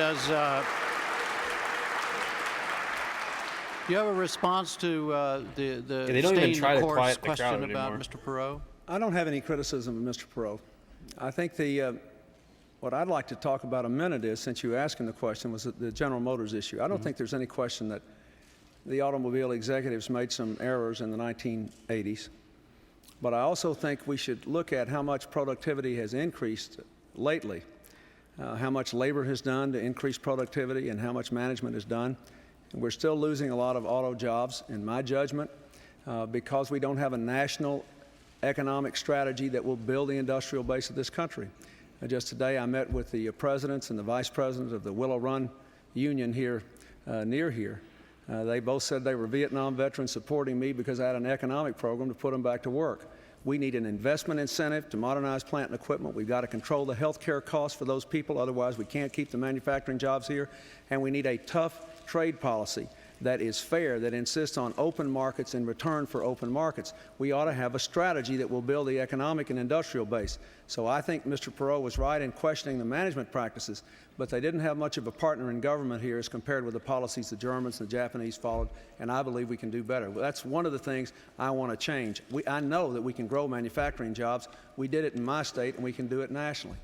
Mr. President, do you have a response? To this? Yes. Well, I wondered when Governor Clinton was talking to the auto workers whether he talked about his and Senator Gore's favoring CAFE standards, those are fuel efficiency standards of 40 miles per gallon. That would break the auto industry and throw a lot of people out of work.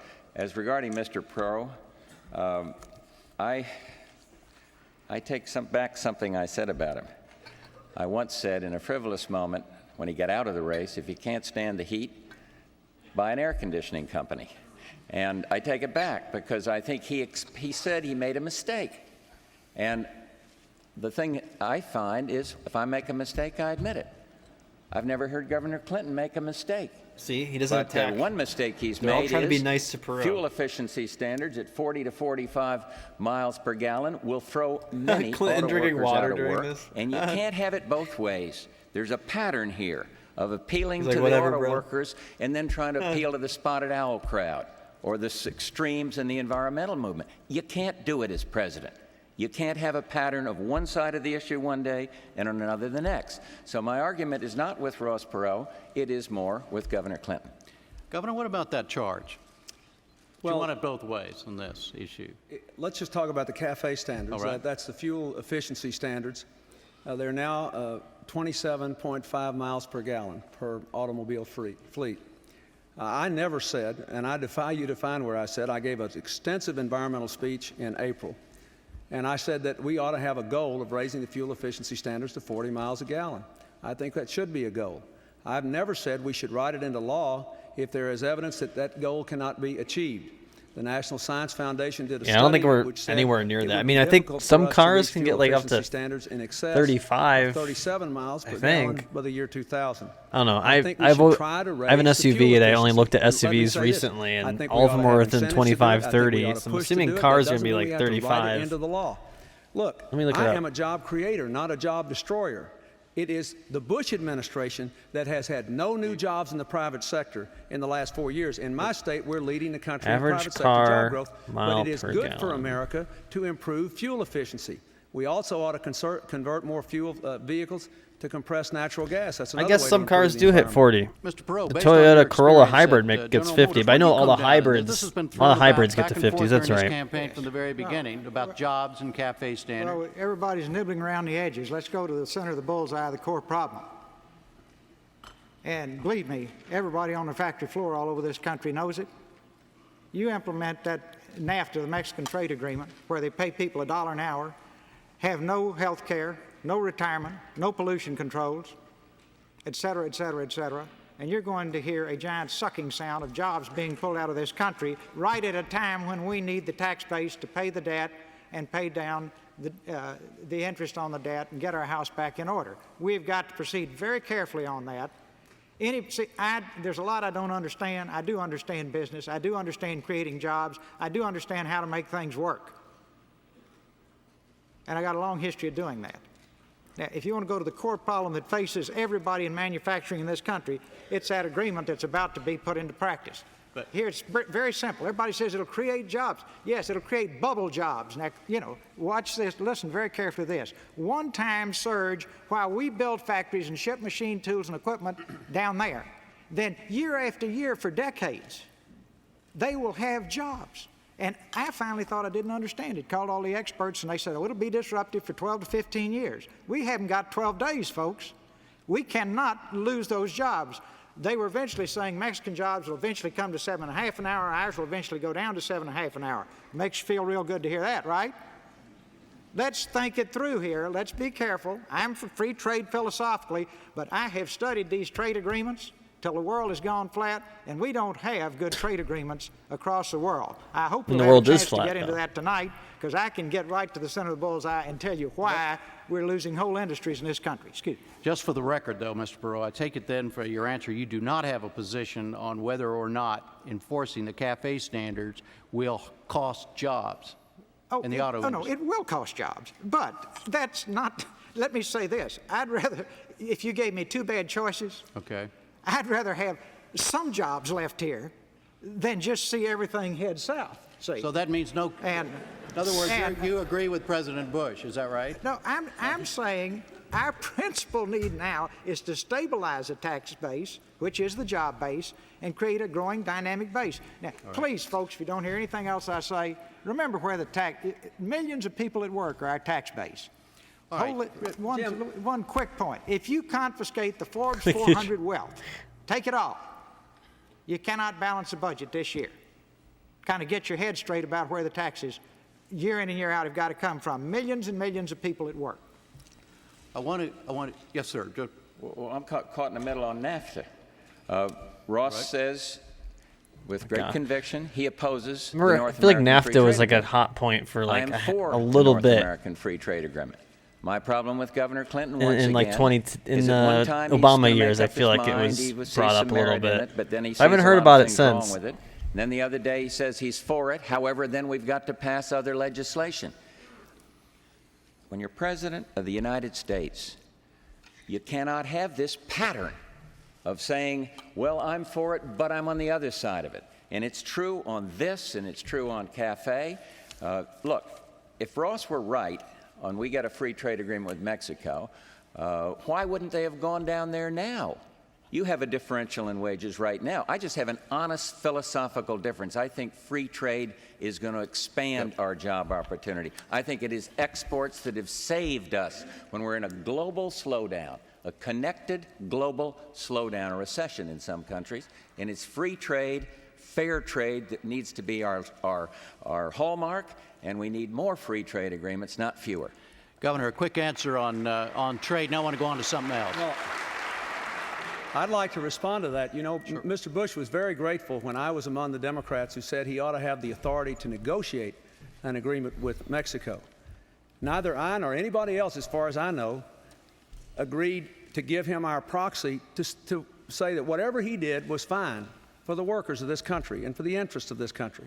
I am the one who's in the middle on this. Mr. Perot says it's a bad deal. Mr. Bush says it's a hunky-dory deal. I say on balance it does more good than harm if we can get some protection for the environment so that the Mexicans have to follow their own environmental standards, their own labor law standards, and if we have a genuine commitment to re-educate and retrain the American workers who lose their jobs and reinvest in this economy. I have a realistic approach to trade. I want more trade. And I know there's some good things in that agreement, but it can sure be made better.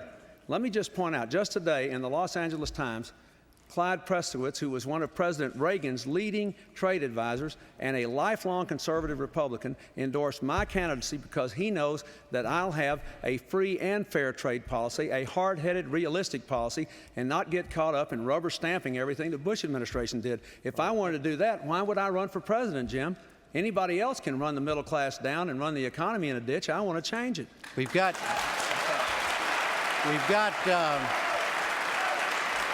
about four. I think he made my case. On the one hand, it's a good deal, but on the other hand, I'd make it better. You can't do that as president. You can't do it on the war, where he says, well, I was with the minority, but I guess I would have voted with the majority. This is my point tonight. We're talking about 2 weeks from now, you got to decide who's going to be president. And there is this pattern that has plagued him in the primaries and now about trying to have it both ways on all these issues.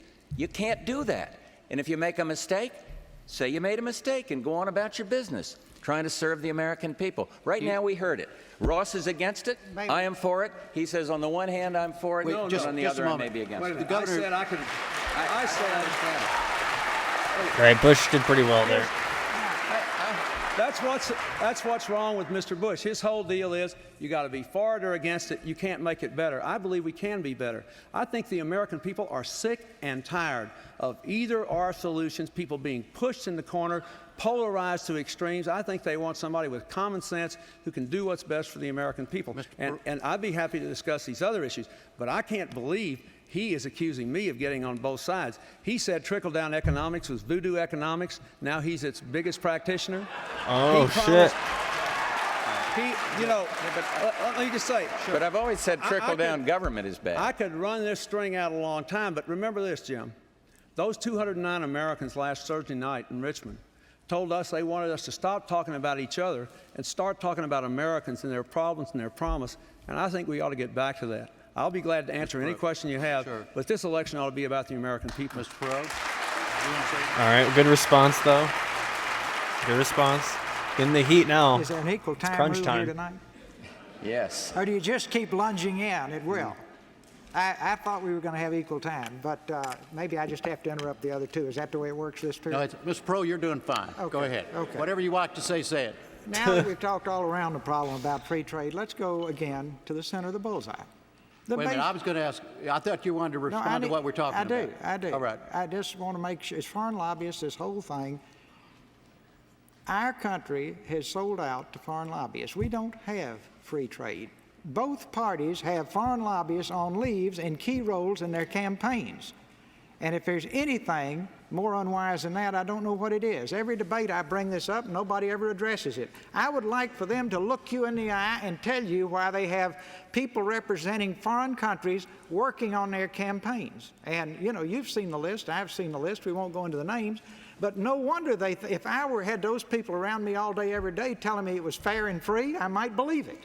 But if I look at the facts as a businessman, it's so tilted.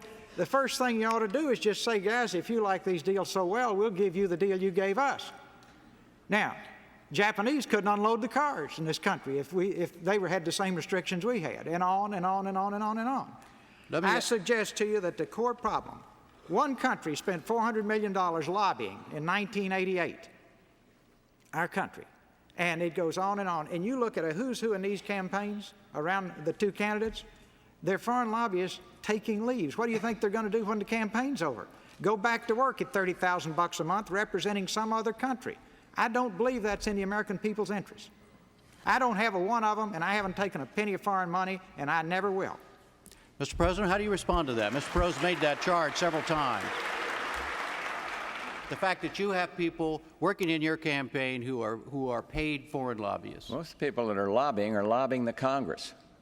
And I don't think there's anything wrong with an honest person who happens to represent an interest of another country for making his case. That's the American way. And what you're assuming is that makes the recipient of the lobbying corrupt or the lobbyist himself corrupt. I don't agree with that. But I think you're if correct. I found somebody that had a conflict of interest that would try to illegally do something as a foreign registered lobby, the laws cover this. I don't know why, I've never understood quite why Mr. Perot was so upset about it, because one of the guys he used to have working for him, I believe, had had foreign accounts. Could be wrong, but I think so. And as soon as I found it out, he went out the door, too. Yeah. Well, but I. But I think you got to look at the integrity and the honor of the people that are being lobbied and those that are lobbyists. The laws protect the American taxpayer in this regard. If the laws are violated, so much. But to suggest go that back somebody to it. It's just, like, represents crazy a to me foreign that, country like, on lobbying anything is that makes them legal. corrupt, or against the taxpayer, I don't agree. It's with like a that. job. One quick relevant specific. We're getting ready to dismantle the airlines industry in our country, and none of you know it. I actually And met someone if the at president my alma mater But this deal that we're doing who with like BAC works in and the USAIR Pennsylvania and Congress, KLM and and he's like, Northwest, yeah, I represent and like guess oil who's companies on the president's sometimes, or like campaign big time? A guy from ISPs. Northwest. This And I'm like, deal well, do you is agree with everything terribly like you're destructive to the arguing US for? He's like, no, airline not industry. necessarily, One but of it's the my largest job. And I'm industries like, in the this, world is the I don't know. travel That's and like morally just, business. gross to me. I don't know. We won't be making airplanes in this country 10 years from now if we let deals like this go through. If the press has any interest tonight, I'll detail it to you. I won't take 10 minutes tonight. All these things take a few minutes. But that's happening as we sit here today. We hammerlock the American companies, American Airlines, Delta, the last few great we have, because we're trying to do this deal with these two European companies. And never forget, they've got Airbus over there, and it's a government-owned, privately owned consortium across Europe. They're dying to get the commercial airline business. Japan is trying to get the commercial airline business. I don't think there are any villains inside government on this issue, but there sure are a lot of people who don't understand business, and maybe you need somebody up there who understands when you're getting your pocket picked. All right, Jim. We have to, Governor, I'm sorry, but that concludes my time with well. Boy, I had a great response to that. All right, go ahead, quickly. Just very briefly. Yeah. I think Ross is right, and that we do need some more restrictions on lobbyists. We ought to make them disclose the people they've given money to when they're testifying before congressional committees. We ought to close the lawyer's loophole. They ought to have to disclose when they're really lobbying. And we ought to have a much longer period of time, about 5 years, between the time when people can leave executive branch offices and then go out and start lobbying for foreign interest. I agree with that. We've wrecked the airline industry already because there's all these leverage buyouts and all these terrible things that have happened to the airline industry. We're going to have a hard time rebuilding it.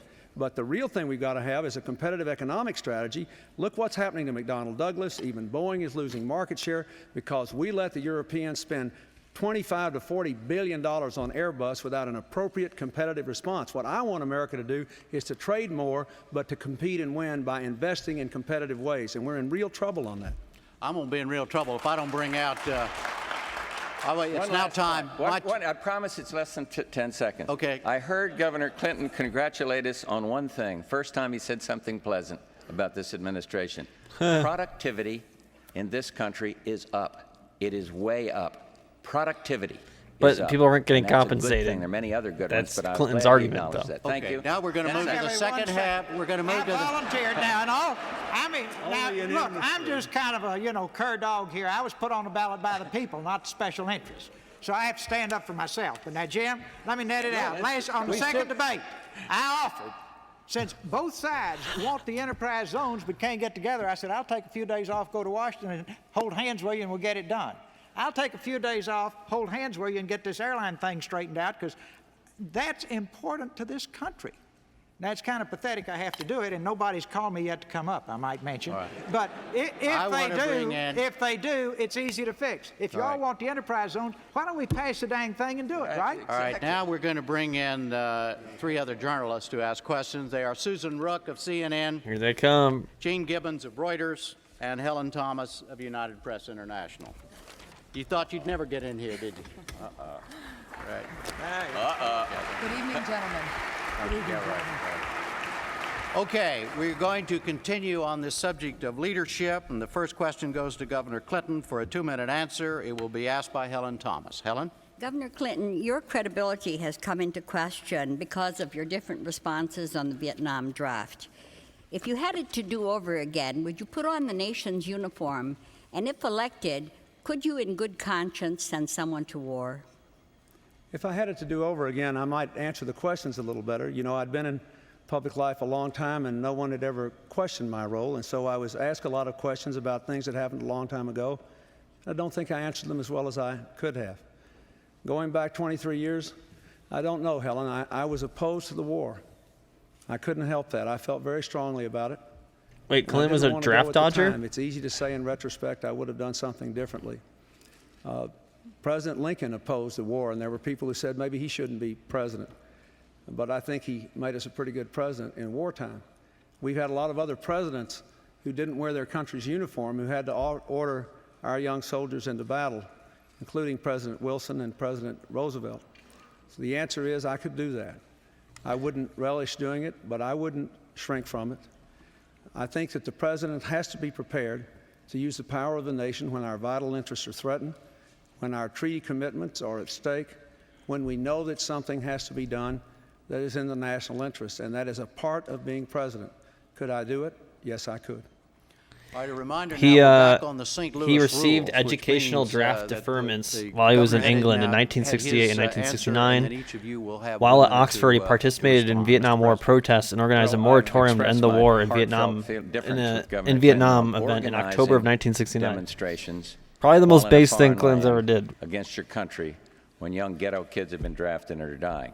My argument with him on the question was about the draft is that there's this same pattern.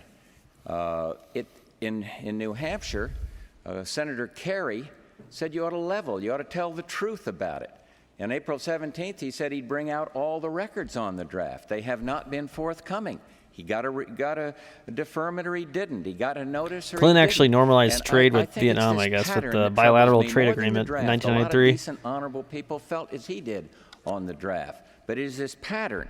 And again, you might be able to make amendments all the time, Governor, but you got to, as president, you can't be on all these different sides, and you can't have this pattern of saying, well, I did this or I didn't, then the facts come out and you change it. That's my big difference with him on the draft. It wasn't failing to serve.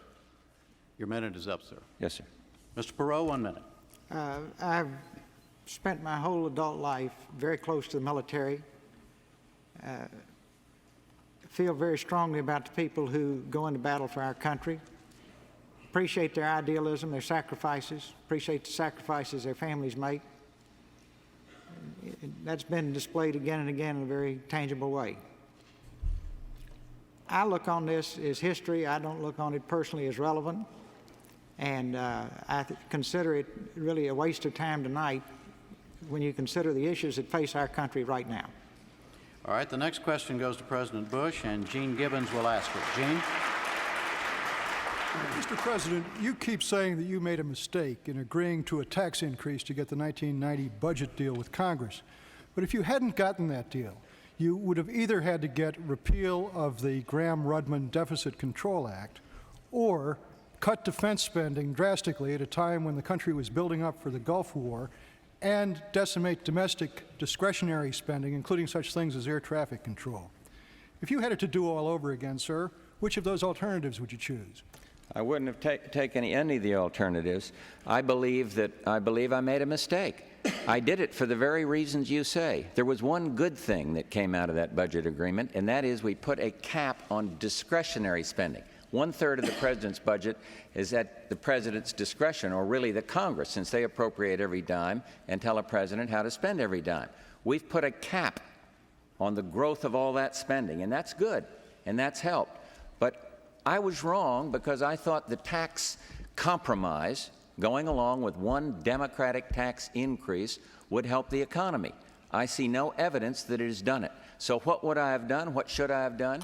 I should have held out for a better deal that would have protected the taxpayer and not ended up doing what we had to do, or what I thought at the time would help. So I made a mistake, and you know, the difference I think is that I knew at the time I was going to take a lot of political flack. I knew we'd have somebody out there yelling, "Read my lips." And I did it because I thought it was right, and I made a mistake. That's quite different than taking a position where you know it's best for you. That wasn't best for me, and I knew it in the very beginning. I thought it would be better for the country than it was. So there we are.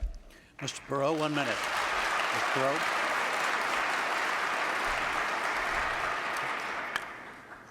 The 101 in leadership is to be accountable for what you do.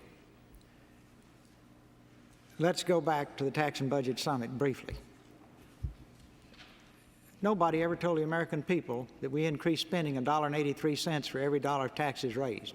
That's absolutely unconscionable. Both parties carry a huge blame for that on their shoulders. This was not a way to pay down the deficit. This was a trick on the American people. That's not leadership. Let's go back in terms of accepting responsibility for your actions. If you create Saddam Hussein over a 10-year period using billions of dollars of U.S. taxpayer money, step up to the plate and say, it was a mistake.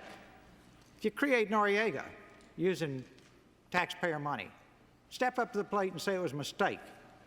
If you can't get your act together to pick him up one day when the Panamanian major has kidnapped him, and the Special Forces team is 400 yards away and it's a stroll across the park to get him, and if you can't get your act together, at least pick up the Panamanian major who they then killed, step up to the plate and admit it was a mistake. That's leadership, folks. Now, leaders will always make mistakes.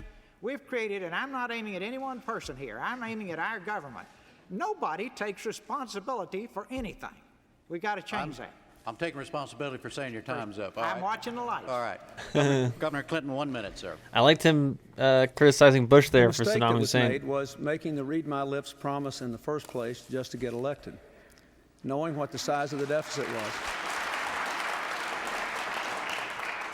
Knowing what the size of the deficit was, knowing there was no plan to control health care costs, and knowing that we did not have a strategy to get real economic growth back into this economy. The choices were not good then. I think at the time the mistake that was made was signing off on the deal late on Saturday night, in the middle of the night. That's just what the president did when he vetoed the Family Leave Act.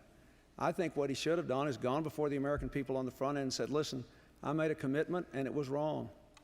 I made a mistake because I couldn't have foreseen these circumstances, and this is the best deal we can work out at the time. He said it was in the public interest at the time, and most everybody who was involved in it, I guess, thought it was. The real mistake was the read my lips promise in the first place. You just can't promise something like that just to get elected if you know there's a good chance that circumstances may overtake you. I wonder what the read my lips Mr. thing Perot, is. the question is for you. You have a 2-minute Is answer. it during like a and speech it will be or? asked by Susan Rook. Mr. Perot, I feel like I'm missing you context talked there. about going to Washington to do what the people who run this country want you to do. But it is the president's duty to lead, and often lead alone. How can you lead if you are forever seeking consensus before you act? You're talking about two different subjects. In order to lead, you first have to use the White House as a bully pulpit and lead. Then you have to develop consensus or you can't get anything done, and that's where we are now. We can't get anything done. How do you get anything done? Okay, I guess When he you've said, got read my all lips, these, no new taxes. Political action committees, all of Was, these thousands of registered lobbyists, 40,000 registered He lobbyists. said it in 23,000 1988. George H.W. special Bush says, read and my the list lips, goes on no and new on and on. taxes. And the average citizen out here just working hard. And then in every day. 1992, You've got to October, go to the people. I just love the fact that the everybody, Clinton particularly in the campaign media, goes bonkers over used the town that hall. as I a guess it's soundbite because in an you will ad. lose your right to tell them what to think. The point is, they'll get to showing that he decide lied what or to whatever. think. got something there. What you've been, I love the fact that people will listen to a guy with a bad accent and a poor presentation manner talking about flip charts for 30 minutes because they want the details. See, all the folks up there at the top said the attention span of the American people is no more than 5 minutes. They won't watch it. They're thirsty for it. You want to have a new program in this country. If you get grassroots America excited about it, and if they tap Congress on the shoulder and say, do it, Charlie, it'll happen. And that's a whole lot different from these fellows running up and down the halls, whispering in their ears now and promising campaign funds for the next election if they do it. Now, I think that's going back to where we started. That's having a government from the people. I think that's the essence of leadership, rather than cutting deals in dark rooms in Washington. Governor Clinton, 1 minute. Well, I believe in the town hall meetings. They started with my campaign in New Hampshire. And I think Ross Perot has done a good job in having them. And I, as you know, pushed for the debate to include the 209 American Looking at pictures of H.W. Bush, like the last couple of years of his life, is he aged like really quickly, I feel like. But I'd also like to point out that Like I haven't been even part in of like what the mid we're 2000s, criticizing he in Washington looks tonight. still not too Of bad. the three of us, I have balanced the government budget 12 times. I have offered and passed campaign finance reform, offered, pushed for, and passed in public referendum lobbyist restrictions. done the kinds of things you have to do to get legislators together, not only to establish consensus, but to challenge them to change. And in 12 years as governor, I guess I've taken on every interest group there was in my state at one time or another to fight for change. It can be done. That's why I tried to be so specific in this campaign to have a mandate, if elected, so that Congress will know what the American people have voted for. President Bush, 1 minute. I would like the record to show with the panelists that Ross Perot took the first shot at the press. My favorite bumper sticker, though, is annoy the media, re-elect President Bush. And I just had to work that in. Sorry, Helen. I'm going to pay for this later on. Look, you have to build a consensus, but in some things, Ross mentioned Saddam Hussein. Yes, we tried, and yes, we failed to bring him into the family of nations. He had the 4th largest army. But then when he moved against Kuwait, I said, this will not stand. And it's hard to build a consensus. We went to the UN. We made historic resolutions up there. The whole world was united. Our Congress was dragging its feet. Governor Clinton said, well, I remember when H.W. Bush, didn't he skydive, I think? But I guess I would like have a couple years before he died. That's like the one other thing I remember. Do that. Sometimes he has to act. And in this case, I'm glad he died in 2018. I thought it was later. Let sanctions work and had tried to build a consensus on that, Saddam Hussein today would be in Saudi Arabia controlling the world's oil supply, and he would be there with maybe with a nuclear weapon. We busted the 4th largest army, and we did it through leadership. All right, we're going to go on to another subject now, and the subject is priorities. And the first question goes to you, President Bush, and Susan will ask it. President Bush, gentlemen, I acknowledge that all of you have women and ethnic minorities working for you and working with you. But when we look at the circle of the key people closest to you, your inner circle of advisors, we see white men only. Why and when will that change? You don't see Margaret Tutwiler sitting in there with me today? The key people, President Bush. The key people, the people beyond the glass ceiling. I think our cabinet members are key people. I think the woman that works with me, Rosa Mary, is about as tough as a boot out there and can make some discipline and protects the taxpayer. Look at our cabinet. You talk about somebody strong. Look at Carla Hills. Look at Lynn Martin, who's fighting against this glass ceiling and doing a first-class job on it. Look at our Surgeon General, Dr. Novella. You can look all around and you'll see first-class strong women. Jim Baker's a man. Yeah, I agree. I plead guilty to that. But look around, look who's around with him there. I mean, this is a little defensive on your part, Susan, to be honest with you. We've got a very good record appointing women I wouldn't call to high positions. I wouldn't call her positions defensive. Of trust. And I'm not defensive at all about it. What we got to do is keep working, as the Labor Department is doing a first-class job on, to break down discrimination, to break down the glass ceiling. And I am not apologetic at all about our record with women. We've got, I think, you know, you think about women in government. I have a lot of women I think friends. about women in business. Why not try to help them with my small business program to build some incentives into the system? I think we're making a progress here. You got a lot of women running for office.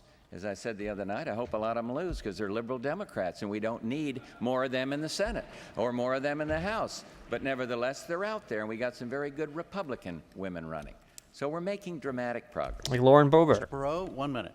Well, I've come from the computer business, and everybody knows the women are more talented than the men. So we have a long history of having a lot of talented women. One of our first officers was a woman. She was a chief financial officer. She was a director. And it was so far back, it was considered so odd. And even though we were a tiny little company at the time, it made all the national magazines. But in terms of being influenced by women and being a minority, there they are. Did he put glasses on? Am I crazy? Daughters, and I just have one son, so he and I are surrounded by women not telling us what to do all the time.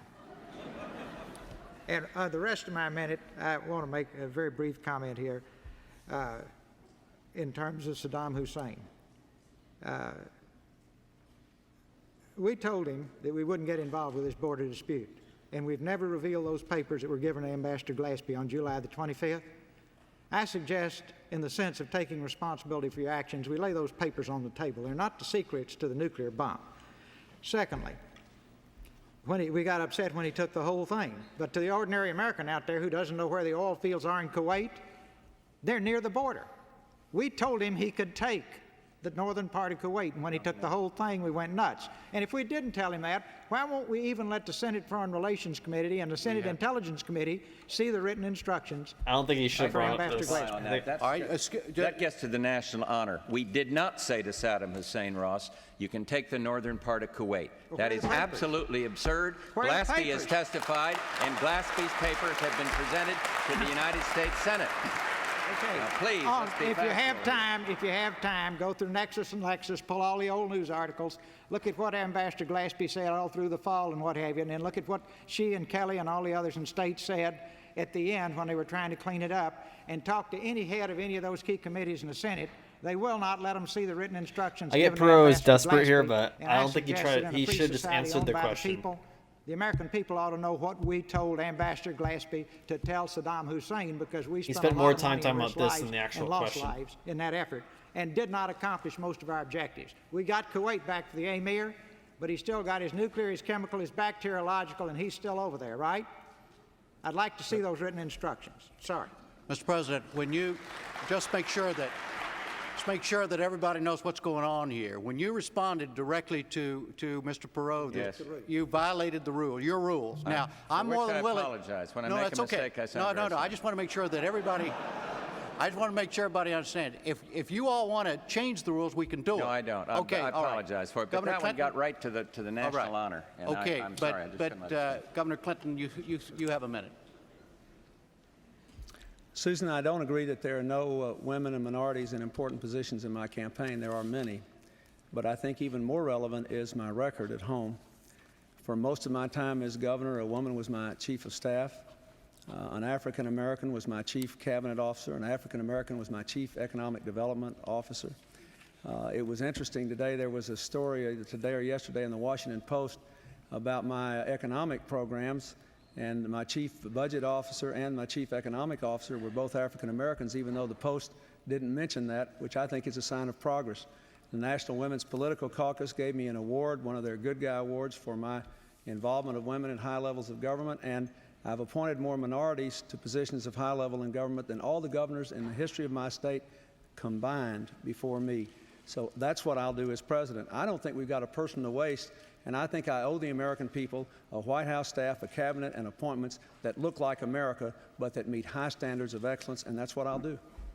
All right, next question goes to you, Mr. Perot. It's a two-minute question, and Helen will ask it.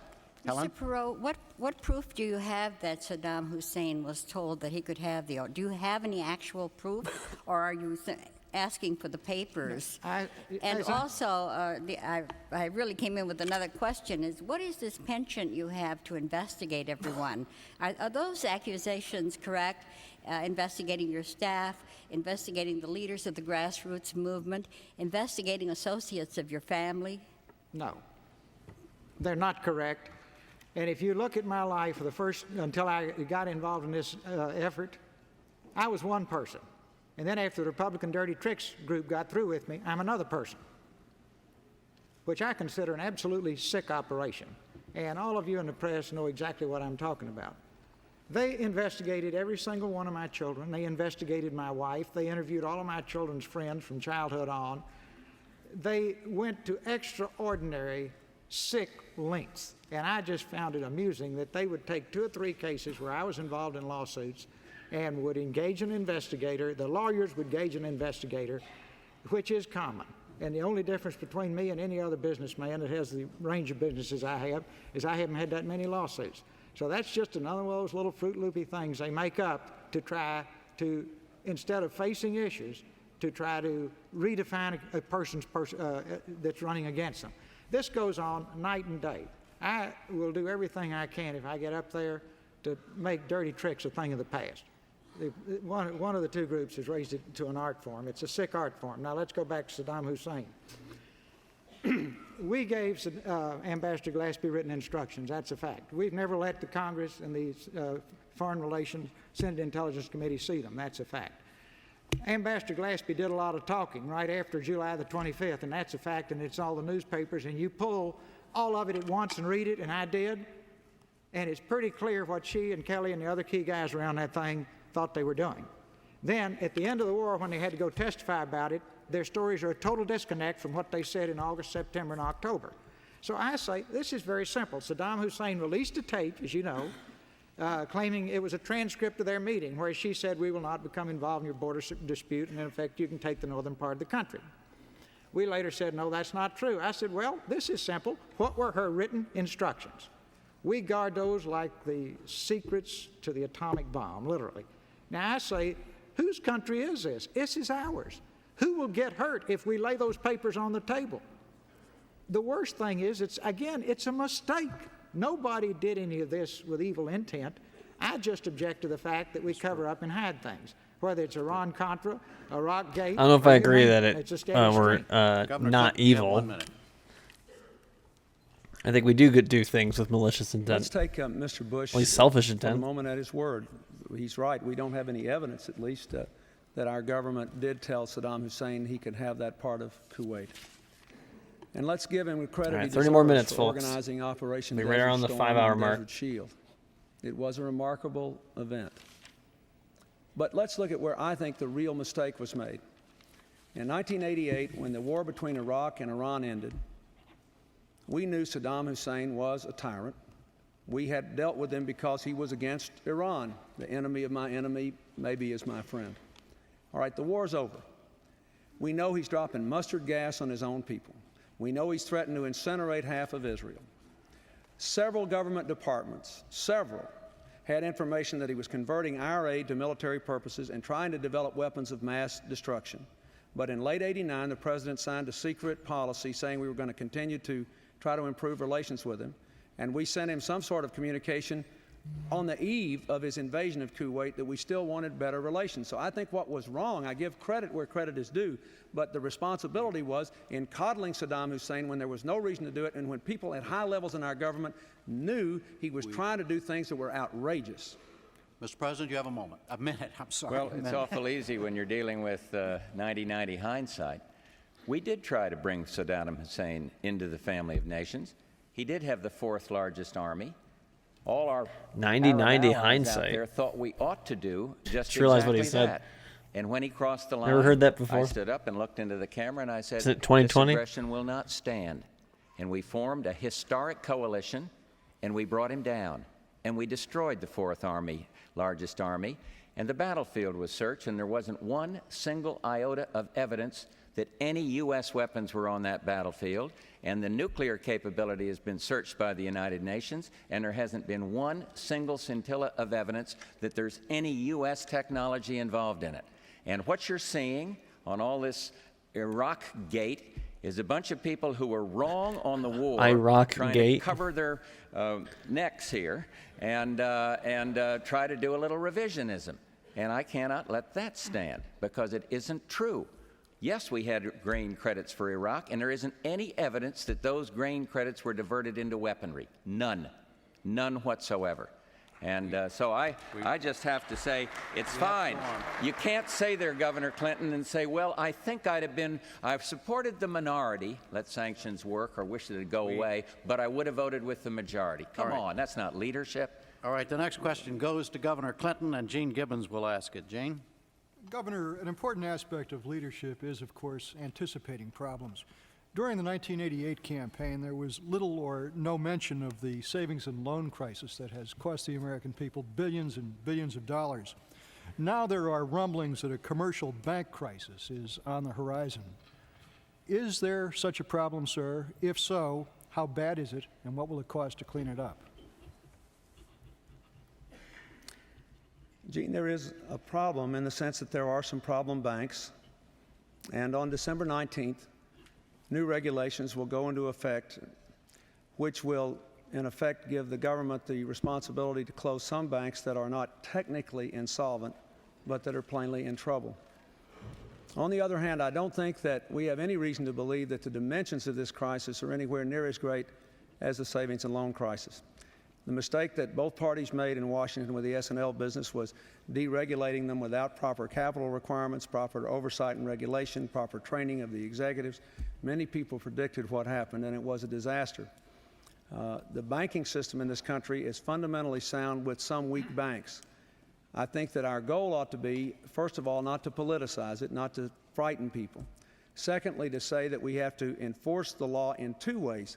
We don't want to overreact, as the federal regulators have, in my judgment, on good banks so that they've created credit crunches that have made our recession worse in the last couple of years, but we do want to act prudently with the banks that are in trouble.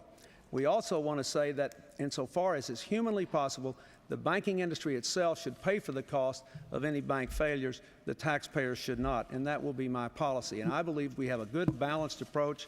We can get the good banks loaning money again in the credit crunch, have proper regulation on the ones that are in trouble, and not overreact.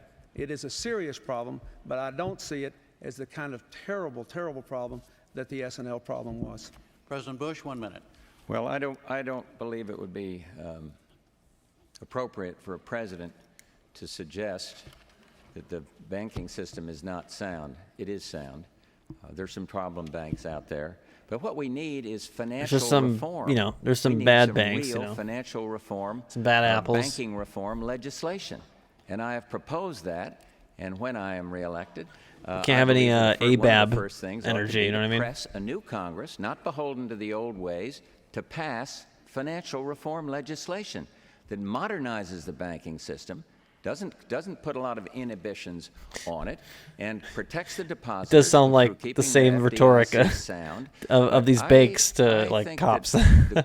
I just was watching some of the proceedings of the American Bankers Association. We need to give them more money. We need to modernize. Most of the banks are sound. They're Certainly, understaffed. There's no comparison here between what happened to the S&Ls and where the banks stand right now, in my view.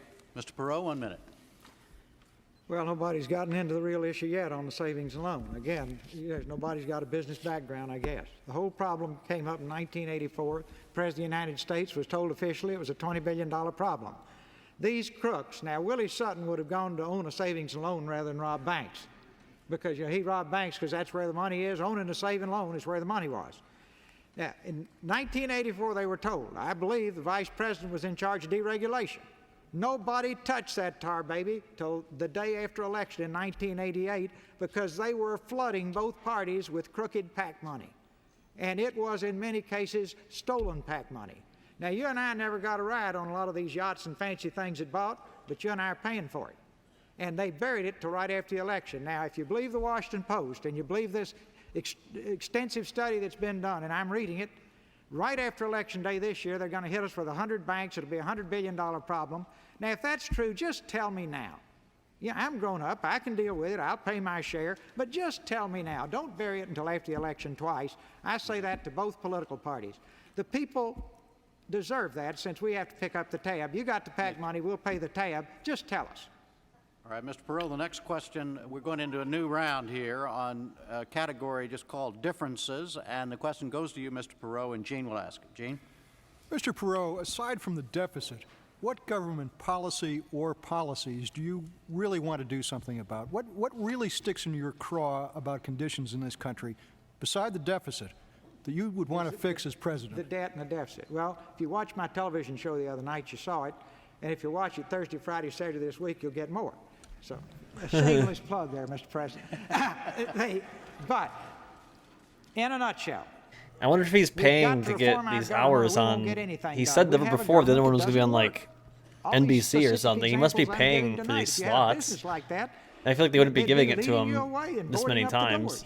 We have a government Just that for doesn't work. It's supposed to come from free the people. publicity. It comes at the people. The people need to take their government I'm back. sure We've got other to campaigns reform pay for Congress. They've our got to be servants of the debates people or again. our We've town got to halls or reform the whatever, I'm White sure. House. We've got to turn this thing around. And it's a long list of specific items. And I've covered it again and again in print and on television.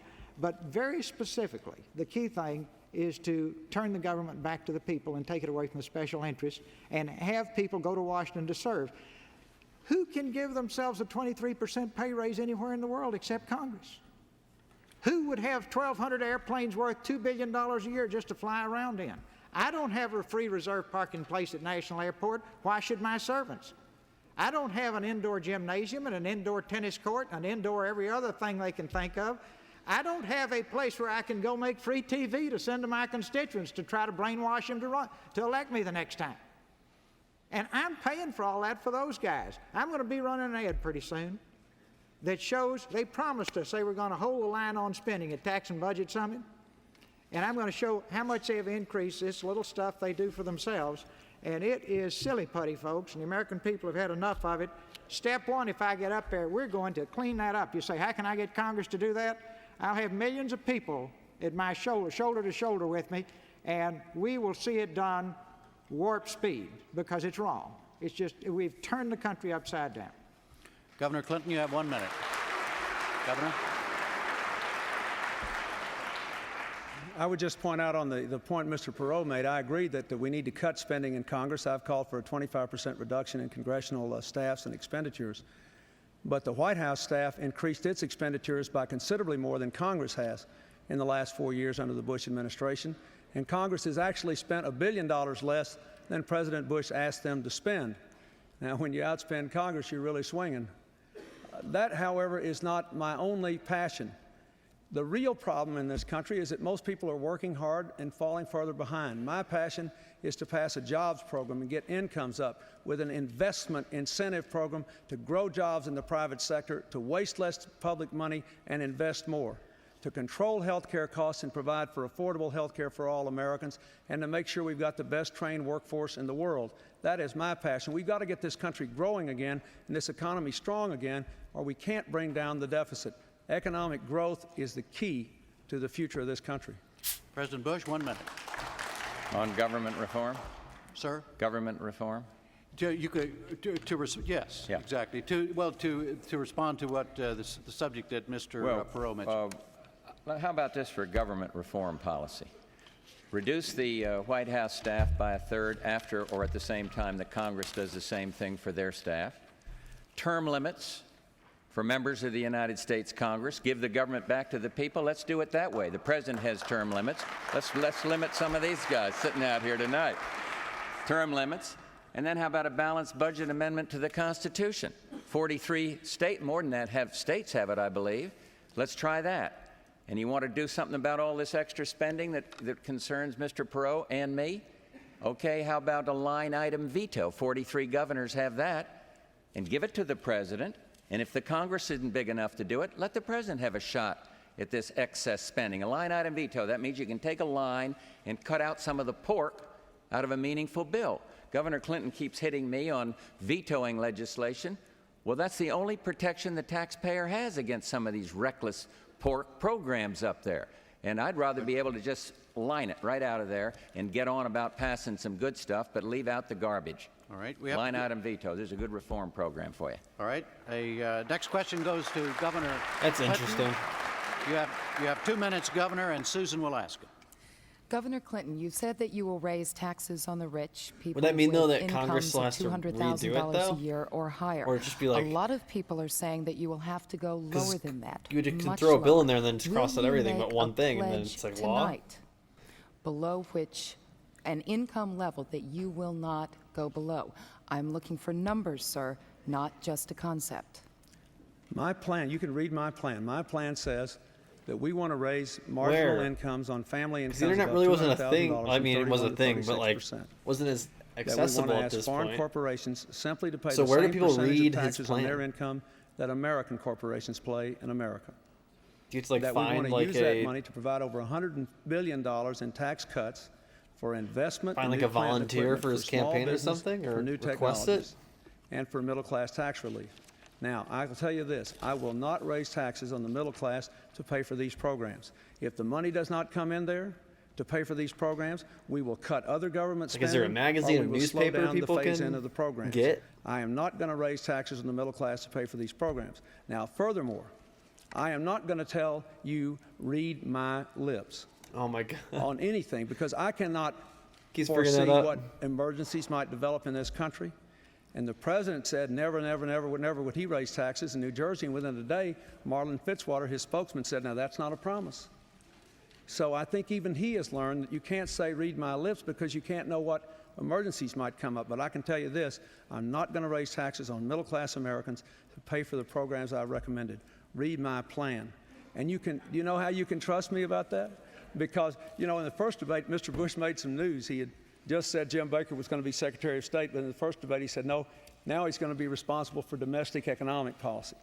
Well, I'll tell you, I'll make some news in the third debate. The person responsible for domestic economic policy in my administration will be Bill Clinton. I'm going to make those decisions, and I won't raise taxes on the middle class to pay for my program. President Bush, you have 1 minute. That's what worries me, that he's going to be responsible. And he's going to do, and he would do for the United States what he's done to Arkansas. He would do for the United States what he's done to Arkansas. We do not want to be the lowest of the low. We are not a nation in decline. We are a rising nation. Now, my problem is, I heard what he said. He said, I want to take it from the rich, raise $150 billion from the rich. To get $150 billion in new taxes, you got to go down to the guy that's making $36,600. We didn't have too many billions for the rest of his plan, all the other spending programs, you're going to sock it to the working man. So when you hear tax the rich, Mr. and Mrs. America, watch your wallet. Lock your wallet, because he's coming right after you, just like Jimmy Carter did, and just like you're going to end up with interest Listen, I'm not a Clinton rates fan, at but 21%, and you're going to have inflation going through the roof. You Yes, can just we're keep having saying tough that about times, anything. but Oh, when we he says do not this, need he to actually go means back to the this. failed He's policies lying. of the past when you had a Democratic president and a spendthrift Democratic Congress. Mr. Perot. Jim, wait a minute. You permitted Mr. Bush to break the rules, he said, to defend the honor of the country. What about the honor of my state? We rank first in the country in job growth. We got the lowest spending, state and local, in the country, and the second lowest tax burden. And the difference between Arkansas and the United States is that we're going in the right direction, and this country's going in the wrong direction, and I have to defend the honor of my state. We've got a wash, according to my calculations. We have a wash, and we go to Mr. Perot for 1 minute. In other words, the violation of the rule. That's what I meant, Mr. Perot. So I'm the only one that's untarnished at this point. All right, you're clear. You're clear. Go ahead. I'm sure I'll do it before it's over. Hell yeah, Perot. Key thing here, see, we all come up with images. Images don't fix anything. I think, I'm starting to understand it. You stay around this long enough, you think about it, if you talk about it in Washington, you think you did it. If you've been on television about it, you think you did it. What we need is people to stop talking and start doing. Now, our real problem here is they both have plans that will not work. The Wall Street Journal said your numbers don't add up. And you take it out on charts, you look at all the studies that different groups have done, you go out 4, 5, 6 years, we're still drifting along with a huge deficit. So let's come back to harsh reality. And everybody says, gee, Perot, you're tough. I'm saying, well, this is not as tough as World War II, and it's not as tough as the Revolution. And it's fair shared sacrifice to do the right thing for our country and for our children. What's up, BCZ? And it will be fun if we all work together to do it. All right, this is the last question, and it goes Catching to the last, a 2-minute answer, and it will be asked by Helen. Last 10 minutes here. President, why have you dropped so The third dramatically debate. in the It's leadership been a long night. polls from the high 80s to the 40s? And you have said that you will do anything you have to do to get reelected. What can you do in 2 weeks to win reelection? Well, I think the answer to why the drop, has been the economy in the doldrums. Why I'll win is I think I have the best plan of the three of us up here to do something about it. Yeah, it's okay. I'll make the VOD available. Have government invest. It says we need to do better in terms I of still need to upload stimulating all these to private YouTube at some business. point. We got a big philosophical I think I'll do that difference here later. tonight between one who thinks the government can do all these things through tax and spend and one who thinks it ought to go the other way. And so I believe the answer is I'm going to win it because I'm getting into focus my agenda for America's renewal. And also, I think that Governor Clinton's had pretty much of a free ride on looking at specifically at the Arkansas record. He keeps criticizing us, criticizing me. I'm the incumbent. Fine. But he's an incumbent.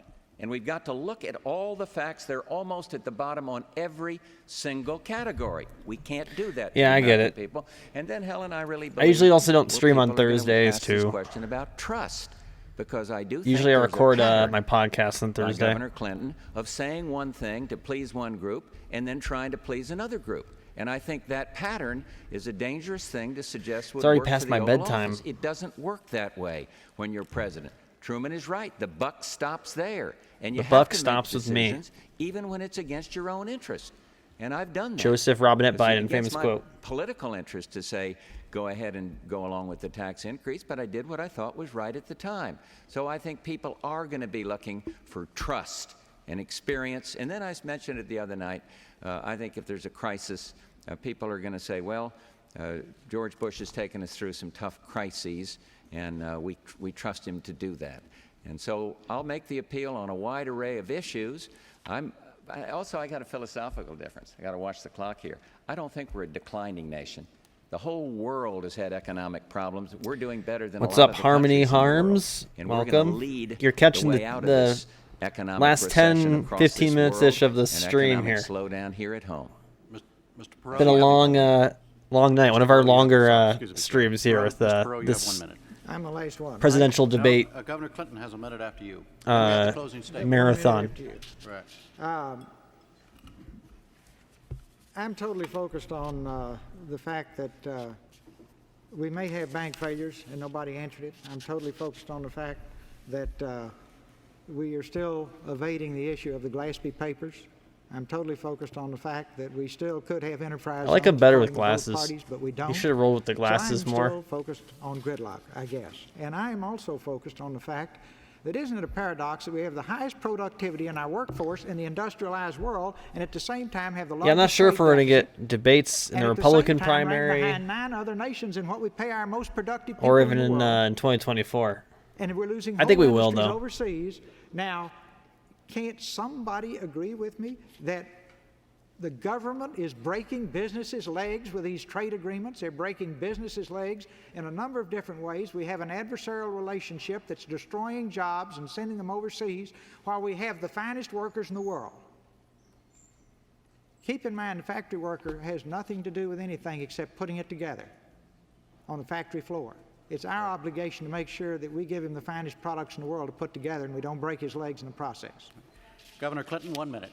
Yeah, he's very much like a I really can't believe Mr. Bush is still trying free to make trust trade, an issue after reading my global lips and 15 market million new jobs kind and of embracing what he called capitalist. voodoo economics and embracing an export enhancement program for farmers he threatened to veto and going all around the country giving out money in programs that he once opposed.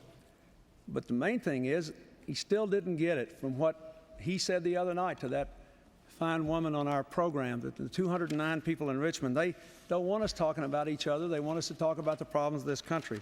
I don't think he'll be reelected because trickle-down economics is a failure, and he's already offering more of it. And what he's saying about my program is just not true. Look at the Republicans that have endorsed me.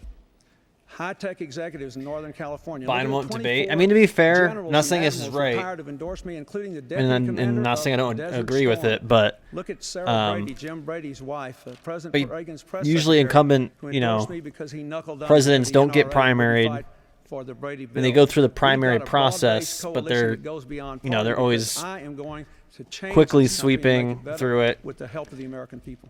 and then that's why there's no debates, because like it's just the Democratic Party is gonna pick Biden again. That was the final question and an answer, and we now go to the closing statements. Each candidate will have up to 2 minutes. The order was determined by a drawing. Governor Clinton, you are first. Governor?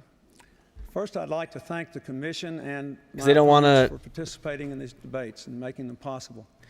I think the I mean, I know. winners I of think the it's dumb debate too. will It's be the the American reasoning is people. because they don't want to give. I was They want to have a especially moved in coalition Richmond a few around their days one ago person. when They don't want to 209 of even our fellow citizens have got to ask us questions. the threat of They someone went a else. long You know what way I mean? toward reclaiming this It's a election power for the move. American people and taking their It's a power country structure back. thing.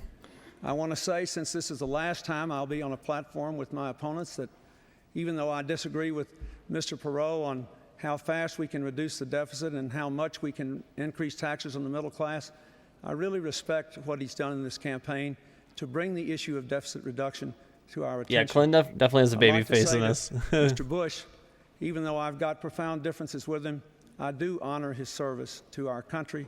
I appreciate his efforts, and I wish him well. I just believe it's time to change. I offer a new approach. It's not trickle-down economics. It's been tried for 12 years, and it's failed. More people are working harder for less, 100,000 people a month losing their health insurance, unemployment going up, our economy slowing down. We can do better. And it's not tax and spend economics. It's invest and grow, put our people first, control health care costs and provide basic health care to all Americans, have an education system second to none, and revitalize the private economy. That is my commitment to you. It is the kind of change that can open up a whole new world of opportunities to America as we enter the last decade of this century and move toward the 21st century. I want a country where people who work hard and play by the rules are rewarded, not punished. I want a country where people are coming together across the lines of race and region and income. I know we can do better. It won't take miracles, and it won't happen overnight, but we can do much, much better if we have the courage to change. Thank you very much.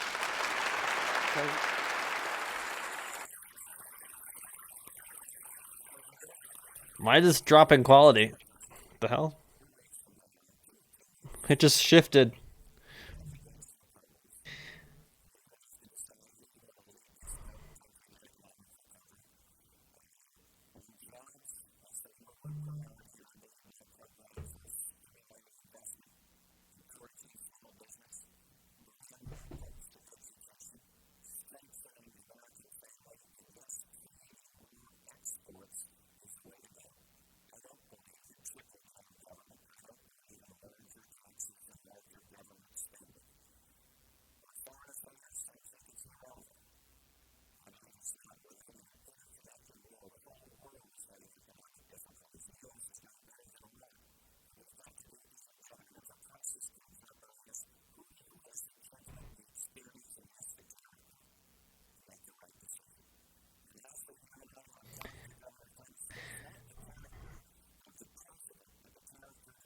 I haven't really been paying attention too much about with Bobby there, but in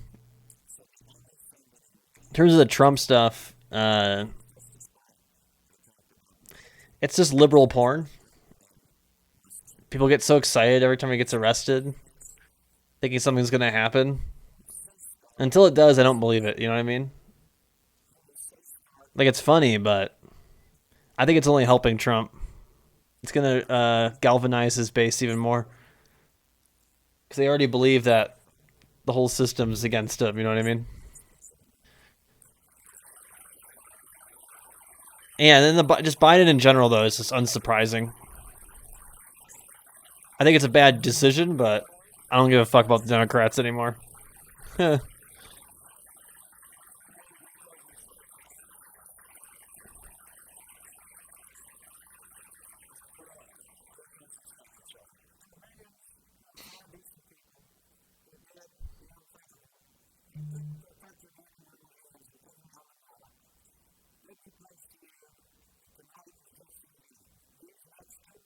I mean, yeah, Trump literally admits to doing crimes, so I would call him a criminal, yes. Obviously.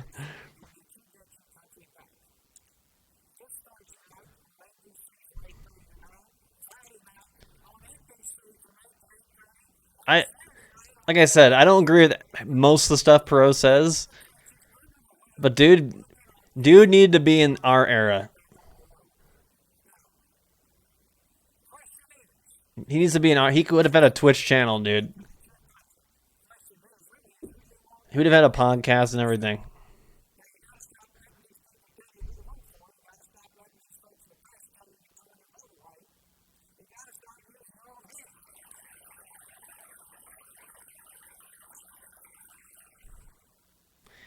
He's a saint compared to the sitting president. I mean, I guess it depends on how you view certain things, and I think Biden's just very much a politician. And then I think Trump is Trump in his own category. Both are awful.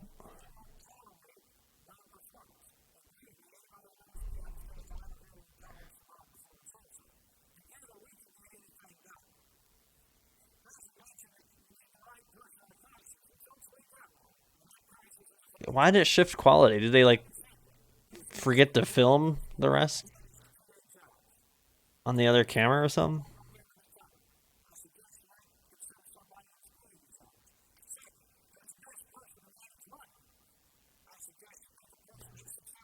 It like shifted quality. Here's your food, cat.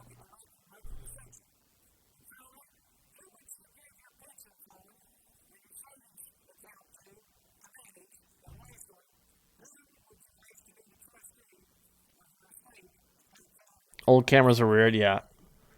Generally speaking, though, the quality is pretty deep. Like I feel like it did jump from like 88.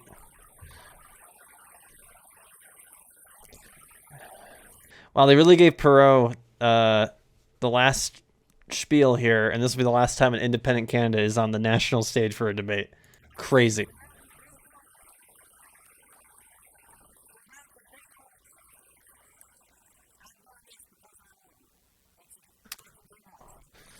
We love you too, Short King. No, it definitely just shifted quality for whatever reason. It might be just like that's how it was, it was just recorded.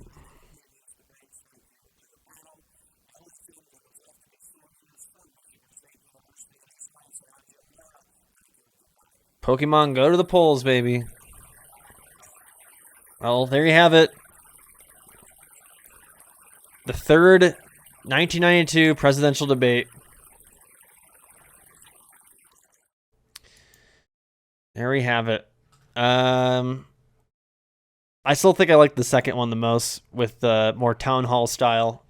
If anything, I think every debate should be like that. Have the actual like American people asking questions, not journalists. I feel like Clinton did the best in this one.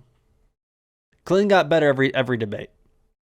And then Perot, I think, wasn't half bad in the first one. I think he did almost the best in the second one. I think I would tie him with Clinton. Like I said, it was kind of a wash in the second debate. And this one, I think Perot didn't do as good of a job because he didn't start off really well. Kind of like dodged some questions a little bit.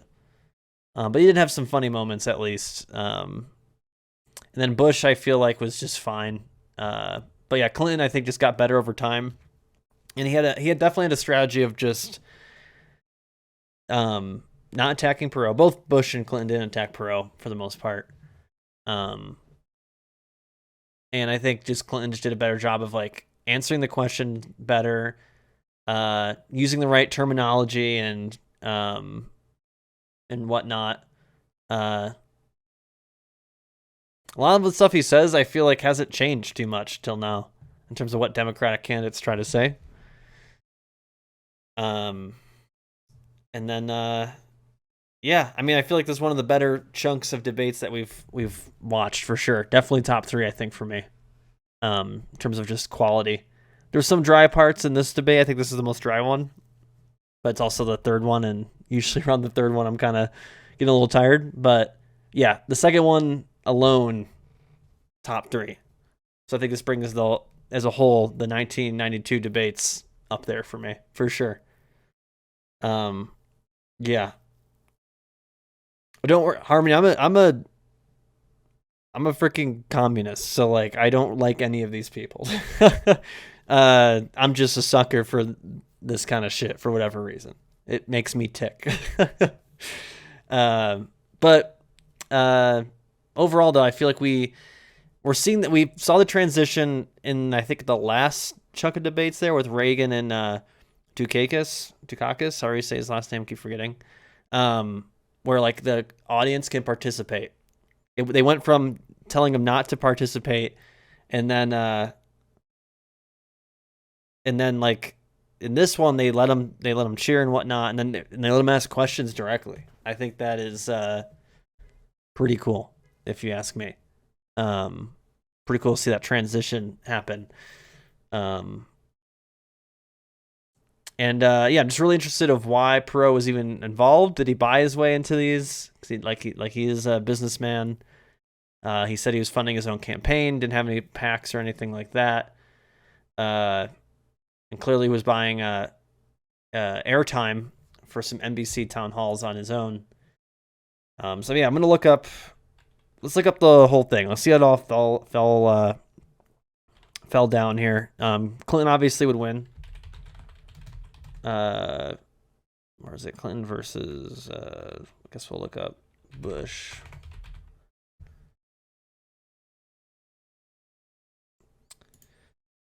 So yeah, that's what would happen.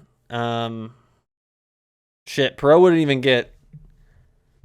He wouldn't even get an electoral vote. I mean, he did get 19 million votes.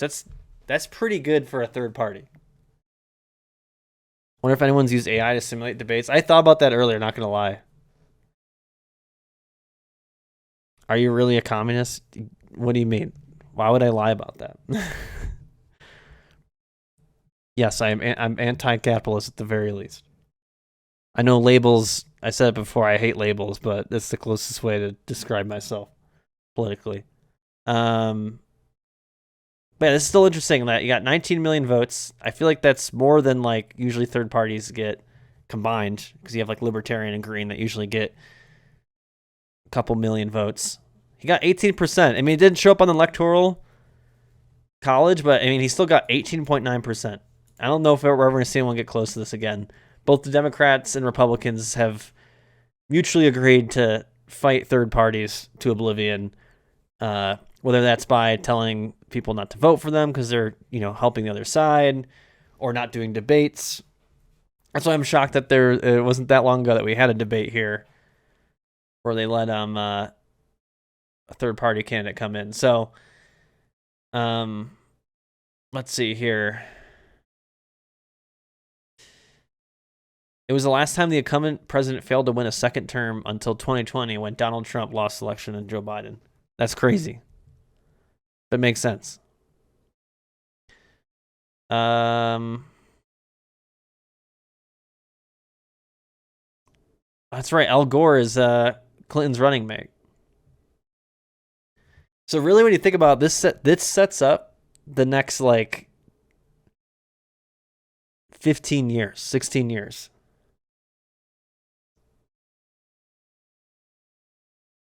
Where because you have Clinton and Gore, and you have H.W. Bush, then obviously his son would run and beat Gore. Just find that we clearly have seen that there's long-term people that Biden we saw was running against in the primary back in the 80s as well. I mean, I know Gore ran previously. So pretty crazy. I am not going to debate capitalism versus communism today. I'm not here to change your mind on that.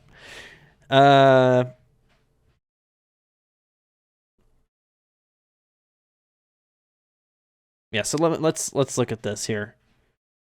So you had other Democratic candidates. You had Jerry Brown, Bob Kerrey, Douglas Wilder, I've heard of him. Tom Harkin, we've heard of him. Eugene McCarthy. Pat Schroeder. Okay.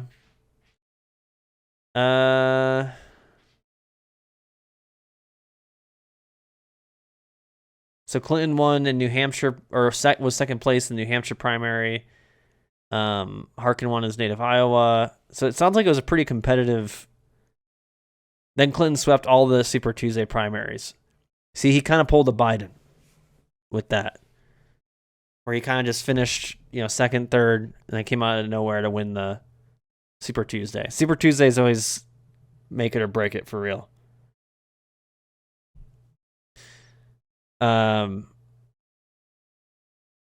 It shows Al Gore as running mate.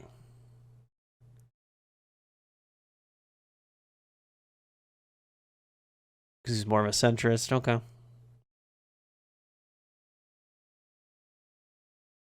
Dan Quayle. Oh, that's a rough photo.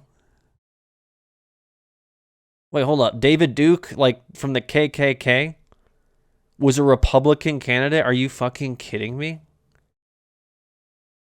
And he got 119,000 votes? Normal. See, that's what I would bring up in these debates. I'd be like, oh, you had a primary where you let David Duke even be able to get votes. Crazy. At least he didn't get any votes at the actual convention. It's independent nomination here. Rostin James here. So he was a billionaire, obviously. To explode in the scene in dramatic fashion. He at one point was leading the major party candidates in the polls. Okay, that's why he got in the debates. That's why he got in the debates, because like, if you're leading the polls, they have to, or else you're actually going to be helping him if you don't let him on the debate stage. In June, he led the national public opinion polls with support of 39% of voters, 31 for Bush, 25 for Clinton. But he severely damaged his credibility by dropping out of the presidential contest in July and remaining out of the race for several weeks before re-entering. He compounded this damage by eventually claiming without evidence that his withdrawal was due to Republican operatives attempting to disrupt his daughter's wedding. Okay, so that's what he mentioned loosely in the debates. Damn, if he never dropped out, I wonder what would have happened. I wonder what would have happened.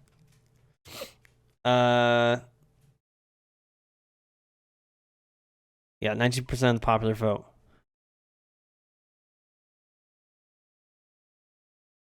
He was on the ballot in every state. In 6 states, he was placed on the ballot through a formation of a political party supporting his candidacy. Other parties here.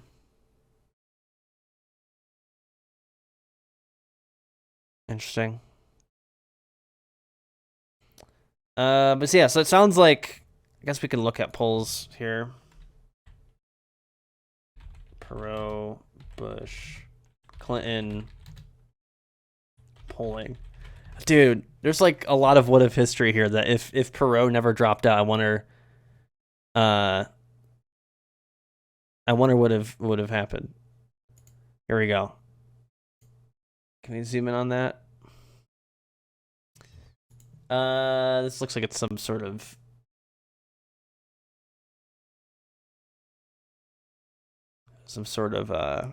forum here. Oh, I'm tired.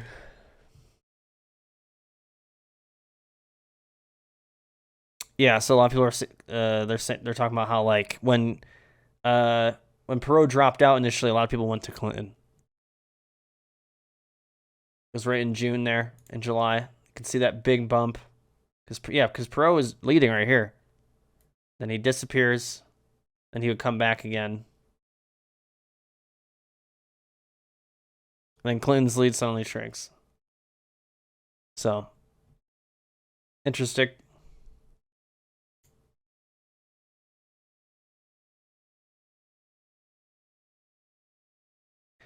Wait, what is this? If each candidate performed exactly according to an early June poll, this is what would have happened. Holy shit.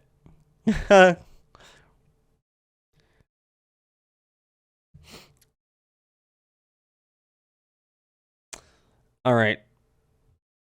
Well, we know Clinton would win, and then eventually he'd run for re-election against, was it Dole there? And we'll get to that when we get to it. But yeah, like I said, I think we're starting to see the more modern debate style at this point. I think it was around the Reagan era where we saw the shift in how debates are structured, at least by a broadcast level and who's running it and whatnot. And I hope we get more of the town hall ones. I know we get one with Obama and McCain, for sure. What's up, comrade Scrungus? Hello, welcome. How you doing? Honestly, I'm ending the stream in a couple minutes here. We're just kind of recapping these debates here. We just finished up Bush, Clinton, Perot. It's crazy. We'll never get another independent, I don't think.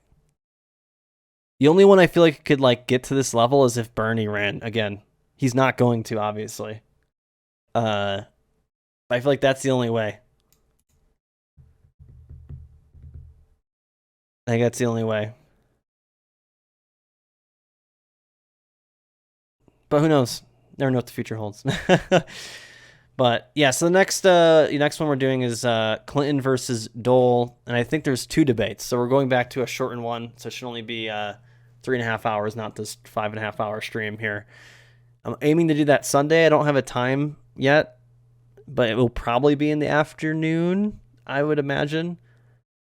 Yeah, his name Bob Dole. I don't even know his first name. I never heard of him until I'm doing this. But yeah, we're on a and after that, I think we're then out of the 90s, right? No, we'd be at 94, 95, and then we'd be at 99 for HW or W Bush. Yeah, so once we get to the 2000s, then I feel like we're in a good spot. If we can get to the 2000s by the end of June here, we'll meet our goal of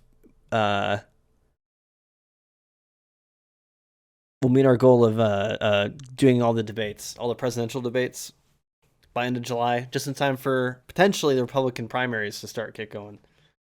I hope we get debates with those, man. I really do. We'll see though. I don't know. I think it's gonna be really complicated. Just with like all the Trump stuff. So we'll see. But I'm trying to think what else. I don't think there's anything else I wanted to look at. I never knew Bill Clinton was from Arkansas. I don't know why I didn't know that.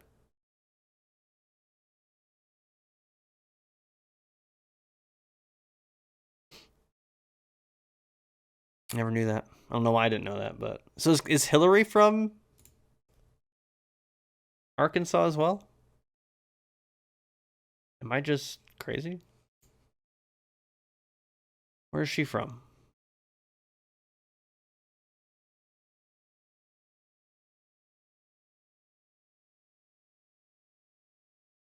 She's from Chicago.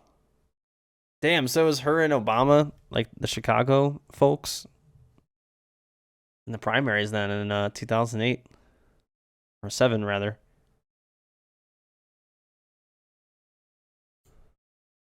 But where was Bill born? Was it Arkansas? Yeah, it was in Arkansas.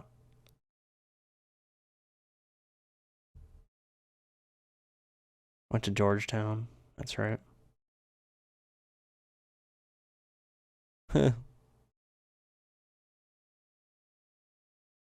Yeah, the only cool thing that Clinton did, based off everything I've read about him and know about him, you're crazy, Harmony. The only cool thing he's done was not go to the Vietnam War.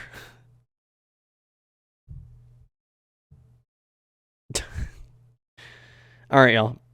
I think that's going to be it for me. I am tired. It's been a long stream. Pretty much I got done with work, jumped on here, and now I'm going to have to go to bed. Shit. But it's been fun. We got it. This was one of the longer ones, so we got it done. We got it done. But yeah, we'll see where the next debates take us. We're almost getting to, like I said, the 2000s. If we can get there, that'll be huge. We're well on our way. I have a week left. I think I can do it.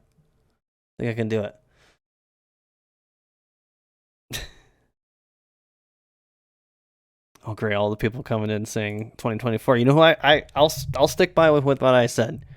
Jimmy Carter 2024. Who says no? Who says no? Jimmy Carter, baby. Our only hope. Jimmy Carter 2024. Okay. We need to give him a second chance. All right, y'all. Yeah, next stream will be sometime Sunday. If you're following this channel and you have notifications on, you'll get a notification when I go live. If you're in the Discord, I also put in there, I try to put in there at least a couple hours ahead of time when I'm going live as well. So if that works for you, you can also follow me on Twitter at CursonaFun. I usually try to post on there as well, along with other dumb shit on there. So Human together. Thanks strong. for following. Appreciate it. So yeah, I'll catch y'all later. Be safe out there. Happy Friday almost. Unless you're on the East Coast already. I guess it's already Friday, but have a happy Friday. Have a good weekend, all right? Hopefully catch y'all Sunday, if not another time, okay? Have a good night. Love ya. Bye-bye.